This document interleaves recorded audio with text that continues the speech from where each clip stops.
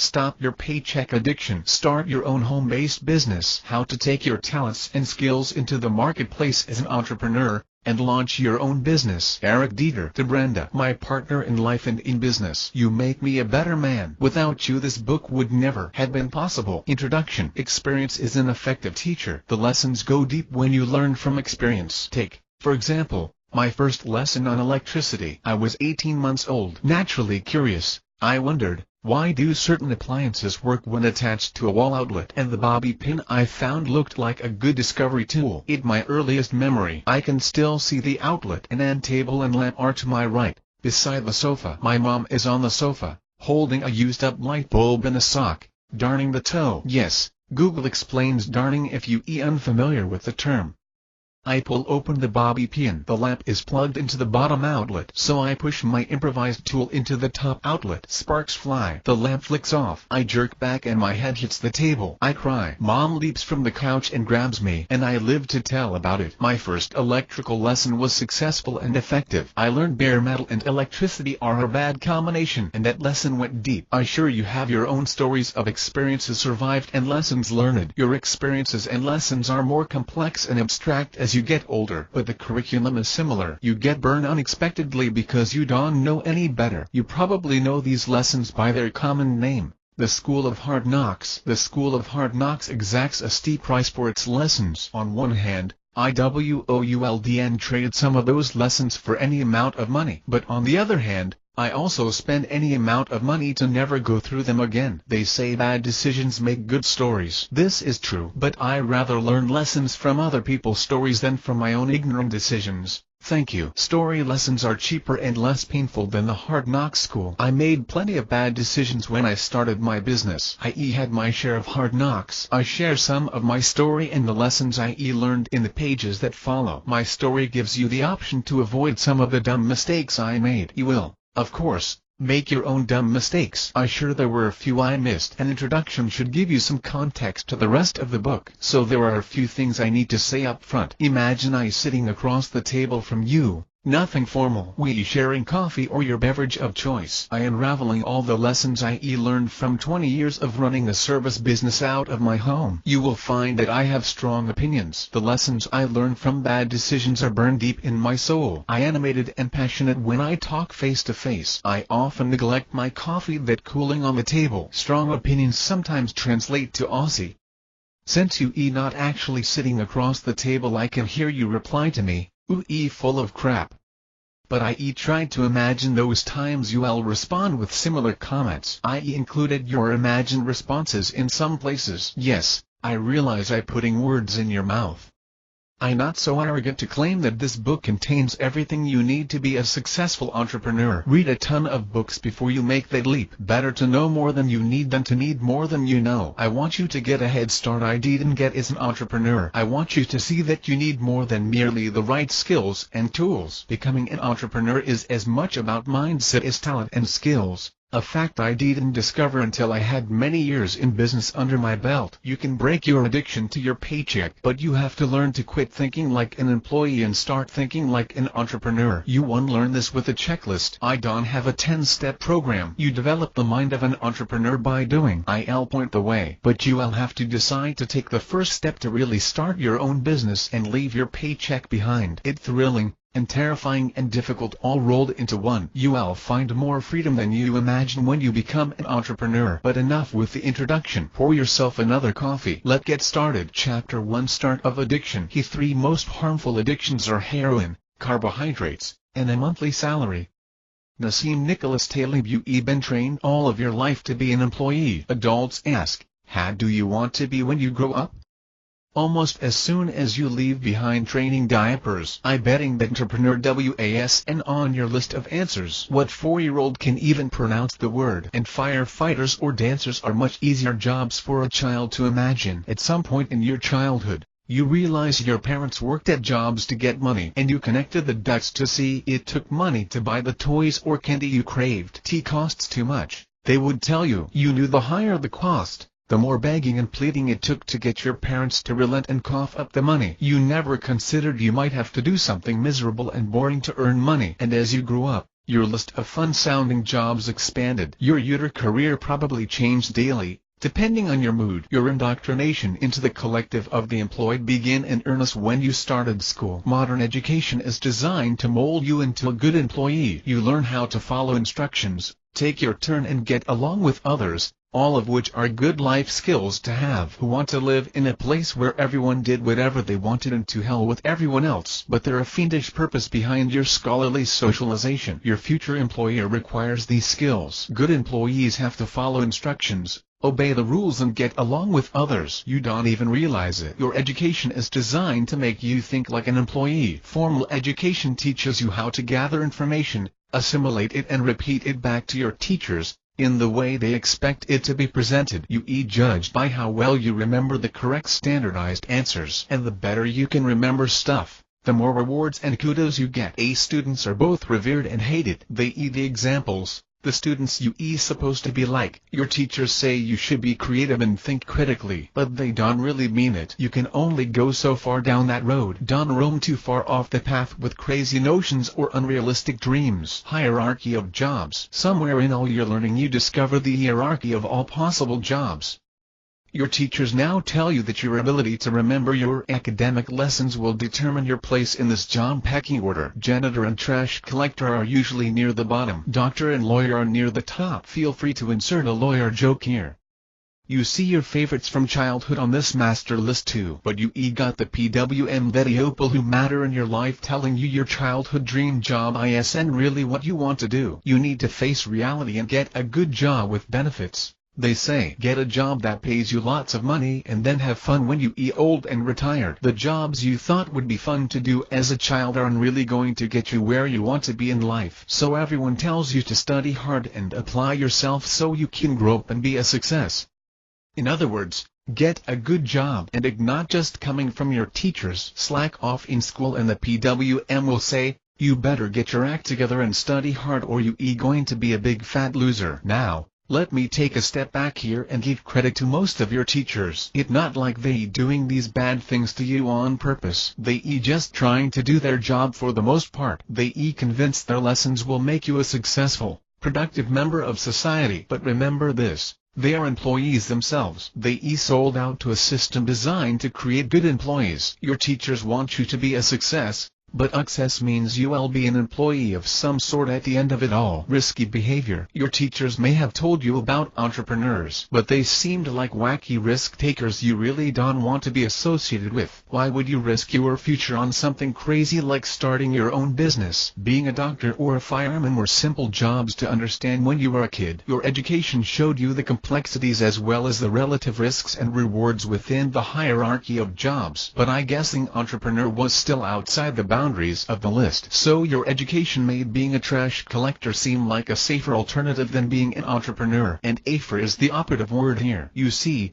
your brain is wired to avoid risk. Being an employee seems like the logical choice because it seems like a safe bet. You find someone to hire you and, as long as you produce the results they want, you got a steady paycheck. You don't feel the risk like you would when you start a business. If you become an entrepreneur, your business could fail and you lose both your money and your job. That risky and losing something looks twice as big and scary to you as any good thing that might come to you. Imagine I walk up to you on a street and offer you a wager on a coin flip. You pay me $1 for heads and I pay you $1.25 for tails. Do you take the bet? Now, you might be one of the few who will jump on these odds. Logic should tell you that a 50-50 chance that pays 25% is a great deal. But most people won't take that bet until the payoff is double, $2 gained if you risk $1. You see, your brain is wired to fear loss. 25% reward feels risky. You won't take the risk until the reward feels certain. Your lizard brain, the part of your brain responsible for you feeling the fear of loss, is called the amygdala by the scientists who study such things and invent names. But lizard brain is the common term used. The lizard brain controls your response to fear,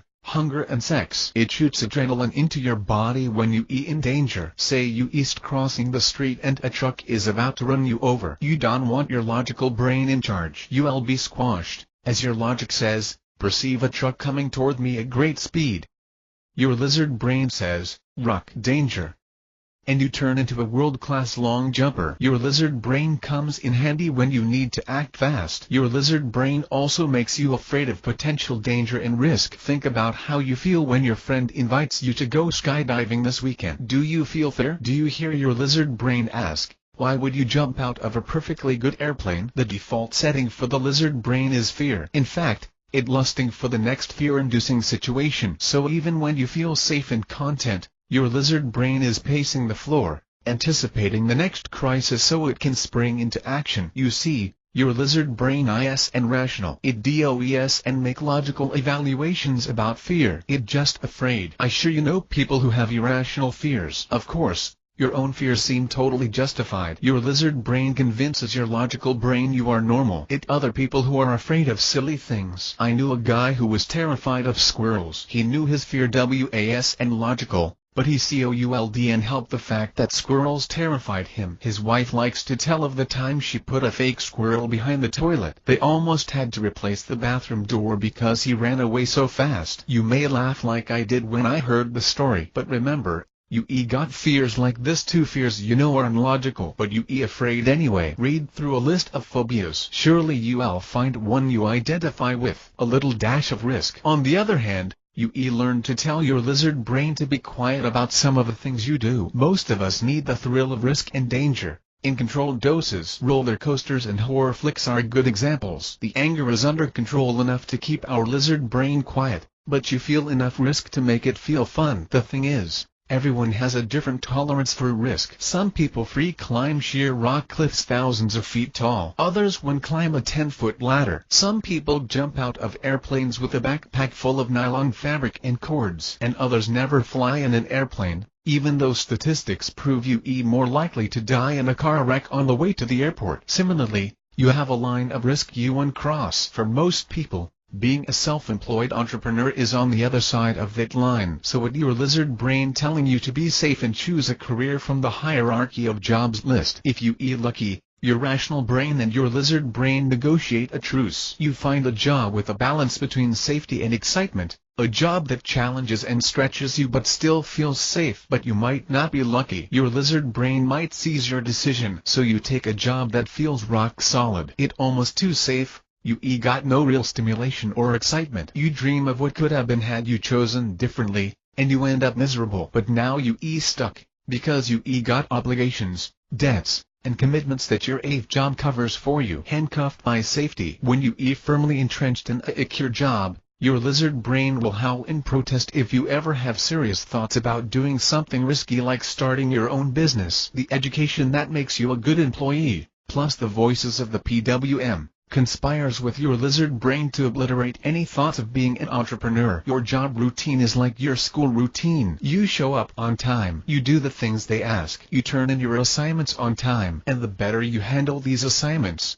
the more you get rewarded, especially with money and promotions. So your lizard brain is happy because it feels safe. Your monthly salary satisfies your inner lizard. But he does and get fat and lazy. Feeding that lizard just makes him bigger and stronger. Your routine becomes familiar. You make obligations and commitments. You take on debt and you buy stuff to make your life as comfortable as possible. And the more stuff you have, the stronger your inner lizard gets. At this point, your paycheck addiction is complete. Any thought of losing the good stuff you got makes your inner lizard scream in terror. At this point, even a fantastic, mind-blowing opportunity won't tempt you to leave your comfort zone. Who can risk losing all this? Whispers your inner lizard. Here, no guarantee you'll succeed if you do that.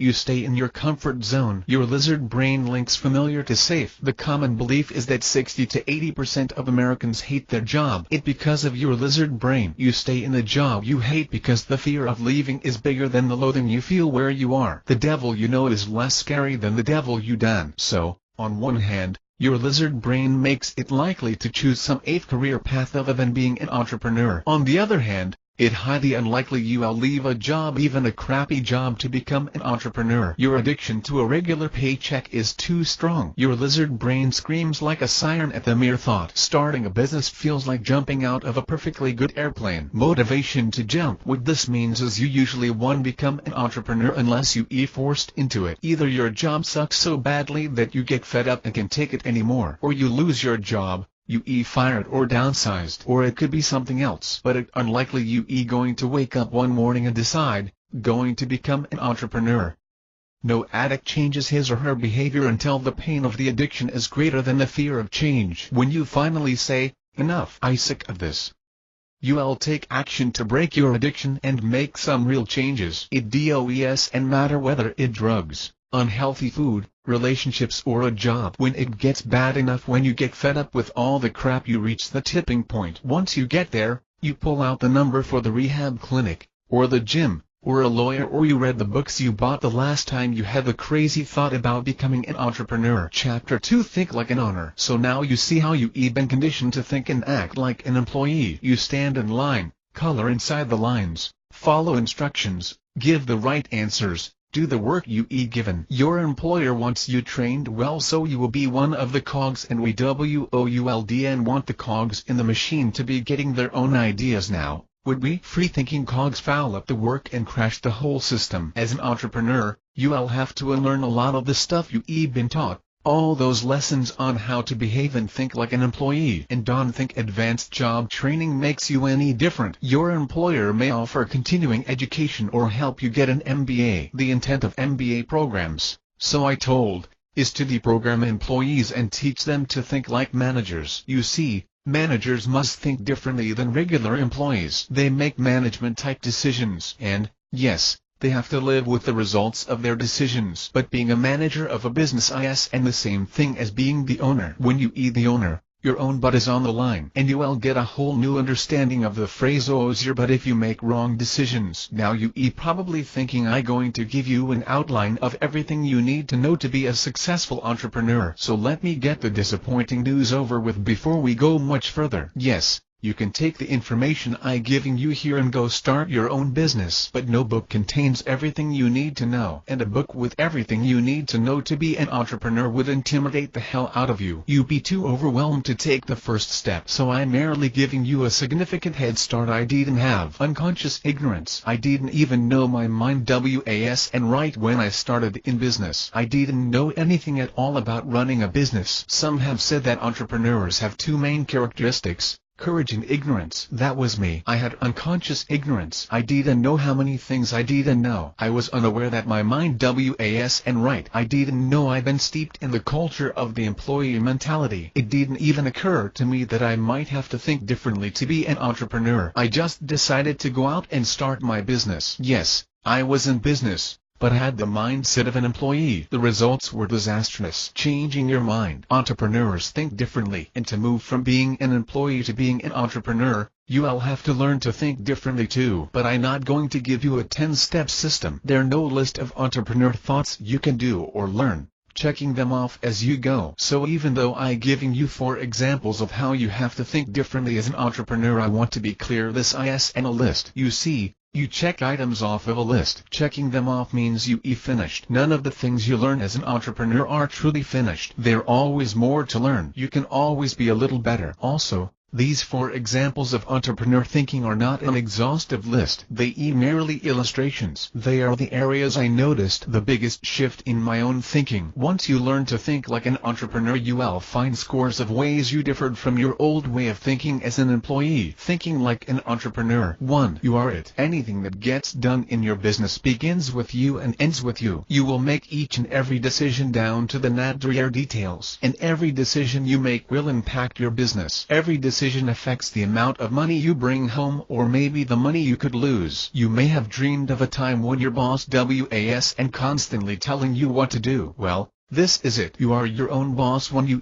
an entrepreneur. Your boss one step through the door and tell you what to do next. And you will be surprised how scary it feels. You may have hated your boss always telling you what to do, but you at least had some cover if something went sideways. Your boss' bad decision didn't land totally on you. As an entrepreneur, you make every decision and live with the consequences. It's like walking a high wire without a net. Now, you may be comfortable making decisions. You might be good at making decisions. If so, you in the minority. Decisions are hard for most people. So for those of us in the room who aren't so good at making decisions, hear my advice. Practice making decisions even if you already good at it. So you may be feeling like Dorothy when she meets the Wizard of Oz and says, "Hat it." Practice making decisions is your great advice? Perhaps you were expecting something more profound, but it really is that simple. Making small decisions with confidence and certainty helps you make the big ones with the same feeling of confidence. Certainty feels harder with big decisions. You never seem to have as much information as you like, but that's just part of the hand you dealt. And big decisions feel different because the outcome is more important. But we were talking about practicing on small decisions. What for lunch? Tell me if you ever been in this scenario. You eat with a group of friends and it's time for lunch. Someone says, "Here, do you want to go for lunch?" You usually get a lot of humana from the group because no one wants to stick his or her neck out and make a decision. So here where you can start practicing. Next time you eat in this situation, make a decision and put it out there. Don, you usually say, "Don't care. Where do you want to go?" Well, cut it out. Make a decision and speak up. Sure, someone will say, "Allergic, I don't like. I'm not in the mood for." So make another decision. If you eat practicing, you should be presenting places to eat without all the dithering around that usually happens for such a simple decision. Keep practicing when you get to the restaurant. Look at the menu. Read the descriptions. Decide quickly. Fold up the menu and put it down. Don't sit at the table and wonder if you really want something else. Get in the habit of getting the information you need from the menu and deciding what the worst that can happen. The item you didn't order was the chef's specialty, so you miss out and get a so meal. Learn from it and make a better decision next time. Keep finding ways to practice your decision making. Find other small decisions you have to make during your day. Make them on purpose and with conviction. Don't second guess yourself once you made your decision. Decide, and then live with the outcome. Remember, practicing decisions are difficult because deciding is like making a cut. There is no back arrow, restore function. When you decide you need a board 72 inches long,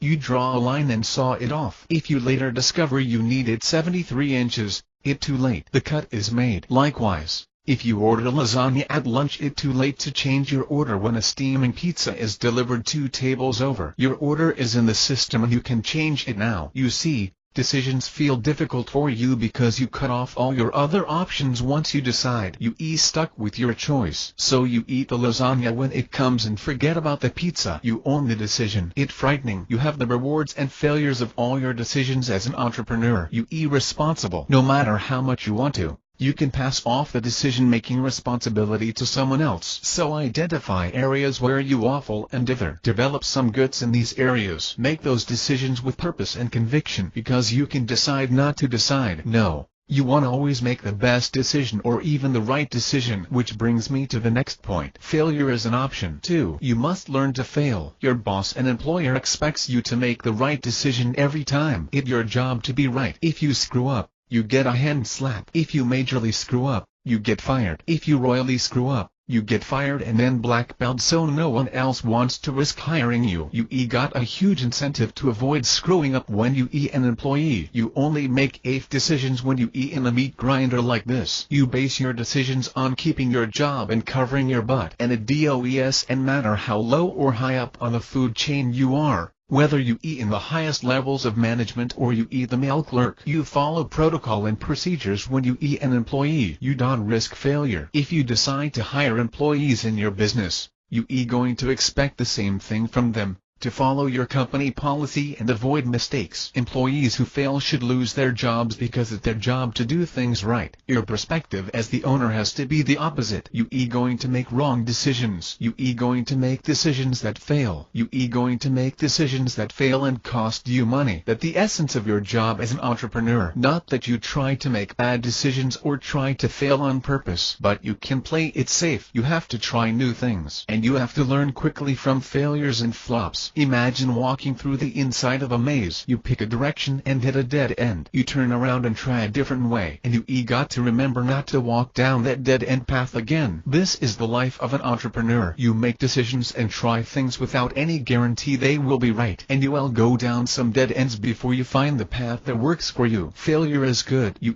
been trained to avoid failure. It was unacceptable. It meant you were a loser. It was a step on the path to ruin. You never wanted to see one of your school papers handed back bleeding red ink with a big fat F. Your lizard brain interprets failure as pain, suffering, danger and death. Undo that. We all die. Your lizard brain screams. So this natural inner fear of failure conspires with the conditioning you got from school and society, telling you not to take risks because you don't want to fail. If you grew up in the last couple of decades, our enlightened American society saved you from the pain of failure for a while. Kids' sports teams now give participation awards where everyone gets a trophy, no one loses and no one wins. We don't want little Johnny or little Mary to feel like a failure. But then, a few years later, Johnny and Mary are thrown into competitive sports where there's no glory for second place. We only celebrate the winners. They get the trophies and the fame. Second place is just the closest loser. So you learn to fear failure. You learn failure must be avoided at all costs. You don't learn to embrace failure as a way to learn and improve your game. No.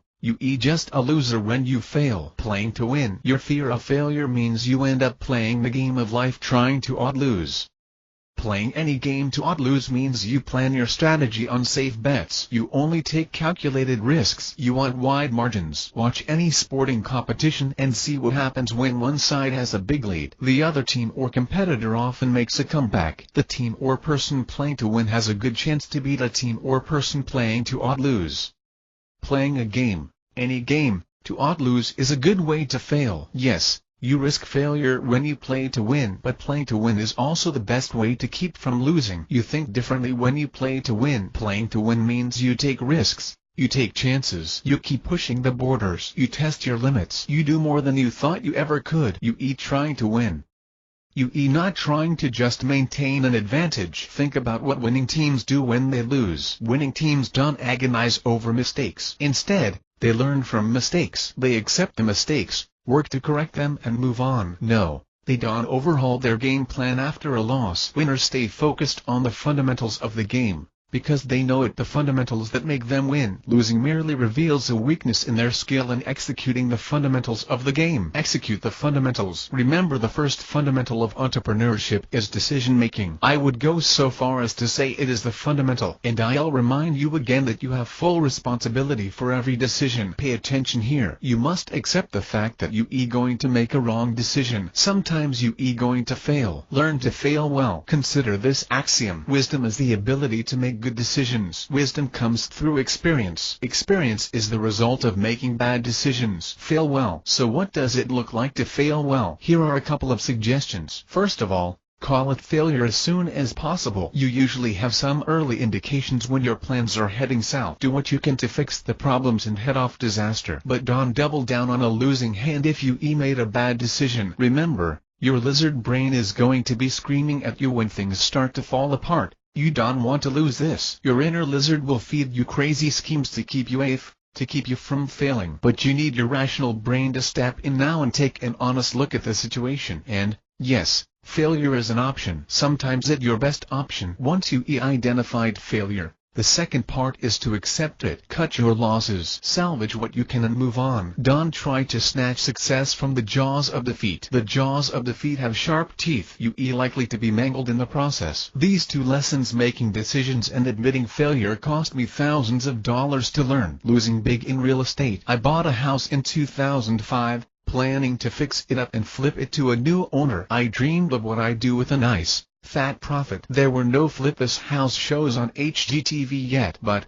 even so, there were a lot of other people trying to buy and flip houses, so good deals were hard to find. But I convinced myself I could make a profit on this house, so I borrowed the money and went to work. You watch the fix it shows on TV because of the drama. You never watch if everything went smoothly. You watch to see the disasters, freak-outs and tears. Believe me, it's not as entertaining to be the one in the middle of a disaster. IWOULD and say I made every mistake that could be made, but I didn't miss many. I'll spare you the awful details. Just know it was a bad decision from the start. But I wanted so badly to be a real estate investor that I ignored and pushed past all the warning signs. Fail fast. Remember that I said you need to admit failure as soon as possible? Here is how I learned that lesson. The rehab was done and I put the house on the market. I timed the real estate market perfectly. Home prices began to drop the month I listed my house for sale. Fearing loss, I tried to ASQ the deal. Instead of slashing my price to get a quick sale and cut my losses,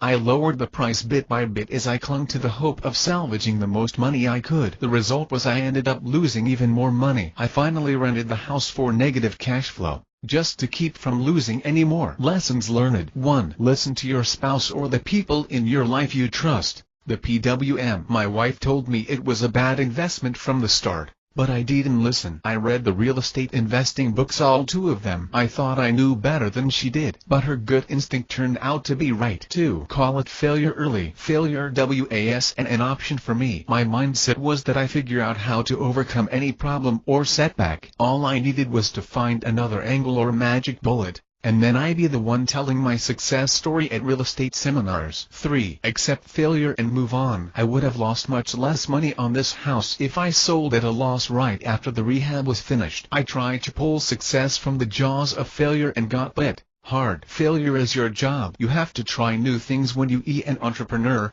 things you never done before. This means you will have to learn how to fail quickly and to fail well. This may puzzle you, so I'll explain. Consider advertising and marketing. These are places in which you want to fail quickly. You create a plan for marketing your business. You create an advertising campaign. You spend your money and track your results. You think your plan will work, but you don't know for sure. You run your ads and track your results. If the response is bad or non-existent, pull the plug and figure out why you failed. Then you try something else. Find what does and work. Keep doing this until you find out what does work. But even when your marketing plan works, you will still want to make changes to see if you can improve your results. Your failures tell you what changes to abandon, because sometimes when you change something, your results are worse, not better. Our furniture failure. Here a real-world example of failing well. My business transitioned from a handyman service into a faux painting company. The faux finishing market shifted and now we refinish kitchen cabinets. We adapted to the trends and demands in the market, and now painted furniture is a hot item. Mind you, we've been painting furniture for years when a client asks us. But it isn't the core of our business. However, we saw the increased demand, and we decided to test the market. My wife, who is also my business partner, found some old pieces of furniture. We went to work refinishing them with the idea we would resell them at a profit. We now have several hundreds of dollars invested in old furniture with a great paint job. Of all the furniture we refinished, we sold only 1 piece. We looked at the competition. Our stuff is better looking and competitively priced. Still, it not selling for us. Perhaps we jumped on this trend too late. Perhaps the do-it-yourself market is too big and people are finishing their own furniture pieces. Who knows? We called it a failure and we moved on. Beware of counterfeit success. But even if we had been able to sell the furniture we bought, we would and have jumped into that market. We had to take the risk to know, but there's not enough profit for us to buy and refinish furniture. Even if we had sold all of our pieces at market price, we can make enough money to run our business. There's a pesky thing called overhead, something I'll talk about in the next chapter. It keeps us focused on the fact we have to make enough money to stay in business. Painted furniture won't cut it for us. Failing well. Our furniture venture is an example of what I'm talking about when I say you have to fail quickly and fail well. We have a few $100s and some time invested, and the time came during a lull in our regular work.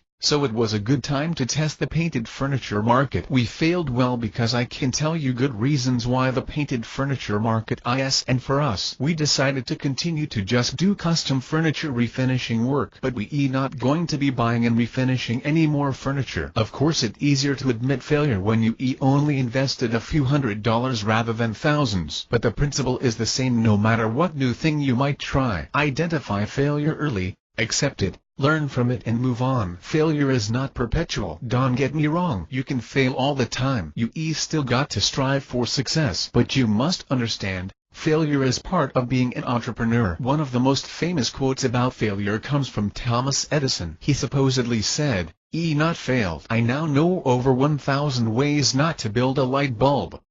He also says, make more mistakes than anyone else I know, and sooner or later I patent most of them.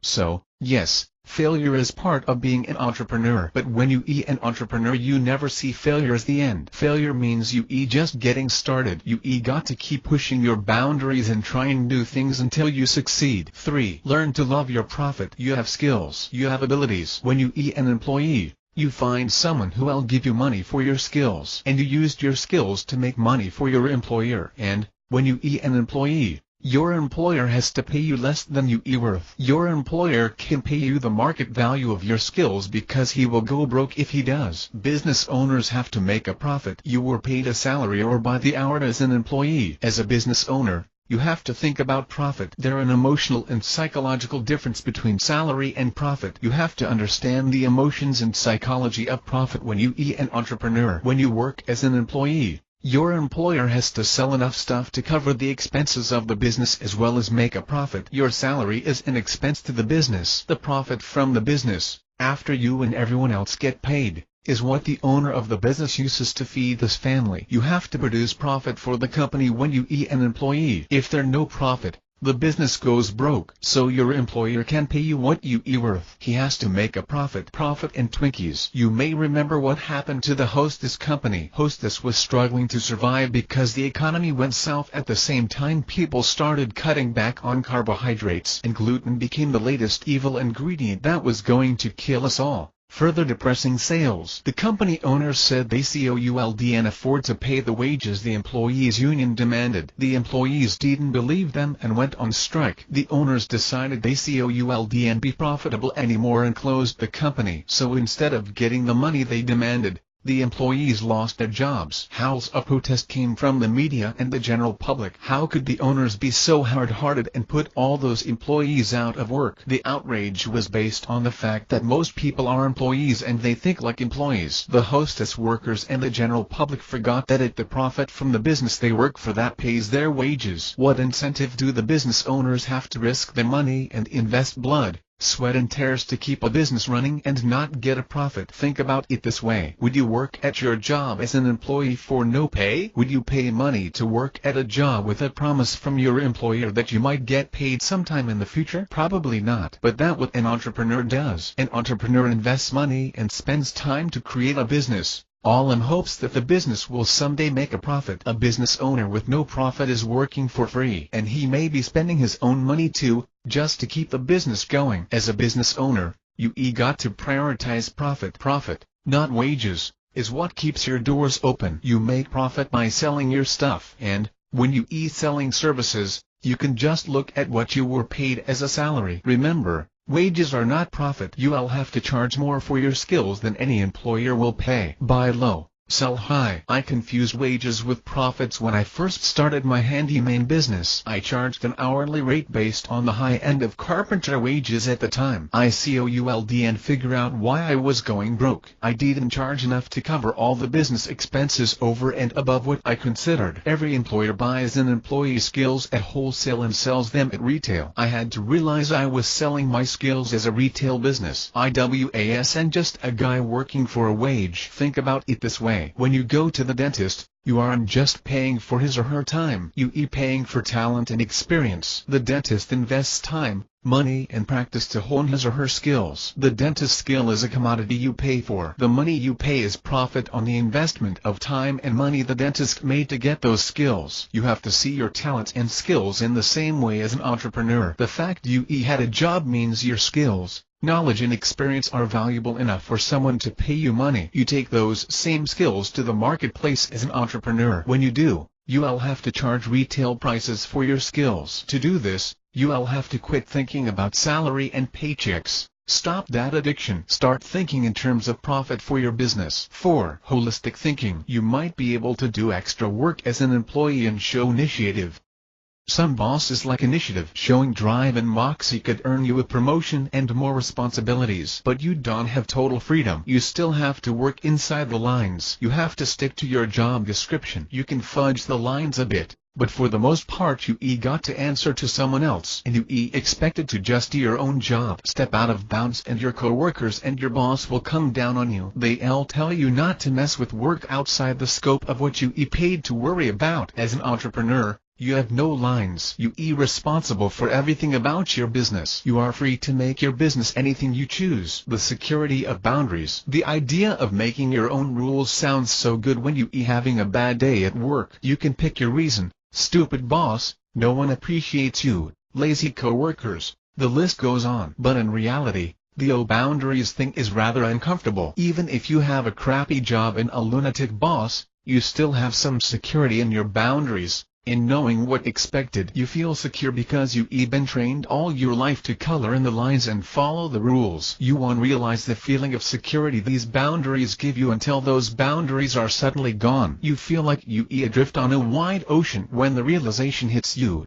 Crap, what do I do now? Now you get to have to make your own rules and all the decisions. When you eat in the middle of it, you'll find the reality of no boundaries much scarier than you imagined. As an entrepreneur, you have to make every decision at every level of your business. You'll feel as if you setting out for Hawaii with only a rowboat and a compass, no map and no GPS. You probably good at your job as an employee, but what you do as an employee is only part of what running the company is all about. When you an entrepreneur, you have the whole enchilada, and now you have to take care of everything. The stuff you do well and all the other things you not so good at. You can just do the things you good at. You can just do the work that fun. You have to do everything. The easy road, the easy path is to keep trudging off to the daily grind. Hang on to the security of a regular paycheck. You'll have the illusion of security. They'll keep paying you as long as you follow the rules and stay inside the lines. They'll tell you your mind is right as long as you conform. But when you decide to become an entrepreneur,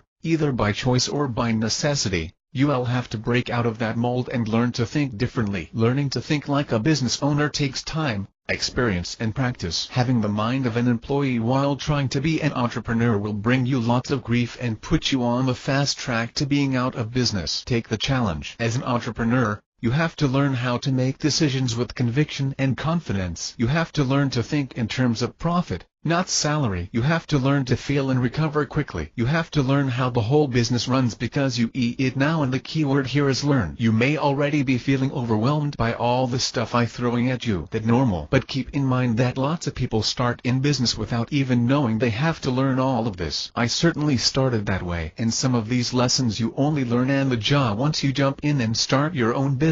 To succeed as an entrepreneur, you have to start learning and keep learning, and you will lose your edge if you not at least a little bit intimidated by the challenges you choose. So all of this may be overwhelming, but you can do it if you want it badly enough. Chapter 3: Making Money. I started in business with no plan, no direction, no clue, and a few carpentry skills. I've been a do-it-yourself remodeler for years. My wife and I rehabbed 2 homes from foundation to roof. We just finished building a new home from the foundation up, with the help of family and friends. I had the truck, I had the tools, I had some general fix-it skills. So I said to myself, Alf, why not start a handyman business?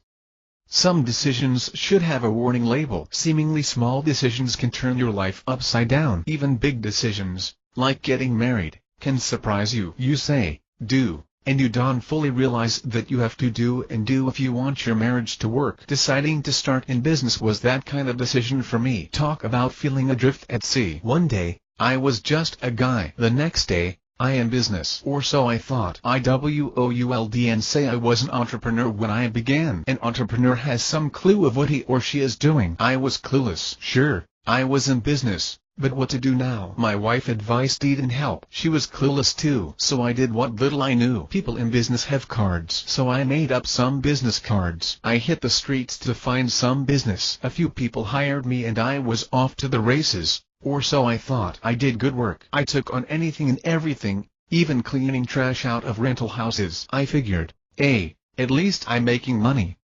Yes, money was coming in and money went out too, for tools, supplies and expenses. I stayed busy. I worked hard and I made $3,000 that year. My wife kept asking why I made so little. I said, don't know. I'm working as much as I can. I worked harder and longer my second year in business, and I raised my prices a tiny bit, but I didn't send any money in for my taxes. My wife had taxes taken out of her paycheck. She still had a old job. So I went on, fat, dumb and happy, thinking everything would be fine. The increase in business meant I owed $2,000 in just taxes. I hadn't planned ahead. I had no bookkeeping system. I had no idea if I made a profit. My year-end, required by the IRS tax filing, showed a profit, but I didn't feel as if I made money. As much money went out as what came in. At least, that's the way it seemed. My wife still kept asking how come I worked so hard and made so little money. I was still clueless, but I decided I had better figure out the answer. There was so much I didn't know about being self-employed. It was scary. I was never much for planning. I remember a line from a movie that goes something like, "A Marine. We don't plan, we improvise." I draw out detailed plans for my remodeling and construction projects, but making plans for my business, not so much. Plan your work, Work your plan? Yeah, right. I admire you people who set goals. You all seem to have your stuff together. You think ahead. I bet you even got a draft of a business plan. You bought this book just to see if you left anything out. Don't worry, you left out plenty. One of the reasons I'm not giving lists of stuff the top 10 ways to have a successful home-based business is because they're always an 11th or 12th thing out there lurking around the corner. Making lists is good. Planning is good. I had to learn to do both. But sometimes you have to improvise. You have to look at things you never done before and say, I can do that.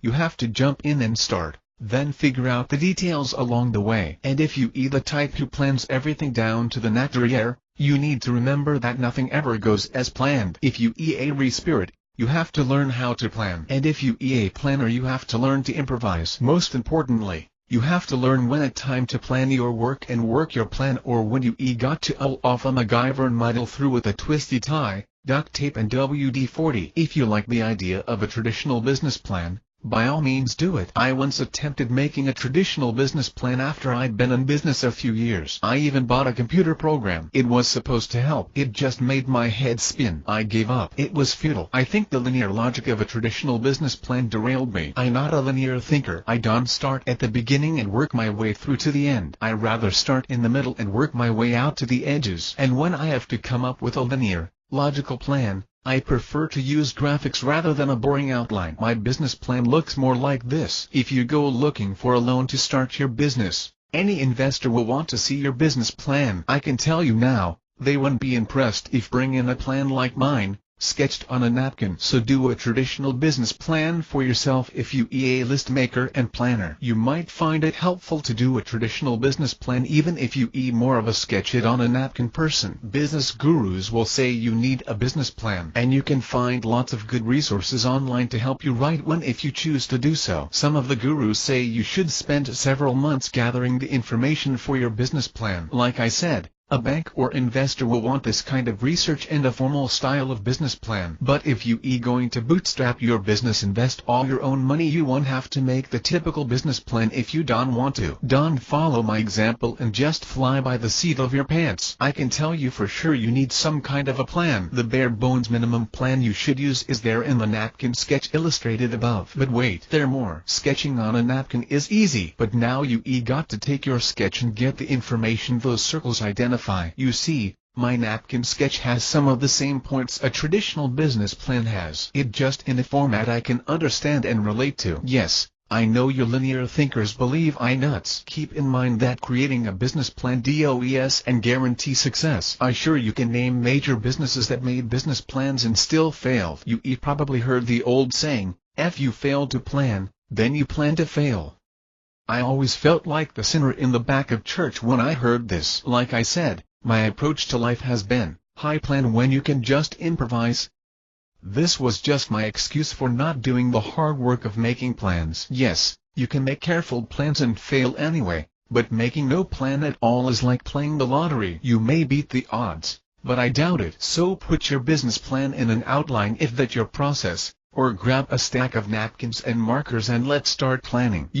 Your business and customers. I'm going to go out on a limb and suppose that you got at least a fuzzy idea of a business you might start. I mean, you bought a book about starting a business. For heaven's sake, I'll make another safe bet. Your business is something you passionate about, and if not passion, you at least have some talent for it. Do you daydream about how much fun it will be? Yeah, to just do what you love all day long. Sit back for a moment and let your mind go there. Just imagine how great life will be. Okay. That enough. Slap yourself back to reality. You got a lot of work to do before you can get there for real. Here the first step to bring your idea to the marketplace. You got to identify who your customers are. Get something to write on. Tell me who your ideal client or typical customer is. Describe a real person here. No abstract generalities. Remember, we planning. Get your info on those napkins. Now don't go and tell me, Varial needs what I got. Even if that were true, which it not. You can sell to everyone. Some people won't care if they need what you selling. They won't buy it at all. Some people will need what you got and they'll buy it from someone else. Some people will ignore you completely. No, your ideal customer is and everyone. On top of all this, People don't decide to buy something just because they need it. They buy the things because they want them. Niche yourself. Like I said, you can have everyone as your customer. Here a secret: the more you narrow down your criteria for who your ideal customers are, the more successful you'll be. Let's suppose, for example, you are going to offer window washing. Owners of tall office buildings need their windows washed. But if you are the new guy or gal in a small operation, these big building owners probably aren't your ideal customers. You could decide to go after homeowners. But how do you let them know about your service? You'll have to spend money to advertise, spend time walking all over town posting flyers, or knock on doors to try to make sales. So you decide your best market is business storefronts owned by individuals, mom-and-pop stores. You can walk in and make your pitch directly to the decision maker. Narrowing down your ideal customers like this is called a niche market. Do you see why I say you can sell to everyone? Narrow down your business to find your niche market. Make a profile of your ideal customers. Are they single or married? How old are they? Where do they live? Where do they work? If they are married, who makes the decision to hire you or buy your product? The husband or the wife? What is their income range? What is their education level? What triggers their buying decision for your product or service? This kind of specific information gives you a target to focus your business. You are no longer aimlessly searching for just anyone to buy your product. You could even go so far as to name this fictitious ideal customer. Create a profile of his or her characteristics, answering the questions I just asked. Once you identified your niche, you are ready for the next step: marketing your business. You know what they say, you never get a second chance to make a first impression. The good impression your business creates on your potential ideal customers will come from marketing. Marketing and money are the two most important parts of your business. Because they are important, I'll talk about them in more detail later. But you have to make some money before you can worry about managing your money or planning your marketing. Making money means you got to sell something. Selling your time, talents and products, TT&P. You only have three things you can sell: your time, your talent or your products. You are familiar with selling your time and your talents as an employee, and you may have been involved in creating and or selling products for your employer. So let's set talent and products aside for right now. Yes, I'm using TT&P to talk about what you sell, but let's just focus right now on selling your time. I started in business by selling only my time. I charged my customers the going hourly rate an employed carpenter made. I heard the term overhead, but I had no clue what it was or that it applied to my business. What I learned the hard way is that you have to charge enough for your TT&P to cover your overhead and still make a profit. Selling your time based on an employee wages wouldn't cut it. Every business charges more per hour than they pay their employees. Every business has overhead, and if you don't cover your overhead, you are on your way to being broken out of business. You can find plenty of businesses that operate by selling time. Attorneys operate on billable hours. Computer programmers, house cleaning, dog walking, plumbers, childcare. The list goes on. You pay an hourly rate for all kinds of services. So, in your business, how do you decide what to charge? Your price per hour determines your profit and whether you live or die as an entrepreneur. How much money do you need? Your first step is to discover how much money you need. Then you can decide whether you can sell enough of your TT&P to your niche market at a profit. So you first have to put together your personal budget. Take your monthly bills and convert them into an annual budget. This budget is and for running your household. It for planning the income you need from your business. The following example is as if your business is your only source of income. Now, you may have a spouse or a partner still working as an employee somewhere. If that's the case, you should use the same system, but calculate the money your salary contributes to your household income. Here are some examples of expenses you will have. Fill in any categories you might have that aren't listed here. Personal budget, tithe and or charitable giving, retirement fund, savings fund, house mortgage or rent, insurance, real estate taxes, maintenance and repairs, home improvements, utilities, electric, gas, water, trash, phone and or cell phone, cable, internet, food, groceries, restaurants, pizza delivery and meals you buy, auto loan, fuel, maintenance, repairs, taxes, insurance, medical, doctors, dentists, chiropractor, etc. Health insurance, life insurance, gym membership, miscellaneous gifts, clothing, hair care, stylists, barber, etc. Subscriptions and books, vacation, travel, recreation, hobbies and leisure. Figure out everything you spend for the year. Be sure to include payments you make that don't happen every month. For example, your car registration is a once-a-year expense. Christmas and birthday gifts are monthly expenses. You get the idea. Also, My list ISN all-inclusive. You'll have expenses that aren't here on my list, and some categories listed here won't apply to your household. There are 3 categories listed above I want to emphasize. Income tax. When you an employee, you don't have to think about regular payments to the IRS. Your employer takes care of that for you. But you got to pay the IRS yourself when you self-employed. Don't forget you pay your Social Security and Medicare taxes twice. Your employer matched your Social Security and Medicare payments. Now, you pay as both the employer and the employee. Tithe. It's a universal principle. Givers gain. Giving is as much for your benefit as for those you give to. Make charitable giving a priority, and do it each month. Here's the secret to effective giving. Don't give from what left over. You'll never have anything left to give if you give what left over. Give first, then pay your bills. Trust me, it benefits you to be a giver. Vacation. You have to pay yourself for it. Include both the money you spend on vacation and the money you'll need to pay your bills while you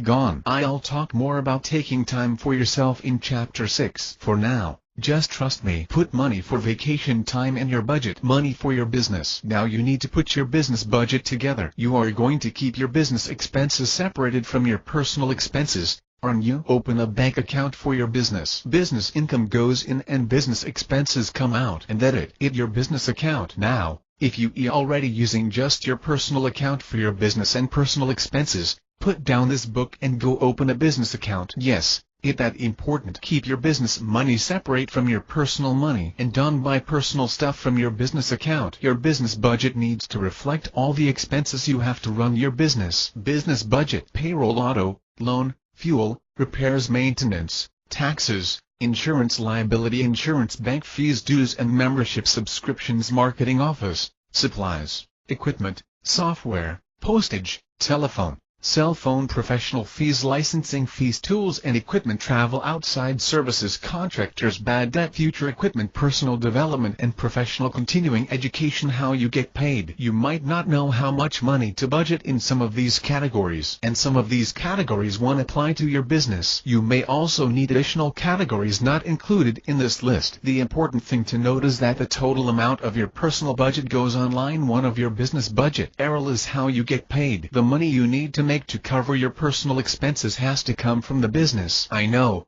this point seems obvious, but this is one of those facts that can live in your head but not make it to your gut. The thing is, we entrepreneurs tend to be creative types. So I can now all my money has to come from working in my business, but my gut gets influenced by unicorns and rainbows. I can find myself acting as if money is going to just magically appear from somewhere other than the line on my business budget labeled Errol.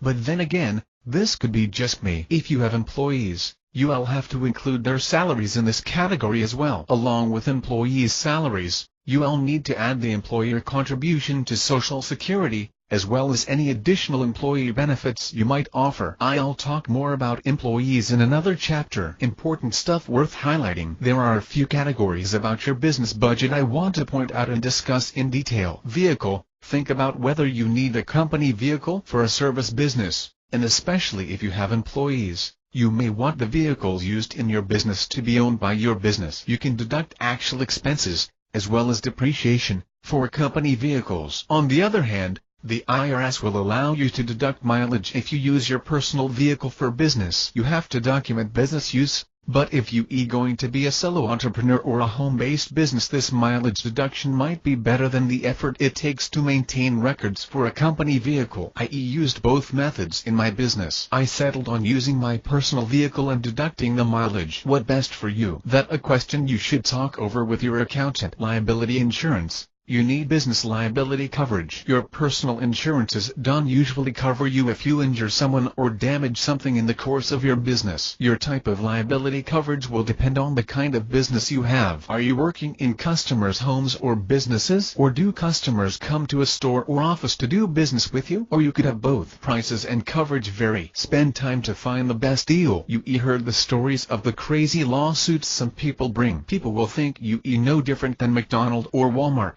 that you got lots of money, and they might think they can be the next lawsuit lottery winner if they trip on your doorstep. Liability insurance will prevent crazy people from trying to cash in on a big settlement, but it will protect you from the crazy person attorney. Your insurance company will hire lawyers to settle the claim, not you. Bad debt. I know you a good person and you want to think everyone you meet is honest, like you are. You might be thinking, won't have any trouble with deadbeats. But you'll have a few people who will try to rip you off. It's sad. They'll promise to pay but they won't pay. They'll give you a bad check. They'll dispute credit card charges. On the outside they'll seem like the most trustworthy people you ever hope to meet. Looks are deceiving. One of the companies that never did pay me was called Integrity Construction. Your experience with bad debt will depend on the business you create. It may be common practice for your type of business to have accounts receivable. Accounts receivable are customers you do work for and then send them a bill which they pay later. You'll find a small percentage of people who won't pay it all if you decide to keep accounts receivable, and a lot of your accounts receivable customers will be slow to pay. For these, you'll have to devote time to pester and hound them. If you don't, your slow-paying customers can easily turn into non-paying customers. I'll talk more about accounts receivable and ways you can get paid in a later chapter. Right now, however, you got to allow a place in your budget for bad debt. Yes, I know you just guessing what that number might be and don't really want to think about deadbeats not paying you. Thinking about not getting paid is kind of a buzzkill, but making your dreams happen means you'll face the realities of being in business without wavering. Take a look at businesses similar to yours and do some digging to find out what kind of bad debt they experience. You might even be able to network with a similar business owner in another location when you won't be competing against who might be willing to share his or her experience with collections. Beat your overhead. All of these expenses in your business budget create what called your overhead. Think of overhead like this: even if you have no sales or money coming in, you going to have to pay overhead. Overhead is there all the time, and you have to sell enough of your TTNP with enough profit to meet and cover your overhead. We'll talk more about profit in a minute, but right now it's important for you to see your overhead is separate from your job costs. Job costs are expenses you have connected with selling your TTNP. For example, a house painter buys paint and puts it on the wall. A wedding photographer sells prints mounted in an album. A caterer buys food to cook for an event. The price of these materials are expenses related to doing the work, the job costs. Here the best way for you to understand the difference between job costs and overhead. You don't have job costs until you sell something, and these costs are directly tied to what you sell. But you'll have overhead costs whether you sell anything or not. Another term for job costs is cost of goods sold, often abbreviated as COGS. COGS is a term used most often for businesses selling products. Service businesses typically refer to these expenses as job costs, but COGS and job costs are essentially the same. These costs are directly tied to the TTNP you sell. If you selling products, your COGS is the wholesale cost as well as shipping. If you selling your time, these costs are expenses related to each job you do, the supplies and materials you use in doing each job. Now, if you want to be super technical, you could divide the wages you pay to employees between overhead and COGS or job costs. Sometimes your employees are making you income, they working for paying customers, and sometimes you carry them as overhead. They just doing other work and not bringing in money. But the IRS instructions for Schedule C, one of the forms you use for business expenses, gives you a break. They read as follows: labor costs are usually an element of COGS only in a manufacturing or mining business. Small merchandisers, wholesalers, retailers, etc. usually do not have labor costs that can properly be charged to COGS.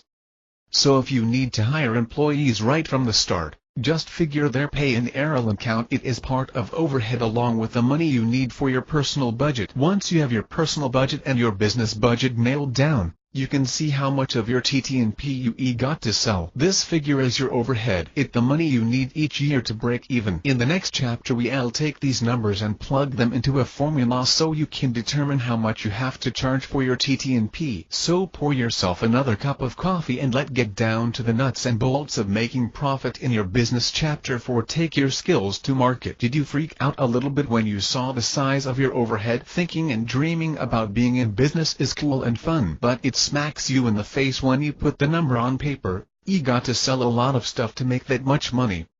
Yes, it's intimidating, but pick your dreams back up off the floor. Let's break it down. You can eat an elephant in one bite, but you can eat an elephant if you take one bite at a time. This is reality. You have to charge enough for your TT&P to meet your overhead and give you a profit. I'll break it down at first as if you selling only your time and talents. We'll talk about selling products later. The principle is the same, so pay attention and don't doze off here just because your business will only sell products. Work half days. You only get 24 hours in each day. You can create more time, as much as you might want to. That all.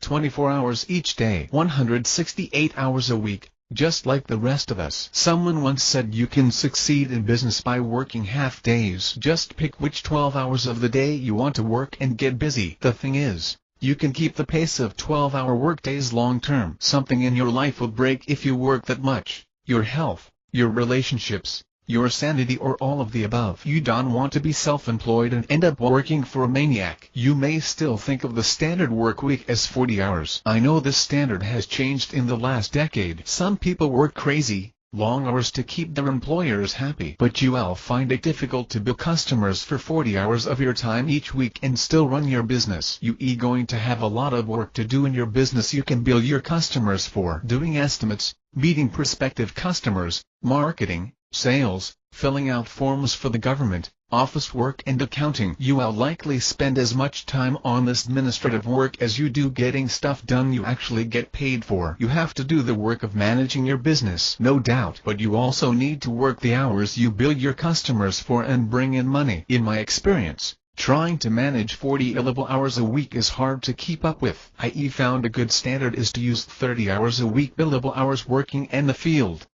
If you can keep up the pace to bill more hours than that, good for you. If you want to work more or less, just plug in the hours you choose to work in the field into the formula below. The formula to find out what to charge for your TT&P is straightforward. What we'll do is compute the time you are going to have as billable hours compared to the money you need to cover your overhead. A calculator might be helpful here. None of the following calculations are difficult, but you do need to understand the formula I describe here. Grab a calculator and punch in the numbers below as we go through. Okay. You can skip the calculator if you a number wizard. The rest of us have to work harder. Put the numbers in your calculator to see for yourself how the formula works. Okay, here we go. Let's say your business budget is $80,000. Divide by 52 weeks in the year. $1,539.46. Divide this by 30 billable hours, $52. So you have to bill $52 per hour for your service, not counting job costs. In order to meet your overhead, the amount of money you need to cover your overhead is called break-even.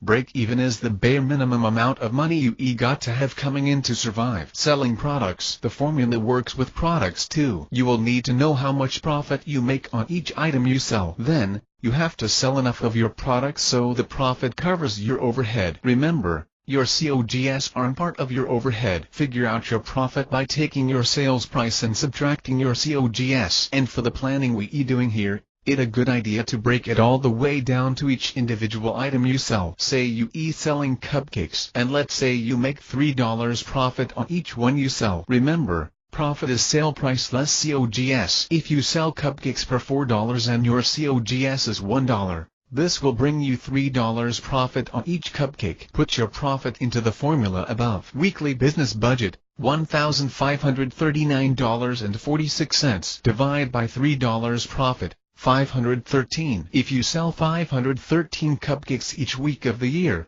you breaking even in your business. Wait a minute. You probably paying close attention here. You wag your finger at me and say, his formula is for working 52 weeks a year, without any breaks. Don't I get a vacation?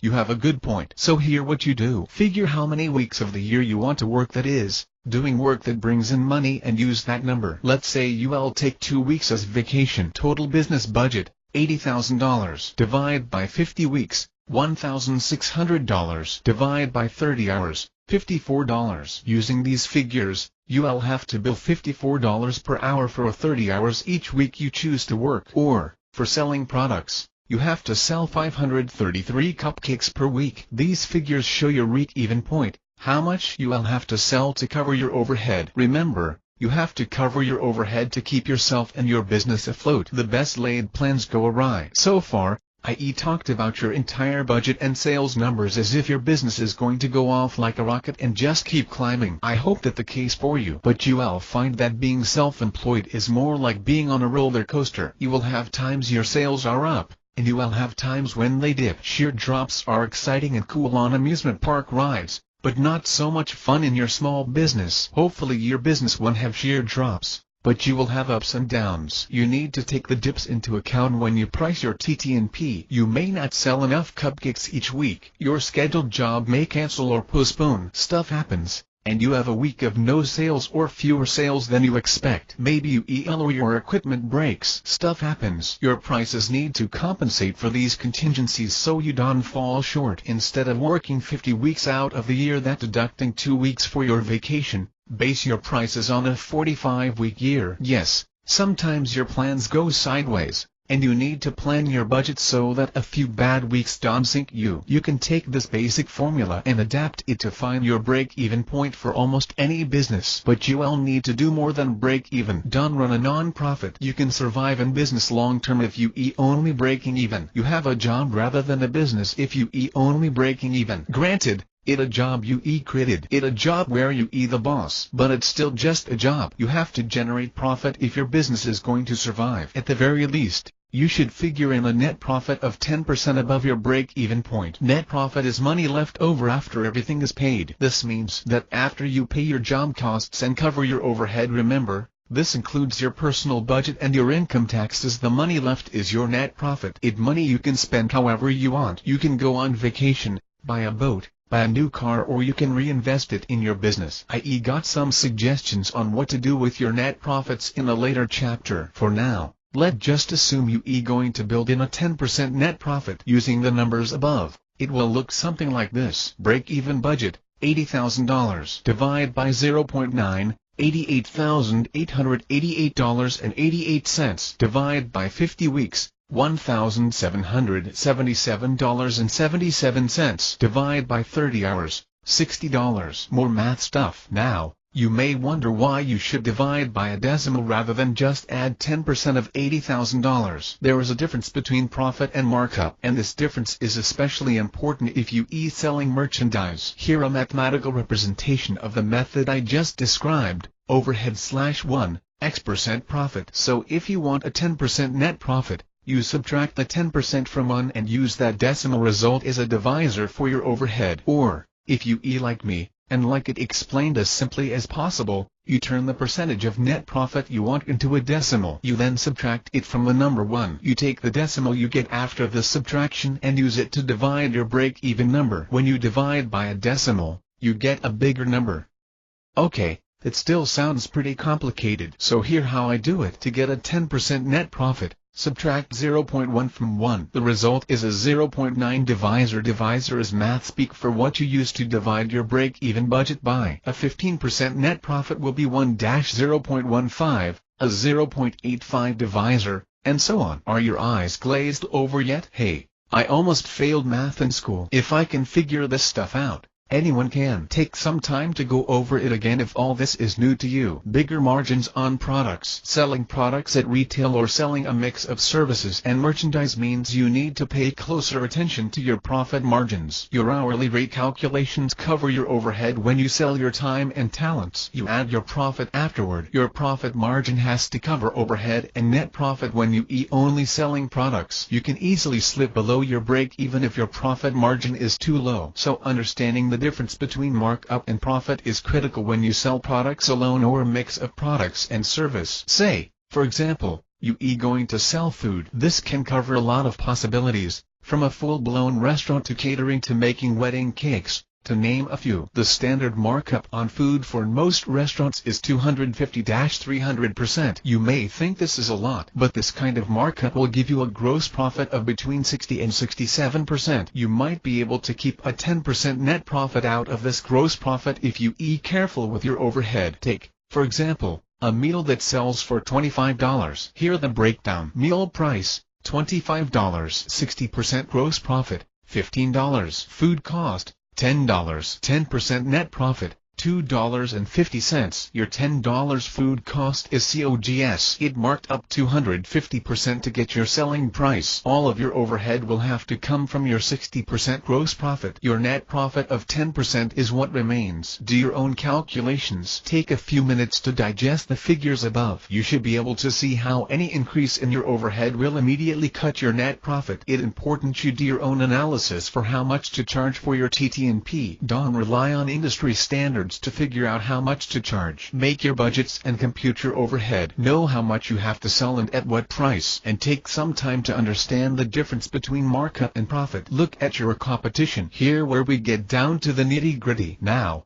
take a look at your competition. What businesses already sell your service or product? What do you know about them? Can you compete? How much do they charge? If customers have a choice, do they have a good reason to choose you instead of your competition? Will your customers see any difference between you and your competition? Will they see you as better? Will customers be willing to pay a premium price for your TT&P if they think you better? Keep in mind there are limits to how much your market will bear. You might produce the softest and best toilet paper, but you won't sell much if you price it at $20 a roll. It doesn't matter if it is soft as a cloud and still strong enough to support a bowling ball. You won't have too many people willing to pay that price for toilet paper. Yes, some people will pay a premium for products and service, but there is still a limit to how much they'll pay. I know it's hard to put yourself through this kind of reality check. Dreaming and hoping is a lot more fun. Why not just ignore your competition? Why risk seeing that you not as good as you think you are? Some American Idol hopefuls are funny because they both clueless and inept. No one ever told them they weren't very good. But I like that sometimes you are too. I think I wonderful. I think I great. And looking at what my competition is doing will burst my warm,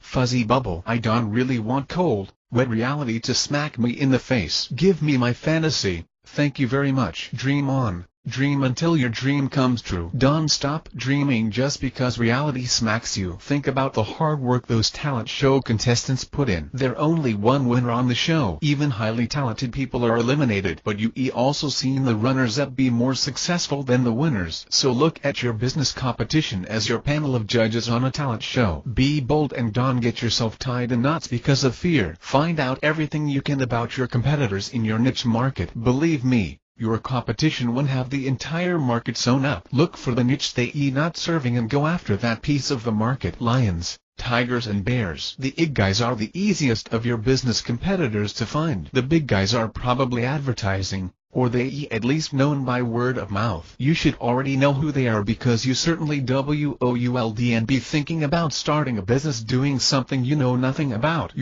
Are you? The big guys in your industry have an identity and a reputation. They well established, and usually the prices they charge are at the top end of what your market will bear. Your first task is to find out how much they charge for their TT&P. If you don't already know how much they charge, you can pose as a secret shopper and ask them. Now, take out your pricing plan and the budget you just completed. Do your figures line up with what the big guys are charging? If your price is higher, you got some hard choices to make. You got to be very good at what you do to be the highest priced business in your market. And even if you really that good, the big guys have years of a head start on you. Your odds aren't good when you the new kid on the block and want to charge a premium price. Don't scrap your business dream quite yet. If your prices are higher, you can try to cut your expenses, or you can narrow your market niche and find customers willing to pay a premium. The best solution is to do all of the above and modify what you offer in a way that sets your TT&P apart. A faux example. Here what I did to narrow my niche. My wife joined me in business once I became profitable. We expanded and offered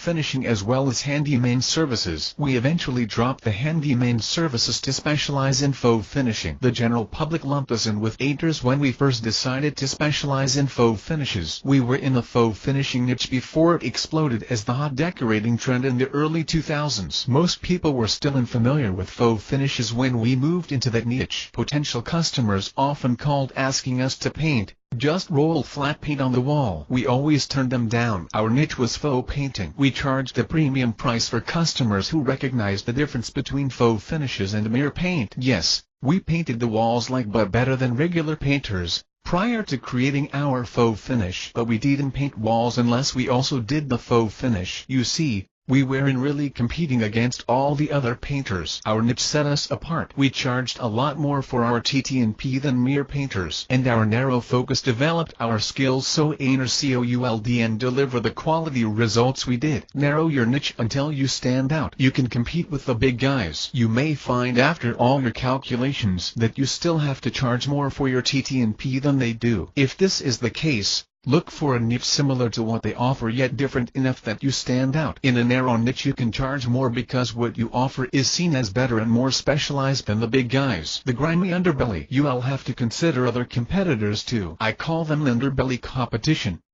These guys won't be so easy to find. The underbelly are the ones who sell for cheap. They might be selling so cheap it makes your head spin. Every industry has them. Even in businesses. These guys will do the same work you do for half the price. Well, at least they claim to do the same work as you do. The reason they're harder to find is that the expression lie by night was created just for these guys. I say they claim to do the same work as you do. They don't actually do the same work. They work cheap because they give cheap results. The underbelly won't impact how much you have to charge for your TTNP as the big guys do. Most of your customers will know cheap prices lead to bad results. But the underbelly will derail you psychologically if you let them. You see, you will lose a few sales to the underbelly. Some people only consider the cheapest price when they buy. You will feel like you got to drop your price to meet or beat them. Don't do it. Slap yourself if you start down that road. You just finished putting together a plan. You know your overhead and how much you have to charge. Do you really think you can cut your price? It's insanity to think you can compete with a fly-by-night underbelly competitor by cutting your price. Cheaper. Hear how to deal with these underbelly competitors. Don't compete on price. Yes, that's what I said. Don't compete on price. You can win competing on price. Someone will always be willing to sell for less. The people who sell for cheap are in three categories. The first group includes businesses cutting corners and doing crappy work. Usually they have no insurance, ask to be paid in cash, and you may or may not get what they promise to deliver. And did I mention they do crappy work? There's no warranty and no customer service. The Dumb and Dumber. The second underbelly group includes businesses on their way to being broken out of business. These guys didn't do the break-even and profit calculations you just did. They don't have a clue what their overhead is. They may do good work or sell good products, but they won't be around for long because they're not charging enough for their TTNP. Shoe money entrepreneurs. The third group of underbelly competitors includes business owners who have a spouse or a partner supporting them and they just want home money. They may or may not do good work. They may or may not be insured. They really not interested in building their business. Being self-employed just gives them more freedom and flexibility than working as an employee. And so they treat their business like a hobby. It's this third category of underbelly competition that can give you fits. They can offer decent value and quality and still sell the same TTNP you have for cheap. Mind you, they don't all have the kind of professional approach you going to bring to your business. It's still just a hobby for them. But a few of these hobby entrepreneurs may be serious competition. You not Walmart. I'm going to say it again because you got to hear this. Don't compete on price. This applies to the big guys as well as the underbelly. Don't compete on price. Some people think buying cheap is the same thing as being frugal. They always buy the cheapest, whether it a product or a service. It doesn't matter if it a crappy product or shoddy workmanship. The price is the most important thing to them. Trust me. You don't want to cater to bargain basement customers. You need to market to the people who buy value, not price. Value shoppers will pay more for good quality. Value shoppers may shop at discount stores for milk and bread, but they'll buy their clothes at Nordstrom, not Walmart. So look at your competition. You know what you got to charge for your TTNP. Now make a plan for where to carve out your niche so you can be profitable. You have to stand out if you going to be successful. Your niche market must see you as a better choice than your competitors. Offer a unique value to your market. Do this and you can compete effectively with the big guys as well as the underbelly. Standing out and showing your value leads us to the next part of business planning. Marketing. Chapter 5. Basic Marketing. You judge a book by the cover, don't you? Yes, I know they say not to, but you know everyone does. In fact, books with ugly covers don't sell. Of course, you buy more than the cover. The book has to be good too, but you do judge a book by the cover,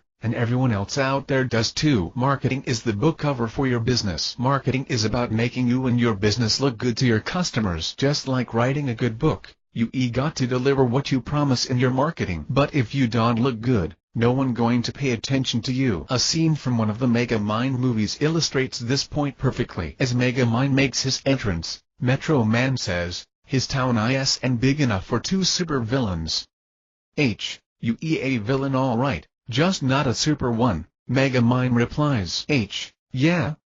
Metro Man says, "Had the difference?" A huge projection of Megamind's face appears out of the clouds and Megamind steps forward and declares, "Presentation." You can get the full effect from words alone. Here a link to the video, http://dy2zb8blspk. Take a minute to look it up and watch it. Search for the keywords Megamind presentation and you should find several other YouTube clips of this scene. Who hears the tree fall? Do you know this question? If a tree falls in the forest and no one is there to hear it, does it still make a sound? But here a more important question, if a person hears the tree fall but ignores it, does it matter whether the tree makes a sound or not? You may be thinking, does a tree falling in the woods have to do with marketing? Just hang in here with me. Circling in on my point. Your marketing won't get far if no one pays attention. You got to be noticed. Getting noticed comes from a good presentation. Put yourself out there. It doesn't matter how good you are. You might be the best in the world. Your TT&P could be so good that your customers would be foolish not to do business with you. None of this means jack unless people know about you. Your potential customers have to both know about you and believe you as good as you say. Your customers' opinion of you determines whether or not they will buy anything from you. And what they think of you begins with your marketing. The path to your door. Have you heard the old saying about the better mousetrap? If you design a better mousetrap, people will beat a path to your door to buy it. Don't believe it. No one cares about your door or the path leading to it. They want a mousetrap that works and is easy to buy. Unless your mousetrap is so irresistible that mice flock to it and never return, people are going to just keep using the spring on a board like they always have. Your TT&P must be outstanding and at the same time, you got to give an outstanding presentation. Your new best friends. Looking good to your potential customers is not what is commonly called getting your name out there.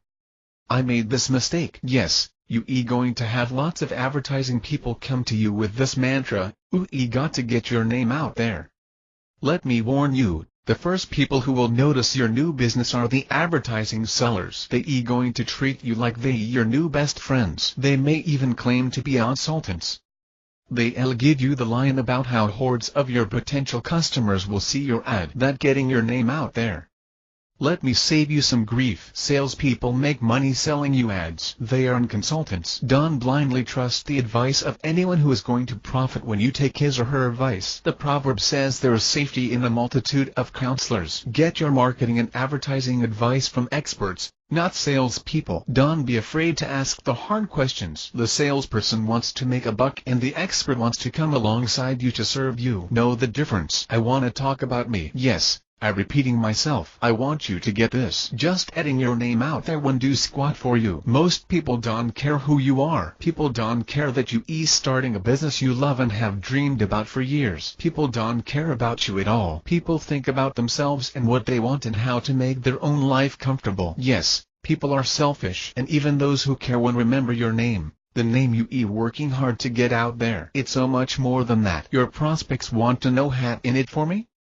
Your presentation has to be good and it has to be about them. You still need the basics. Yes, you'll need to create a logo and brand yourself. Get business cards and color-coordinated marketing materials. Set up a solid website with great content. Make yourself and your business look good to your prospective customers. These might be considered getting out there activities, but make these decisions quickly and get to the real work of marketing. Telling your customers what you can do for them. Your marketing has to hit your customers' hot buttons. Talk to them about what they want. These are the droids you're looking for. You got to make your presentation so they'll believe you the one to give them what they want. Your marketing needs to be like the Jedi Mind Masters. Present your customers with what they want, not what they need. So begin by thinking about what your customers want and why they buy the things they want. Don't forget, you not selling to everyone. You identified your niche back in your business plan. You did that, didn't you? Go back and look at your stack of napkins and find the one about your customers. Find the one that details who your ideal customer is. You wrote these details down,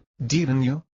You going to need more than napkins here. Get a pad of paper. Get inside the mind of your ideal customer. Take all those characteristics you know about him or her and find their wants. Most of all, you should know what your ideal customer wants from your business. Why will they buy your TTNP? Find out what their real motivation to buy from you. Another faux example. I defined our ideal customer and their motivation in my marketing planning. The housing market was hot in the early 2000s and the demand for faux finishes exploded. New faux finishers popped up to meet the demand. Most of them marketed their skills to homebuilders. It seemed like a logical choice. New homeowners want the latest interior design trend. We taught classes and sold faux finish products back then. Our students went after the new construction business. We went after a different niche. We marketed to homeowners who had been in their house for at least a few years and were ready to make changes in the decor. So our ideal client was a woman living in a 3,000 square foot, two-story home in the southwest part of our metro area. She was college educated,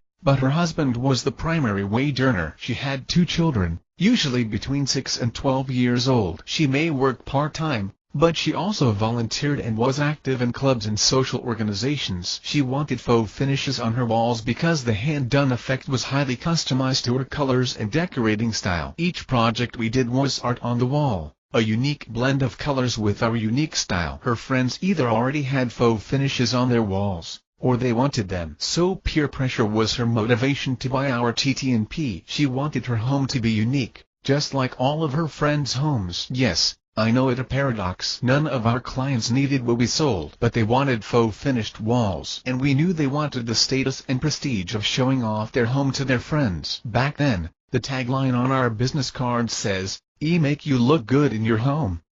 We directed our marketing to their reason for buying: social status. Try and test. You need this same kind of knowledge about your customers. You'll have to narrow down your niche to find the people who want your TTNP and are willing to pay you what you need to make a profit. You need to know what they want and why they choose to buy. So once you got your niche narrowed down and targeted, it's time to look at the nuts and bolts so you can make a plan to tell these eager customers your story. Test, then test some more. Only keep what works. Your primary objective as an entrepreneur in a small business is to make every bit of your marketing effective. Keep this question in mind as you plan your marketing: what is my return on investment going to be? Remember our discussion on overhead. You got to bring in much more in sales than you spend on advertising to just break even. Yes, your marketing and advertising is part of your overhead, but you losing money if you only bring in $1,000 in just sales after you spent $1,000 in just advertising. Marketing and multiplication. Go back and look at the number you have for your overhead. Your marketing budget is part of this number. Let's say your marketing budget is 10% of your total overhead. Are you with me so far? So, you going to spend that 10% to generate enough sales to bring in the other 90% in addition to getting back the 10% you spent. Keep in mind,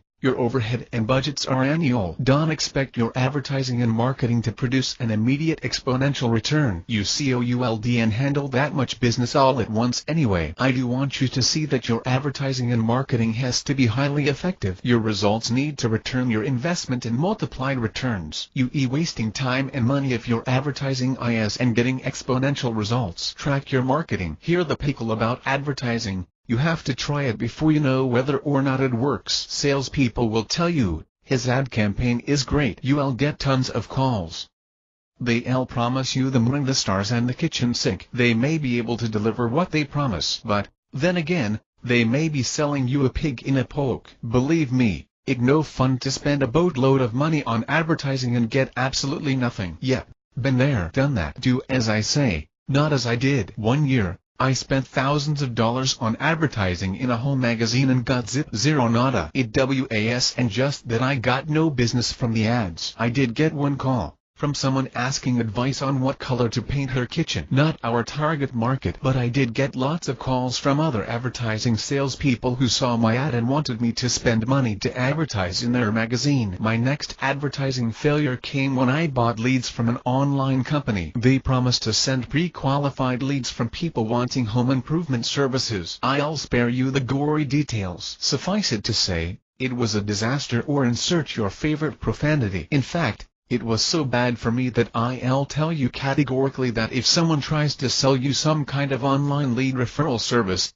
just say no. And furthermore, My standard answer is no to anyone who calls trying to sell me advertising that's not part of my marketing strategy already. Now, of course, my response is colored by my experience. I know what DOES and work for me, and I spent a lot of time and money learning what DOES and work. In hindsight, I should have chosen smaller ad campaigns and tested my results first, before I spent the big money. I still get calls from salespeople selling advertising I.e. proven to be ineffective for me. Salespeople can be pushy, but I won't budge, because I know better now. Find what DOES and work. Remember how I said that learning to fail quickly and fail well is part of your job as an entrepreneur? Marketing is one area in which you will fail your way to success. You want to know what works and what DOES, and when you start, don't fail big, like I did. Fail small. Whatever marketing strategy you use, test it always. If it DOES and work or gives you crappy results, scrap it and try something else. Yes, make a marketing plan. You should write a rough draft of your marketing plan when you do your budget. Yes, I know you already listed the money in your budget, right? Your marketing plan is where you figure out how to spend that money to get those exponential returns I talked about. So go back and look at your budget and put together an initial marketing plan based on that number. Know that your marketing budget is just an estimate, and, by the way, you'll have to adjust a lot of your budget once it meets the harsh reality of the real world. Once you get your business running, you'll make adjustments. Don't sweat it for now. But I digress. Keep it simple. I think it a good rule of thumb to make your initial marketing plan both simple and as frugal as possible. Marketing can become a black hole that sucks up your money, energy and time. This is especially true if your only experience with marketing is as a customer. You'll be tempted to compare your marketing efforts with all the advertising you see from established businesses. You got to remember, their budget is a lot bigger than your budget. I'll talk about marketing tactics in a bit, but first, let's look at some basic marketing decisions you'll need to make. What in a name? Picking a business name is like naming a child. You heard of parents who gave their children odd names. Dweezil and Mununit Zappa come to mind. Frank Zappa is famous, at least he was. I guess he can justify naming his kids odd names. Search Google for a list of the oddest baby names. Here are a few from the 2012 list. ESPN, HTOO, Ummi and Rillo. I chose 2 boy names and 2 girl names. In case you wondered. You may never admit it, but you judge people you meet by their name. You may have read studies of how the name on a resume determines the odds of whether a person is considered for a job. People make the same kinds of judgments about business names too. You need to consider all of this when you choose your business name. So think long and hard about what to call your business. Don't just draw names out of a hat. Remember, your customer first impression is your business name. It's also the first hurdle to get your customer attention, and your business name should give prospective customers an idea of what your business is about. Pick a name people can grab hold of and remember. You don't want your prospects dithering in their minds wondering if you got what they want. A confused mind always says, oh, I need you? Question. Take, for example, the business named Easenal Concepts. What do you suppose they do? Does their name let you know whether you need their services? They are a local company, and I heard their ads on the radio, but, at the moment, I don't recall what they do. You want to be like the guys at IR Fence. I heard their ads too. I know to call them if I need a fence. Maybe Seasonal Concepts offers fencing, as well as whatever else is seasonal. But who will I remember when the neighbor dog poops in my yard one too many times? I'll be calling Drew or Fence to get over here right now so I can keep that mud off my property. You may lean toward a unique name with rate of flair. Be careful. It's okay to be creative, but make sure it passes the 8-year-old test. Tell it to a child 8 years old or younger. If the child gets it, you got a winner. Aubert Currency Preservation and Management Company may sound high class, but a bank leaves no room for doubt. Choose a logo. The next step in your basic marketing is to get a logo. A logo is part of your branding. Branding is the process of creating an image and an identity for your business. You are the brand when you start your business. Your customers will ooh you. Your business may grow to establish its own brand identity, apart from you. But some business brands remain tied to an individual or group. Consider the brand Kim Kardashian created, or look at the Duck Dynasty TV show. These brands are tightly linked to individuals, for better or worse. So your logo is important because it's one part of creating your brand as a business. You can easily get tied up in knots trying to get it just right. But if you obsess over getting it perfect, UE spending energy and time you need elsewhere. Don't just throw out some generic, half-baked logo, but keep it simple and get it done. You can change your logo later if you want to. My business has had several over the years. Here are some ideas to keep in mind to help you choose a logo. Use graphics to enhance or complement your business name. Sometimes, you can use your business name with creative fonts for a dynamite logo. Just be sure to make it easy for your customers to understand. Your logo should enhance your name,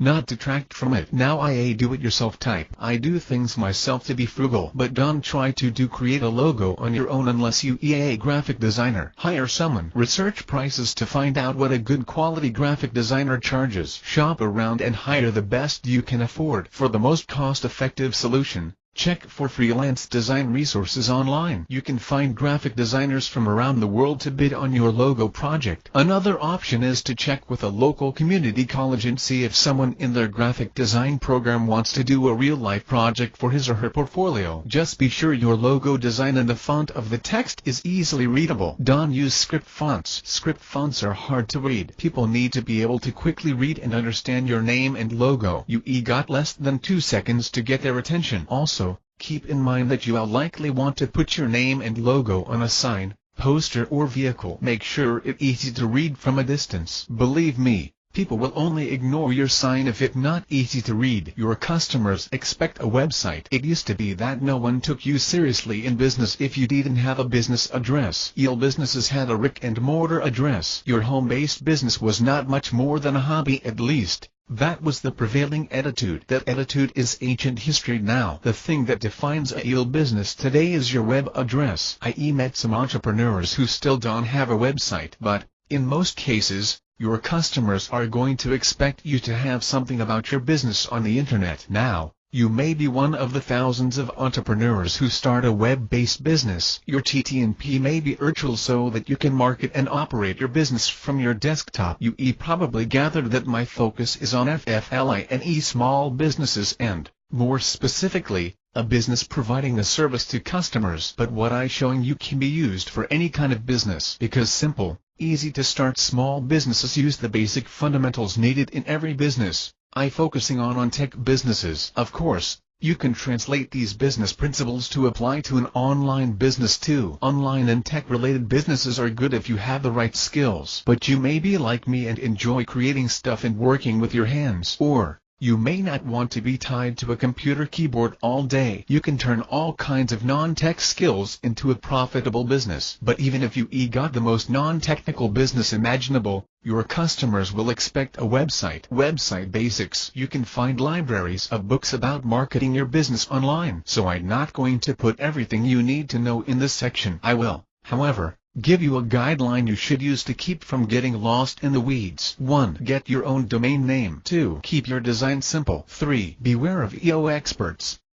4. Keep it simple. 5. Hire a done. 6. Keep it simple. Beware of SEO experts. For years, Internet marketers have played a cat-and-mouse game called search engine optimization (SEO). The experts of SEO will claim they can get your website to show up on the first page when someone searches for your business. I believe there are only a handful who can actually deliver on their promises. Many so-called experts use shortcuts and questionable tactics. Search engine companies then close the loopholes and the SEO experts work to find new ones. Google recently overhauled their search engine, and some of the old SEO tactics can now actually hurt your website's search rank. So beware of SEO experts. Yes, hire someone. Remember all the stuff I told you a minute ago about creating a logo yourself? All of that applies to your website too. You may be able to cobble together a website, and there are plenty of free tools out there. You can stitch together some text and graphics and throw it on the web. But just like logos are best left to graphic designers, your website needs a web developer. And the same stuff I said about finding someone to design a logo applies to your website. You don't have to spend a fortune. Use a little creative thinking and find the best web designer you can afford. The most important part of your business, your money and your marketing, are the two vital parts of your business. I repeat this phrase so you'll remember it. Important. You need to manage both well if you hope to be a successful entrepreneur. Remember,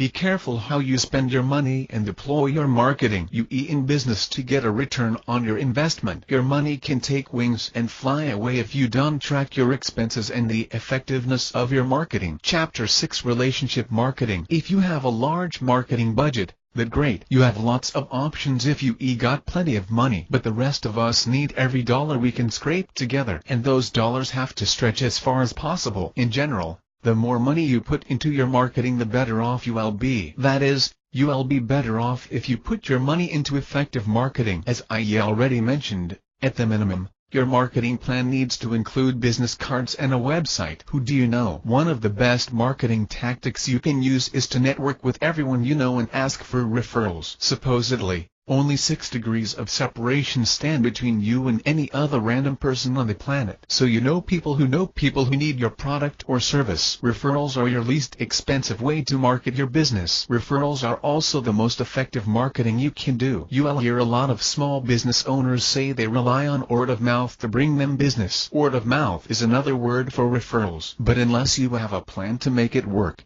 word of mouth is unreliable or consistent. You can buy complex training programs and systems that teach you how to build your business by referral. But when you starting your business, you need just a bare bones plan you can get up and running quickly. Use a system. The most important aspect of using referrals word of mouth to market your business is to track where your new customers come from. Remember, the two things you got to pay attention to in business are your marketing and your money. You got to know what works and what doesn't in your marketing. So ask every prospect and customer how he or she found out about you. Write their answers down. You can make notes in a spiral notebook, or use a variety of computer tools for keeping this info. Find a tracking system you like and try it out. If it doesn't work for you, find another you like better. The main thing is to have a plan to keep track of where you getting new customers, and you especially want to keep track of the people you get from referrals. The second thing you will need to track are the people who send you referrals. You don't want to rely on accidental referrals from some nameless source. You need to know who referring you because you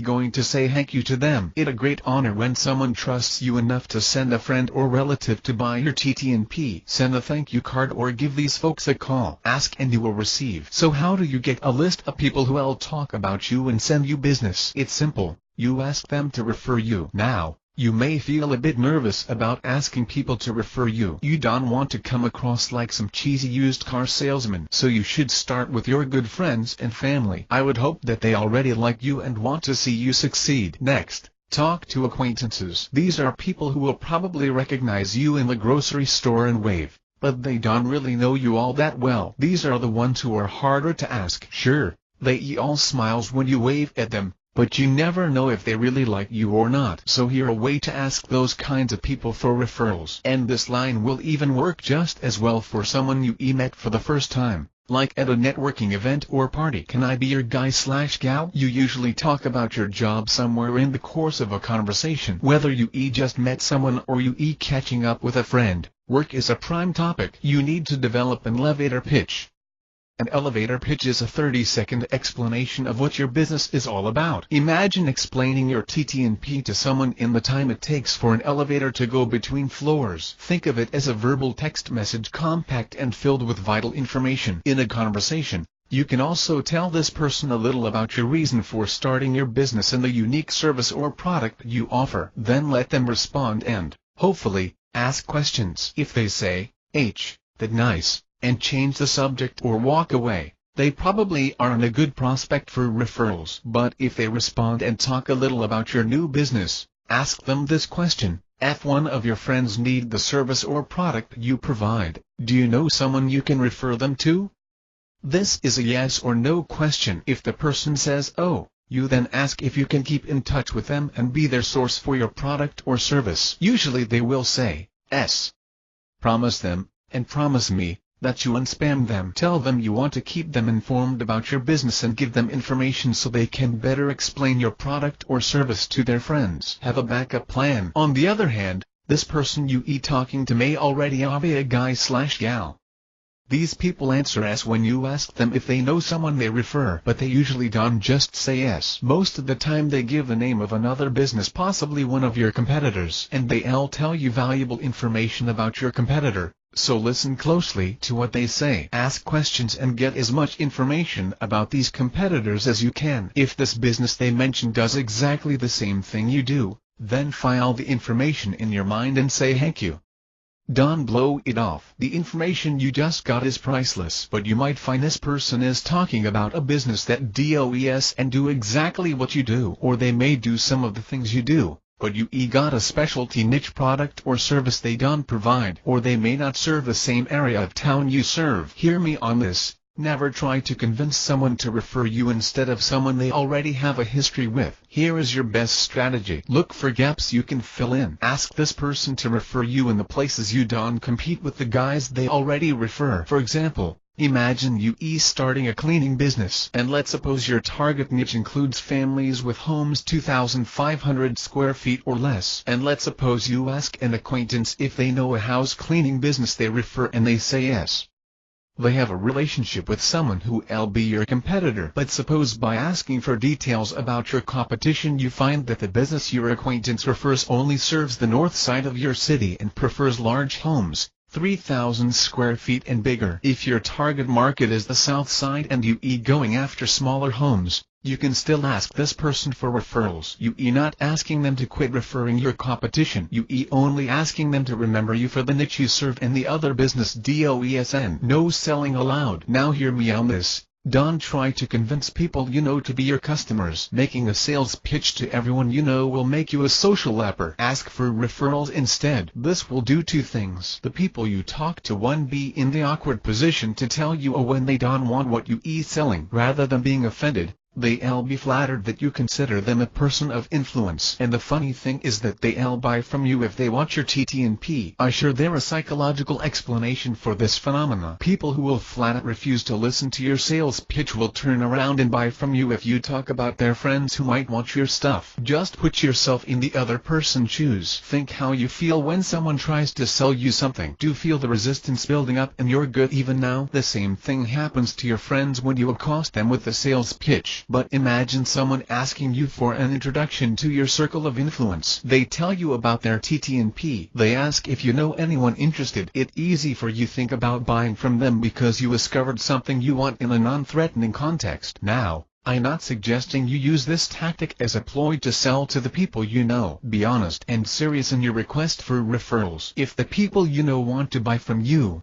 then that's just a bonus. You probably know about 150 or so people. A handful of them will be potential customers, but each of the people you know also knows 150 to 22,500 prospects. That's a boatload of potential customers, enough to keep you busy for a while. Sort your list. Okay. So you learned how to ask for referrals, and you set up your systems to track you referring you. Your next step is to keep an organized list of the people most likely to refer you. People will be nice to you. They'll usually agree to refer you when you ask them nicely, and most of them really do intend to refer you, but they quickly forget about you. On the other hand, some of them will be lying to you. The liars aren't being mean. In fact, they trying to be polite. They too afraid to tell you to your face that they really don't like any of their friends and no one ever listens to their recommendations anyway. They may not really like you all that much either, or they may have a flock of reasons they agree to refer you but don't. So you going to need a list to separate the people who will refer you from the ones who might refer you and the ones who really will refer you. And here how to categorize them. Divide your list into 4 categories: A, B, C, D. A-list people are your advocates, the people who have already referred you or you know will refer you. Your mom should be first on this list. At least I hope your mom likes you. B-list people are your buddies. These are people who are likely to refer you. C-list people are the crowd. These are people who might refer you, but you not sure if they will or not. D stands for adbeat and elite. Some people won't refer you, ever. They say yes because they don't want to look like a loser and tell you oh.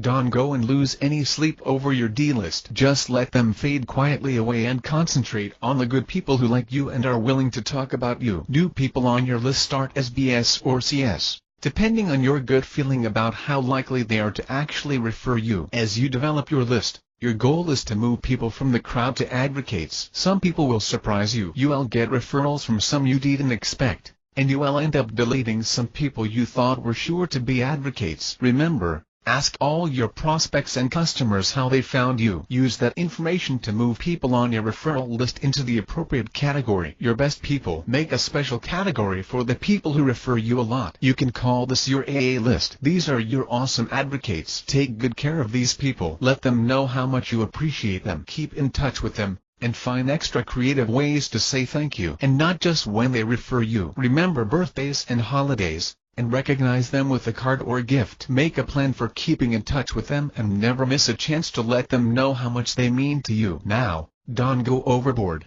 calling them every week. But you got to make the effort to get to know them, what they like, their hobbies and interests. Send them a note or give them a call if you run across information or news you know hits their sweet spot. Be top of mind. So how do you stay in touch with these people after you promised them you will? You should have a good idea how your ideal customers communicate. Depending on your niche, you could use any one of a combination of the following: paper newsletter in the mail, email newsletter, short emails with links, personal phone calls, personal visits or texts. If you do business with your customers face-to-face, a paper newsletter may get more attention than an email. If most of your business is online, it might make sense to do an email newsletter. If you sending a paper newsletter in the mail, you can do it as often as once a month. But, in my opinion, sending it out quarterly strikes a good balance between staying in touch and being an over-attached, needy person no one wants to hear from anymore. I want to talk about me. You can find whole books written about this kind of marketing,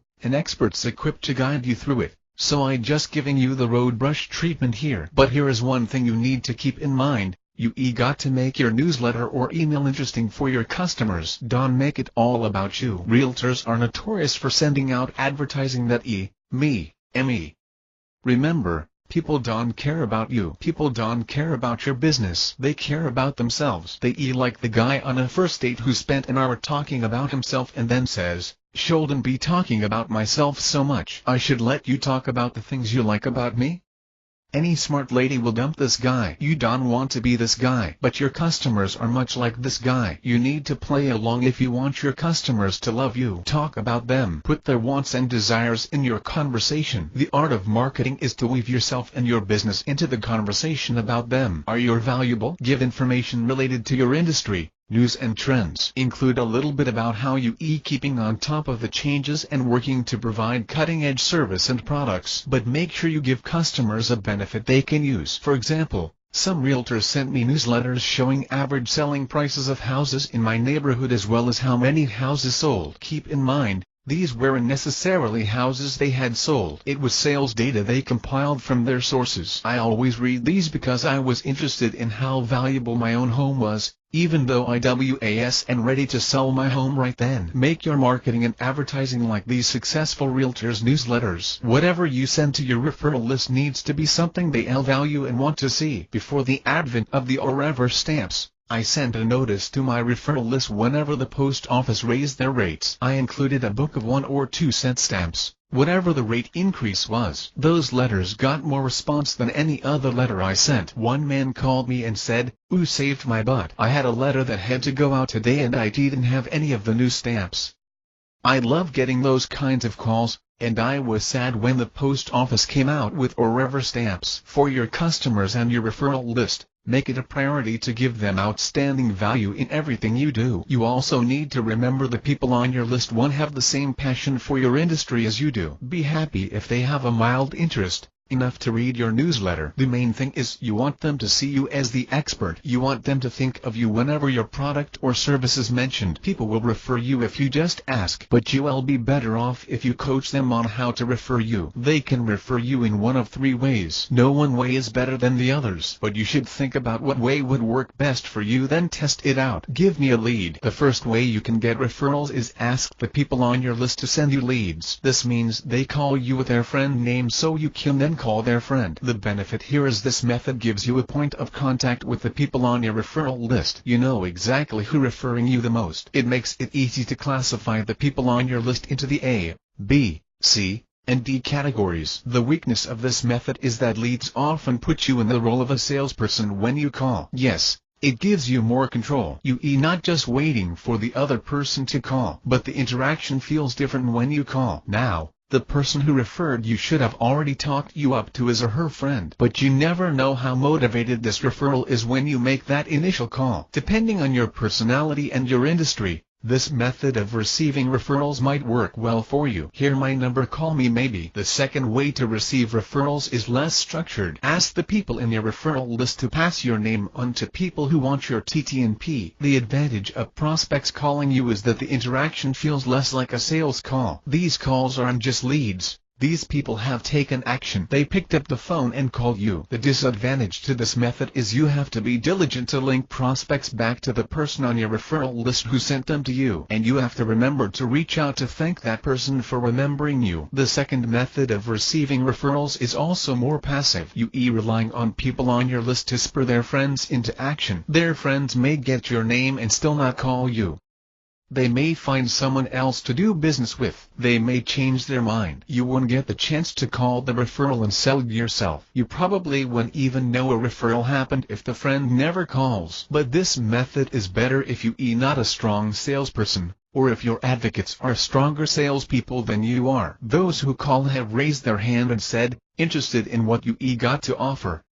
So your sales process is and so much convincing them to buy your TTNP. More of an advisor, helping them decide how your TTNP can help them best. Introduce me please. The third method to receive referrals is to ask for introductions. The people who refer you are the middlemen and contact both you and the person they are referring. Ask them to contact you by phone or email and give you information about the person they are introducing you to. Ask them to also give your information to the person they are referring and let them know they should talk to you. This kind of introduction sets up an expectation between you and the person being referred that you are going to be in contact. It also frames the initial contact as that of a meeting rather than a sales call. This introduction sets you up as an advisor, helping the person who being referred to get what they want. This third method has all the advantages of the first two, with none of the disadvantages. I like being introduced. It's better than just a passive referral. People will talk. You can use this relationship marketing method with almost any business you start. Yes, people will refer you if you do good work. But the way to make word-of-mouth marketing work for you is to be intentional about your referral system. And that means you have to ask for referrals. Don't be pushy, but don't be shy about it either. Your best sources for referrals are the people you are doing business with right now. You are at the top of their mind. They see the value of your TTNP and see how well you deliver on your promises. You also need to consider the excellence and skill you put into your TTNP as part of your marketing. Your goal should be to give such outstanding service that your customers will remember you for years. But the customers you are serving right now are the ones thinking about you the most. Train yourself to talk about referrals in your sales process, and remember to ask for referrals when you completed the job or delivered the goods to your customer. Universally adaptable relationship marketing works whether you do business face-to-face or online. The key is interacting with your customers. Give them an outstanding experience when they do business with you. Most people think of business by referral only for service-related businesses, finding a contractor, hiring someone to clean your home, etc. But you can tweak the system to work in any business. Just take the concepts and apply some creative thinking and make this method your own. Generating referrals is one of the best and cost-effective kinds of marketing you can use. But it's smart to try other marketing strategies as well. Chapter 7: Guerrilla Marketing. Guerrilla fighters use low-budget weapons and unconventional tactics to fight against larger forces. When effective, their strategy brings political change. Their goal along the way is to also win the hearts and minds of the people. Guerrilla marketing, like guerrilla warfare, uses low-budget tools and methods. The strategy is the same. You expect small and inexpensive efforts to produce big results. Your strategy also is to win the hearts and minds of your niche market. Guerrilla marketing reaches your niche market with as little wasted effort and expense as possible. In short,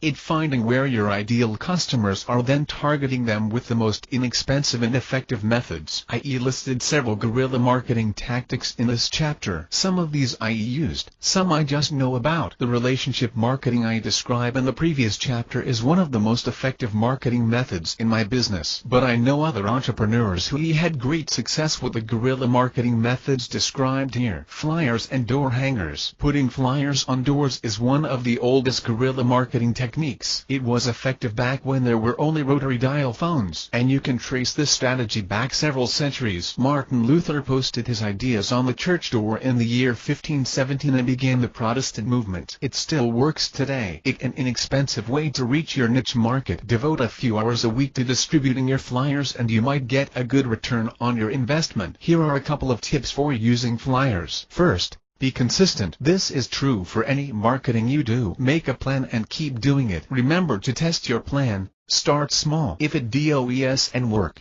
try something else. It's better to use flyers a little at a time consistently than a huge blitz every once in a while. Start with a few hours each week for however many weeks you want to run your test. If this works, keep doing it a couple of hours each week. Second, and it should be obvious, but I need to say it anyway, you need to have a good flyer. You can buy books about designing good flyers. These will be good investments if you decide to use flyers. These books will give you valuable pointers, like where on the page is the most effective place to put your logo, and how to write compelling advertising copy. Your flyer needs to look good, but even a black and white photocopy can get results if you pay attention to design and good copy. Here are 4 qualities your flyer should have. At the very least. 1. It has to be easy to read. Too much text and overload of graphics and your message goes straight in the trash. You're lucky if your flyer gets a quick glance en route to the recycling bin. Make your message pop. Make it memorable in 5 seconds or less. 2. Introduce yourself, but talk about them. In fact, talk about them even before you introduce yourself. Make the headline a hook to get their attention and show them a benefit. Then talk about what you do. Tell how your TT&P will benefit them. For example, if your business is home organizing, you might say, "Oh, much time and money can you save when your home is professionally organized?" This headline asks a question, and curiosity is a powerful psychological hook. The main thing is that it's about them. 3. Start a conversation, but don't try to sell. No one decides to buy because of your flyer. You want the reader to think enough of your offer to contact you, or at least consider your offer. Your flyer scores when someone is intrigued enough to look you up online, send an email, call, etc. You sell after you have their attention. Even then, your sales process should feel more like a conversation than a sales pitch. 4. Make an offer. Give them a reason to contact you. An offer and just a special discount or coupon. Coupons can work, but your offer could be information or free advice. An offer is a call to action, a compelling reason for them to contact you. Staying with the example of a home organization business, your offer could be a free, no-obligation analysis of the time and money they can save by being professionally organized. Your offer is the most important part of your flyer. Most of us are lazy. We won't put out the effort to buy something until it's a near emergency. A good offer gets your prospect over this hurdle. Make it worthwhile for them to call. Clear it with City Hall. Be sure to check your local ordinances before you begin. Some cities may require a permit before you can distribute flyers, and in some areas, it's not allowed at all. I heard of entrepreneurs hit with hefty fines because they didn't know the rules, so do your research. Bandit signs. You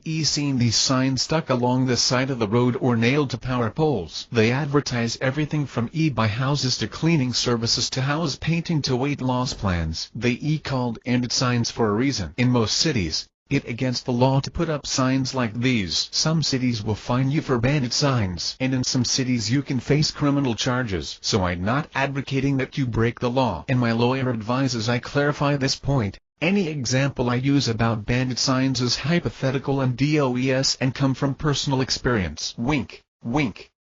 Nudge, nudge. Bandit signs won't work for every business, but in the city where I live, the local -800 got junk franchise built his business using them. I could and drive anywhere without seeing one of his signs, usually on an entrance ramp to the interstate. I asked him if he got fined very often. He said, "Glad to pay the fines because I get tons of business from those signs." He considered the cost of the fines as his marketing budget. One strategy I heard about is to put out bandit signs on a Friday afternoon and pick them up on Sunday night. The sign police are government employees who don't work on weekends. People see your message all weekend, and you have a low risk of getting in trouble. The strategy shields you from official trouble, but you may still lose signs because people don't like seeing them in the neighborhood. These folks will pull your signs and trash them. You might even get some angry calls, but you probably will avoid paying fines if you get your signs pulled up by Sunday night. Pay attention here. Make sure your sign is on public property if you ever decide to plop one down somewhere. Remember, you leaving your phone number as well as evidence you were there. It's not good if you also trespassing on private property. But if you have a friend or relative living where people from your niche market will drive by, you might ask permission to put a sign in their yard. And if you do service-related work in homes, like painting, cleaning, landscaping, etc., ask your clients if you can put a sign in their yard while you working on their home. Remember, you want to reach people in your niche market. If you working in a neighborhood where your customers live, a sign in the yard is a low-cost way to get the attention of more people in your niche market. Social media and internet. You may wonder why I included social media last. You might think it a no-brainer to use free tools such as Facebook and Twitter. Social media at first appears to be the ultimate guerrilla marketing tool. It's free. You can reach millions. But remember your strategy. You expect time and money in marketing to give an exponential return in paying customers. Social media will be great if your market niche is all on Facebook, Twitter or some other platform. Social media is deceptive because it's free. It's a lot of fun. It's also easy to get sidetracked, and before you know it you spent 45 minutes looking at funny cat videos. Facebook alone claims over 1 billion users. People in your niche market may use Facebook, but how do they use it? They may only use Facebook to play mindless games or to connect with a few select friends and family. Twitter claims 200 million active users. But that doesn't mean any of them will pay attention when you tweet. Social media may not be effective for you. Even if it is, you'll work harder and spend more time developing an effective social media strategy than you will other marketing methods. Have a plan and offer value. The key word here is strategy. Yes, you need a plan for your marketing, especially online and social media marketing. And it's easy to just jump in and start doing social media and think marketing. You could be only spinning your wheels. Social media experts say engagement is key. Everyone is tired of marketing. That is, when your message is my stuff. Make people feel like you talking just to them. Don't treat them as if they part of the herd. Engagement means interaction. You listen and respond in ways they feel as if their opinion matters. Endlessly promoting yourself and your business on social media platforms will get you ignored, deleted and unliked. You have to remember it's social media. Social media is relationship marketing online. The same principles of interaction, connection, offering value and giving appreciation apply here as well. You have to make it worth their while to be your friend or follow you. Talk about what they care about. Position yourself and your TTNP in the context of their passion. Yes, I know you were paying attention in the previous chapter. I'm repeating myself here. The medium is different. The principle is the same. Talk about them. Real-world social media examples. I follow a food truck on Twitter. They only have cupcakes. Their Twitter handle is HeCupcakeCruiser. They tweet out their location and mention how long they'll be there. They update Twitter every time they change locations. They also tweet flavors of the week and flavors they sold out each day. Sometimes they'll say there are only a few left of a particular flavor. A local towing company tweets road conditions when bad weather arrives. They also tweet traffic backups or accident locations. This tactic is a bit more generic than the cupcake ladies, but it still offers value for their followers. What I want you to see from these examples is that social media is about relationships and offering value. Social media is a platform to broadcast your message and promote yourself. Think of it like this: if you at a party and only talk about yourself all the time, people listen politely for a few seconds and then actively ignore you. Soon, people will turn away when you walk up. Social media platforms are like huge cocktail parties. Start promoting yourself without connecting with others and engaging in community. You'll be shunned. Content marketing. Content marketing is the new catchphrase to describe blogging. Technically, it has a wider meaning than just logging, but I think it close enough a definition for our discussion. I think content marketing is a good term, and easier to grasp than logging. Think of it as a part of your social media strategy. You produce content showing your experience and expertise concerning your TTNP. You create valuable information for your niche market. You use social media platforms to help your niche find it and converse with you as the expert. It's a simple strategy. The tools are inexpensive, but don't confuse simple for easy. Mike Alton is a social media consultant at www.thesocialmediahat.com. Consider this blog post headline: to find content marketing success in 15 hours a week. Think about it. You could spend 15 hours a week creating content and a couple hours a day on social media. Can you afford 15-20 hours a week for remarketing? Remember how I said to figure 30 billable hours is full-time? Spend 50 hours on just marketing and working for money, and you won't have time to meet with clients, do your books, etc. Yes, you can hire freelancers to run content marketing and social media campaigns for you. But make sure you have a strategy and plan in place first. Know the why and how as well as the results you want before you hire help for your marketing. Remember, no one cares as much about your money or your marketing as you do. Marketing wrap up. Invest as much money and time in your marketing plan as you can afford. Test every marketing and advertising tactic you use. Ask, will this strategy make people want to buy from me?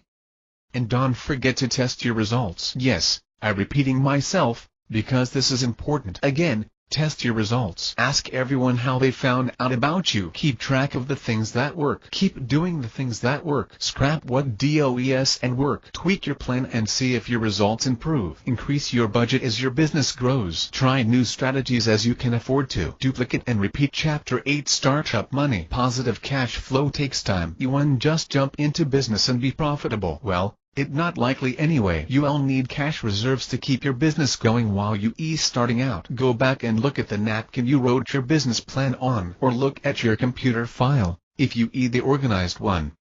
Part of your plan needs to include an estimate of how long it will take you to break even and then turn a profit. The longer it takes to break even, the more cash reserves you'll need. Sounds obvious, right? You probably don't have the luxury of companies like Amazon or Twitter, both of which went for years without turning a profit. And those two companies burned through tons of cash when they were starting up. You'll burn through your startup cash faster than you ever imagined too. But you may be like I was, with no real cash reserves. So how do you get started when you have no money to start? Borrowing startup money. You probably already thought of this one. Borrowing money is the typical path entrepreneurs take to fund their startup. You can find several government agencies and private foundations dedicated to loaning money for startup businesses. Of course, these people aren't just going to hand you money. They'll want a formal business plan. So collect your napkins with all your notes and put your plans in the format they expect. Some of these agencies and foundations require you to take business classes and training before they loan you money. By all means,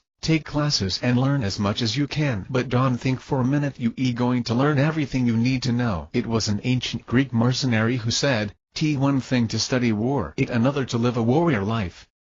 Book learning is good, but you'll find real-life business is more complex than what described in any book. And as a side note, check the credentials of anyone offering to teach you about business. You won't have this option for lender-required training.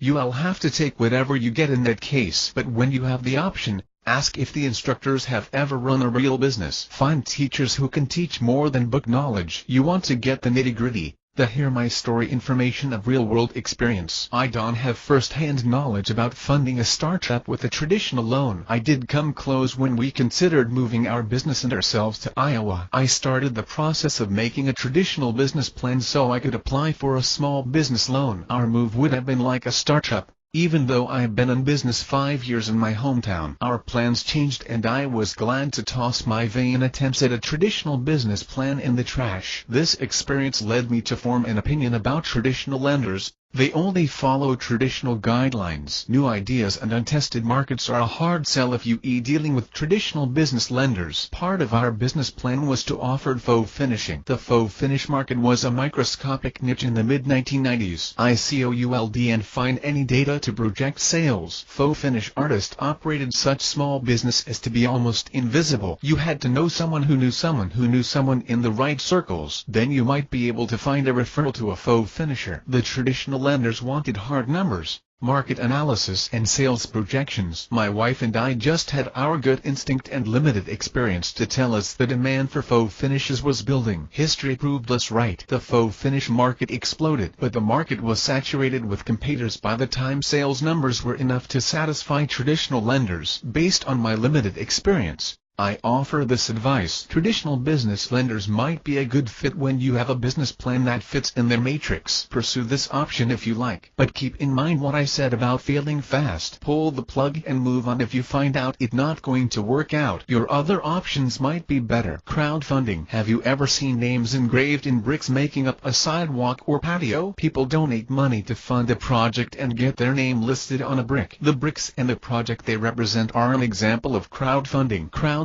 is nothing new, but the internet made it available for average folks like you and me. Kickstarter, Indiegogo, and Crowdfunder are a few of the crowdfunding sites available, and there are more sites coming online all the time. You can use crowdfunding for all kinds of projects, including businesses. Each crowdfunding site has its own restrictions on the kinds of projects you can create. In general, crowdfunding involves uploading your presentation on the crowdfunding website. Then, people look at it and decide to back your idea or project. Sean Aluboden is an entrepreneur who used Kickstarter to raise money for his business. He had some early success selling a few t-shirts with the image of his bulldog, Duke. He bootstrapped his business to start, but he used Kickstarter to raise money to expand. You can see his designs and the picture of Duke at his website, www.duke-winston.com. Kickstarter has restrictions on what kinds of projects you can fund, but Indiegogo allows you to fund anything, and Crowdfunder focuses just on funding business. Be aware that these sites are up and running at the time this book is being written. These websites may have changed their focus or policies in the meantime. You can find other players in the crowdfunding world and plenty of information about crowdfunding options online. Each crowdfunding site has its own rules and restrictions. My intent isn't to give you a full-blown analysis of crowdfunding, but I want you to know that it could be a good option for funding your business. Crowdfunding may give you an advantage because the creativity of your idea and your pitch is as important as your content. In other words,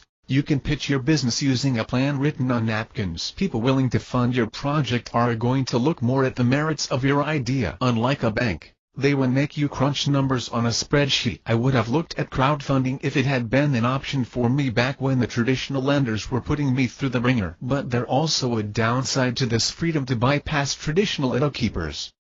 You might get a half-baked business plan funded and then have a spectacular failure. Or you could struggle through some initial rough spots and damage your business reputation. Sometimes gatekeepers are helpful mentors, so it's a good idea to find a business mentor if you do choose the crowdfunding route. As a point of clarification, the crowdfunding options I'm talking about here are what the SEC classifies as ASH donations. You offer incentive for various levels of funding, but these are contributors, not investors. Peer lending. A close relative of crowdfunding is peer lending. The two major players are Lending Club and Prosper. You can borrow up to $35,000 for any purpose you like. On the other side of your funding option are the investors who look at your proposal and decide how much they are willing to put in the hat. When enough people buy in, your loan gets funded. These investors will probably want more of a traditional business plan than the crowdfunding folks. After all, you'll be paying them interest and they'll want to see that you got some strategy to be successful and pay them back. You can take a look online for peer-to-peer funding and find out if this is an option for you. Keep in mind, the landscape for peer lending and crowdfunding can change quickly. As I write this, I see Lending Club announced a few days ago they will now loan to small businesses who want to borrow $15,000 to $100,000. Private loans. Private loans are similar to peer lending, but instead of a lot of people loaning a little money, you got a few or one loaning you all the money you need. You may find single investors who are looking for startup companies to invest in. These are people with money who are looking for alternatives to traditional investments. You'll pay them a higher interest rate than they can make elsewhere,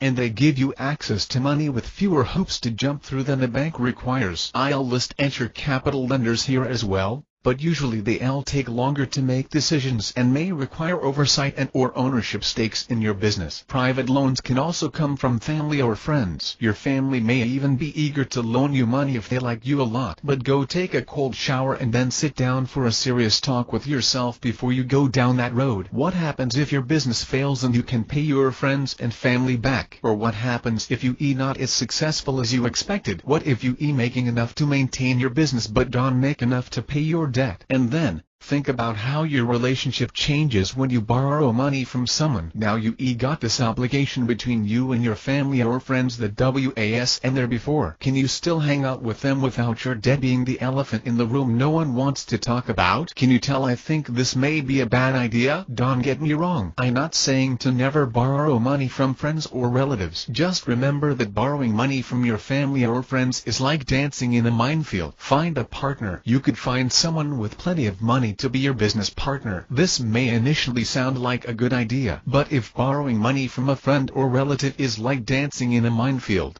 then going into business with someone is like dancing on a tightrope stretched over a minefield. It can be done. Other people do it. But can you? To cover all the ins and outs of having a partner in business would take a whole book in itself. I only going to give you a thumbnail sketch. You need to at least consider doing the following if you going to have a partnership. Sit down with your partner and hash out an agreement down to the tiniest imaginable detail. This is and something to be done over a cup of coffee in an afternoon. Take time, write everything down, then go through it again to make sure you didn't miss something. Edit what you written and then write some more. Imagine everything that could possibly go wrong and talk about how you'll handle it. Talk about money and how it gets split up. Do your skills have the same value as your partner? How will you judge the relative value of the skills you each bring to the party? What happens if one of you wants to quit? Who going to make decisions? If your partner bringing money and you bringing skills, what else is your partner going to contribute to running the business? Again,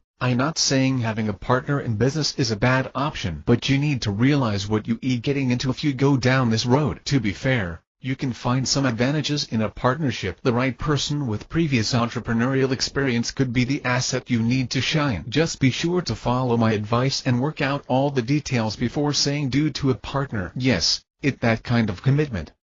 Bootstrapping. My wife worked at a copier dealership while I floundered through my first years in business. My startup costs and overhead were low. As such, I could have had success in my first year of business, had I known what I was doing. As it was, I made less than minimum wage. You have an advantage I didn't. You have a formula to price your TTNP for profit. Even so, bootstrapping your business might be a struggle. Bootstrapping your business may not work well if you need a large upfront investment for equipment or inventory. Also, it may not be a good choice if your break-even point is a long way off. You see, money has an emotional component. Your spouse or partner may be a patient, loving and giving person, but your relationship can spiral into the abyss if you continually lose money in your business. Decide what will work for you. Choosing how you fund your business is a major decision. I hope you been practicing your decision-making skills. Take time and look at your funding options. I won't swear that this is an exhaustive list. You might find some kind of creative plan that suits you better, but do your own research on the benefits and drawbacks of funding your business. Then choose wisely. In the next chapter I'll talk about keeping track of your money and your options for the legal structure of the business you'll put your money in. Chapter 9. Manage your money. You heard the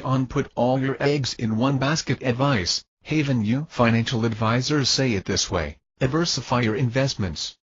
You going to do the exact opposite as an entrepreneur. You putting everything you got into your idea to create a business. What you need to do is this: put all your eggs in one basket, and then watch that basket. Wisdom from the book of Proverbs advises you to keep a careful eye on the business that makes you money, because it's easy for money to sprout wings, like an eagle, and fly away. Watching your money is called do-keeping. Yes, I know this is basic and you heard the term. What I want you to understand is you have to do it. I know lots of small business owners just throw all their receipts in a box. Then they spend days on end sorting through it at the end of the year. I never waited a full year, but I let piles of papers bury my desk before I did my bookkeeping tasks, and I put off enough of it to require days of torture at the end of the year. So I speak from experience when I say, take time to keep your books. Accounting software. You can use pencil and paper for your bookkeeping. I rent space to store my utility trailer, and the owners keep accounts in a ledger book. I'll take a wild guess here. You going to use a computer instead of paper and pencil. This brings me to my point. What bookkeeping software to use? The 800-pound gorilla bookkeeping software is Intuit. Quicken is their personal money management program and QuickBooks is their business accounting software. You can find free bookkeeping programs and other companies who sell accounting packages. But QuickBooks is similar to Microsoft. Almost everyone uses them. I have a love-hate relationship with QuickBooks. I tried other options, but I keep coming back. One of the drawbacks of QuickBooks is its complexity. Translation: you'll spend a lot of time figuring out how to use it. Intuit has a small window for free customer support. I don't have proof, but I suspect they make more money on support and training to use their software than they do on selling it in the first place. One reason I use it is because my accountant has QuickBooks, and I can just send my file to him at the end of the year. I also been using it a long time and don't have to pay for ongoing support. If you decide to go for freeware or options other than QuickBooks, be sure you can export to a different file format. You may change your mind and want to switch. You can also find cloud accounting software online. One such company I looked at is Patriot Software. They charge a monthly fee, and you can choose from various options according to your needs. Such a company might be an option for you. Whether it an online software or a program like QuickBooks, you need to have accounting software to track your business. Make a line in the sand. I'm repeating myself here again. I hope you caught on to the fact that your personal money and business money need separate accounts. You got a personal budget and a business budget. I realize you might not have been really paying attention the first time, so I need to remind you. You'll need a separate bank account for your business, and don't buy personal stuff from your business account. Now, even as I write this, I know you going to ignore me and do it anyway. Only the most hidebound.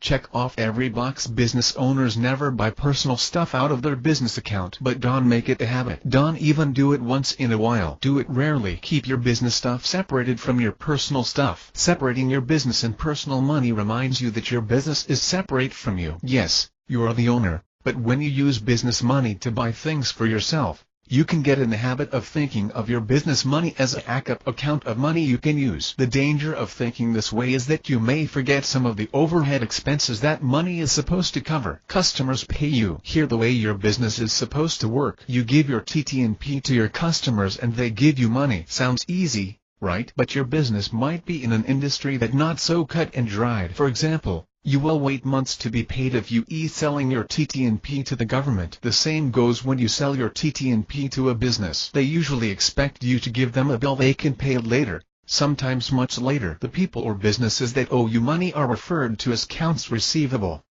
You don't want accounts receivable in your business if you can help it. And if you have to have accounts receivable, get these people to pay you as quickly as possible. You'll be surprised how easy it is to get so caught up in selling, marketing, and running your business you neglect your accounts receivables. I mentioned cash flow earlier, but I didn't really explain it. Your money comes in from selling your TT&P. Your money goes out for your overhead. This is cash flow. Positive cash flow means the income is more than the outgo. Accounts receivable can plug up your cash flow if you don't stay on top of them. For some reason, the people you owe are more anxious for you to pay them than your accounts receivables are motivated to pay you. It's this exact situation entrepreneurs call the cash flow problem. You don't want cash flow problems. You set the terms. It's vital to determine upfront how you expect to be paid. Attorneys receive a retainer, an upfront payment for legal service to be delivered. Receiving a deposit upfront is common in construction as well as other industries. Payment upon delivery or completion of a service is the standard in others. You will do well to remember the golden rule. He who has the gold makes the rules. It sucks worse than being an underpaid employee when you put out your best TT&P and then have someone else take their own sweet time to pay you. If you don't know the norm for your area of business, do some research. Avoid accounts receivables if you can. Give the shortest payment terms possible if you are forced to have accounts receivables. You want cash to flow in as quickly as possible. Stay on top of your accounts. Don't let slow-paying customers turn into non-paying customers. Income taxes. Your personal budget has an innocent-looking line called NCOME taxes. You also have this line on your paycheck as an employee. The government designated your employer to collect taxes from you. When you self-employed, you responsible to pay your own taxes. Here good news and bad news. The good news, You have more deductions when you self-employed. For example, you can deduct the business miles you drive. You can deduct part of your home as a home office. These are the good things. The bad news, you now have to pay the other half of your Social Security and Medicaid, an extra 7%. If you didn't already know, your employer matches the money you pay to Social Security. When you self-employed, the government counts you twice, once as the employed and once as the ELF. End of the year tax preparation is about as fun as a trip to the dentist. Brace yourself. You'll have double the work when you self-employed. You can just look at your paycheck deductions or W-2 form. You have to subtract your business expenses from your business income. You pay taxes on the profit you made. Remember my advice to stay on top of your bookkeeping. No fun spending frantic days upon days sorting through piles of paper rushing to beat the deadline. You may not have thought much about how your employer was a collection agent for the IRS. Your taxes were deducted from your paycheck, and you only worried about taxes once a year. Well, the IRS does and want to wait that long. They want you to pay orderly estimated payments. They even have a form, imagine that, to help you decide how much money to send them. The 1040-ES. You'll find clear and understandable instructions, as well as a worksheet. If you search the IRS website now, you may say, not going to mess with this. I'll hire a bookkeeper.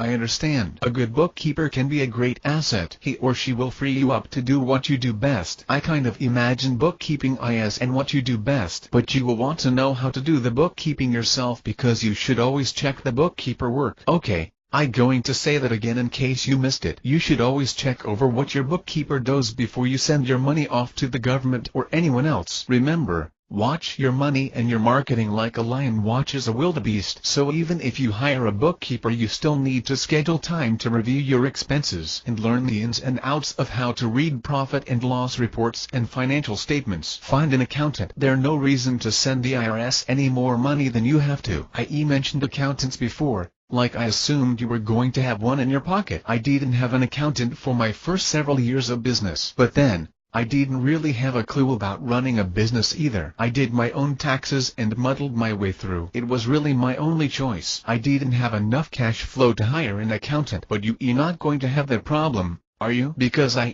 told you how to price your TT&P, and you already figured the cost of an accountant in your budget. The Box Tax Services will claim they can handle your business taxes. Software companies promise quick and easy solutions for your small business taxes as well. Can you tell I'm suspicious of these claims? Let me ask, do you want some random guy quickly looking over your books and throwing out a number for the taxes you owe? Can a computer program find every deduction you might qualify for? I think you'll be better off in the long run to find a real accountant. A CPA. A good accountant will save you more money than you spend on his or her service. A good accountant will advise you and help you plan your business strategies to save you money on your taxes. Accountants range between two extremes: Bean Counter and Tax Ninja. The IRS tax code is thousands of pages long. The tax code is designed to help certain people keep from paying taxes. And when you one of the retained people, you get to pay less too. The Bean Counter accountant's primary aim is safety. Bean counters avoid any shadow of doubt in the pages of the tax code. Avoiding the risk of red flags or anything that might cause an audit is their main focus. They'll tell you you're not really one of the retained people these deductions were made for. The Tax Ninja, on the other hand, lives to find deductions for you. Tax ninjas believe you in the retained people categories. They fearless. They love to argue with the IRS if their clients are ever audited. They creative thinkers, looking for even the most obscure loophole in the tax code. Tax ninja accountants will save you a lot of money on your taxes, but you may risk an audit and have to defend your deductions. However, a good tax ninja will be fighting for you, so it's not as scary as you might imagine. Figure out where you want to be on this continuum. Find an accountant that matches up to your level of comfort between Tax Ninja and Bean Counter. Talk to your network of people and ask for referrals. You may have to search hard if you're looking for a Tax Ninja. More accountants lean toward the Bean Counter side of the scale. Also, ask for references when you interview accountants, and interview the clients they give as references. You're going to rely on your accountant for a vital part of your life dealing with the IRS. You don't want any surprises. Trust me, I speak from experience. Business structures, thumbnail sketch. Beyond taxes, Your accountant can also advise you on business entities. Talk to your accountant about what kind of business structure you should have. He or she should be able to help you weigh the options about whether to be a sole proprietor or whether it makes sense for you to form a corporation or LLC. Also, don't expect to interview accountants in the United States between January and April. They a little busy then. Sole proprietor. A sole proprietor business is easy to start. You can just decide you going to be in business and Shazam. You a sole proprietor. You a real business. You figure your deductions and your profits and then pay your taxes like every other business. You'll file your profits on your personal income tax return using a form called Schedule C. Figuring out Schedule CIS and much different from any of the other tax forms you use if you doing your income taxes. You'll also have to include Social Security taxes under Schedule SE. The tax preparation software claims to be able to handle these forms as well. The Box tax preparation companies also say they can do sole proprietors taxes. It's true, you can probably handle taxes yourself or use tax software or a big box tax service when you only a sole proprietor. But one downside to being a sole proprietor is that you have no legal protection. You can be sued and held personally responsible if you have a major screw-up or if some crazy loon decides to make your life hell and sue you. You may be thinking, a good person who would want to sue me? I know you a good person and would never intentionally hurt anyone, but accidents happen, no matter how careful you are. Let me give you a real-life example. My regular drive took me past a home under construction. One morning, when it was almost finished, I drove by and the house was on fire. I later learned the painter left stain-soaked rags lying out. The rags spontaneously burst into flames. That's why used stain rags are supposed to be left in a closed metal container.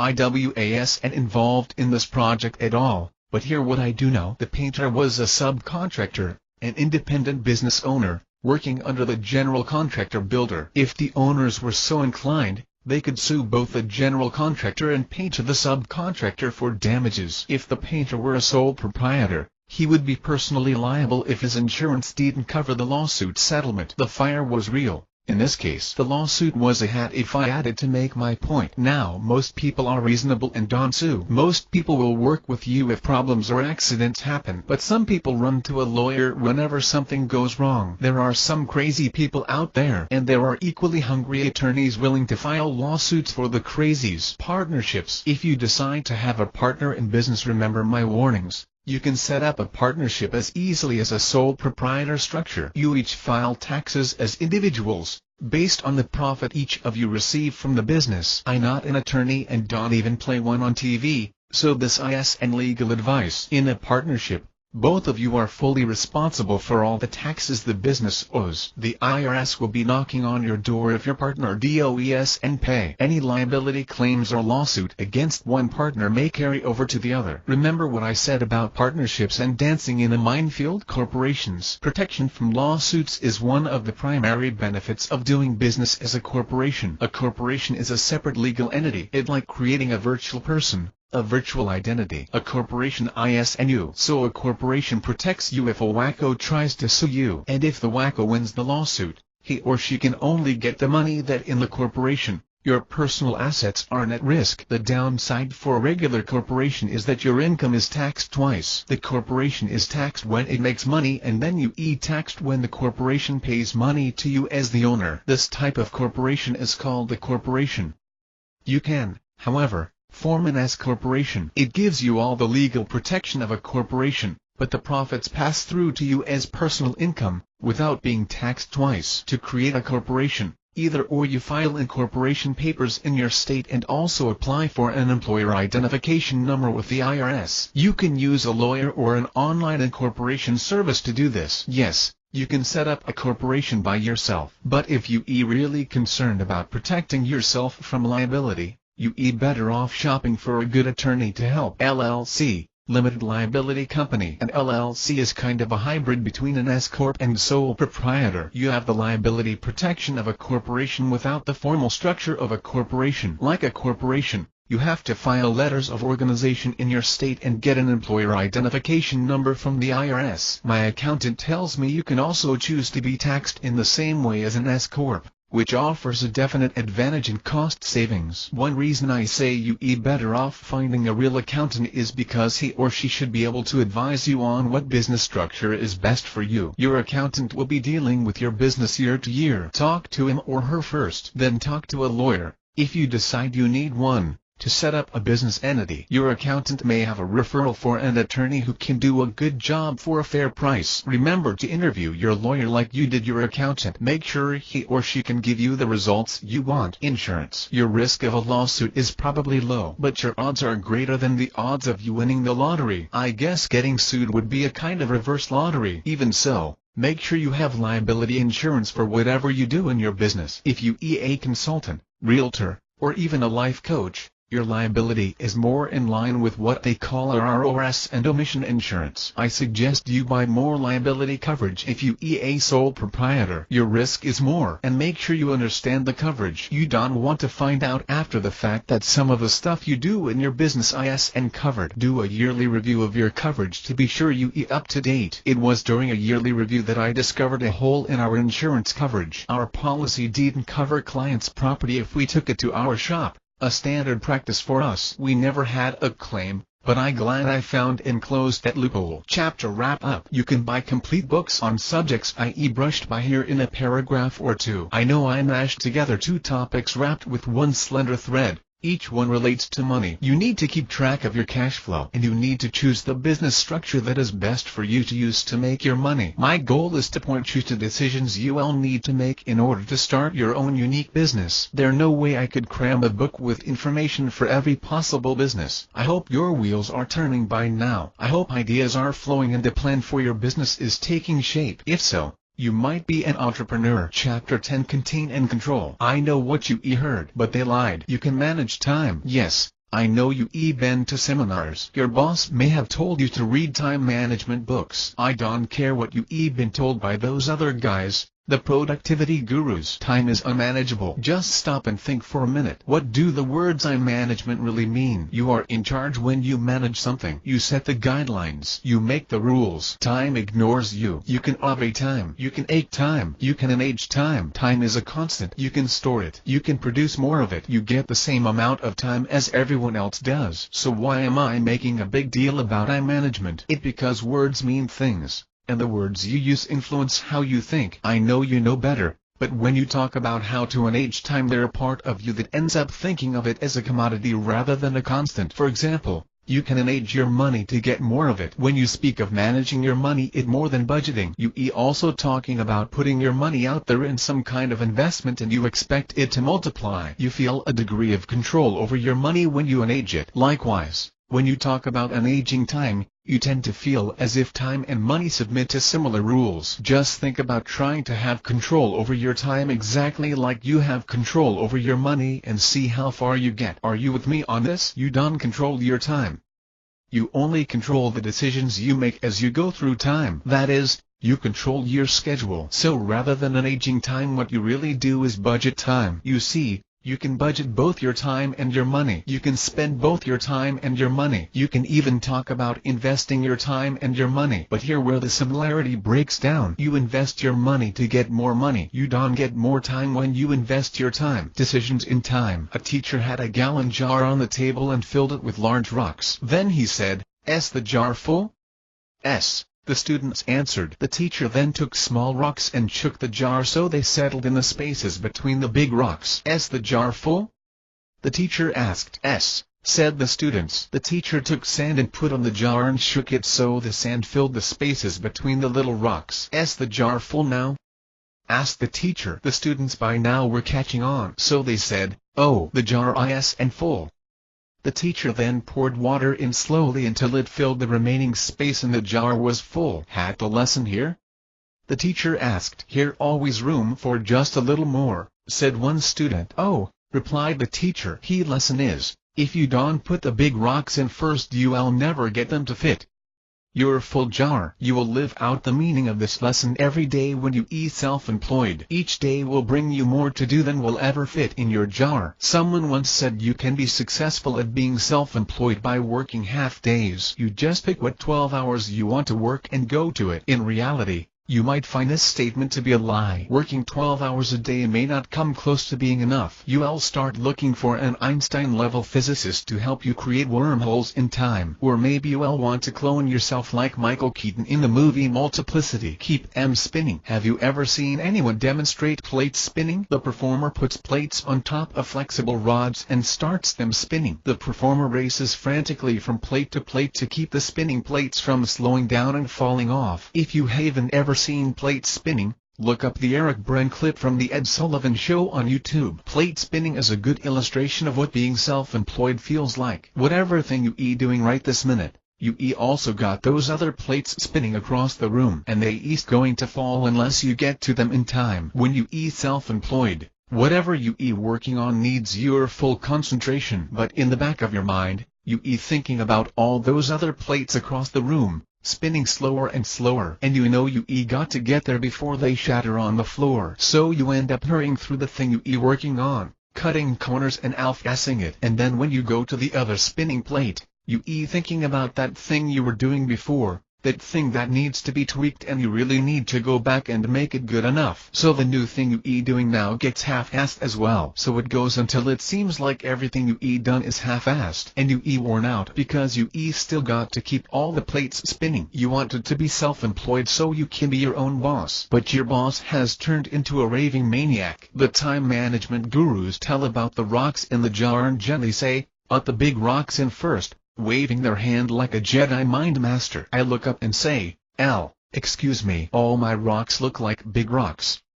Shrink your rocks. You can make the jar bigger. You only get 24 hours in your day, so your only choice is to make some of your rocks smaller. Now don't look at me like I grown two heads. You can really do this. Remember in school how you have days or weeks to write a paper or study for a test? You start your research or study at an easy pace with no worries. You got plenty of time, but you always ended up cramming at the last minute to finish the paper or study for your test. I know you did, at least once. Suppose, instead, the teacher only gave you 2 days to start with. You'd be upset. You think it was unfair, but you could still do the same work in a shorter deadline. You were doing it anyway, but you were just procrastinating beforehand. Your project expanded to fill the time allotted, so the work you could really do in 2 days ends up lasting 2 weeks. I heard it explained like this: any project will expand to fill the time allotted for it. So to keep this tendency of reject bloat from sabotaging you as an entrepreneur, you need to be able to sort your rocks before you drop them in your jar. Some of the things on your to-do list look bigger than they need to be. Remember what I said about your school assignments.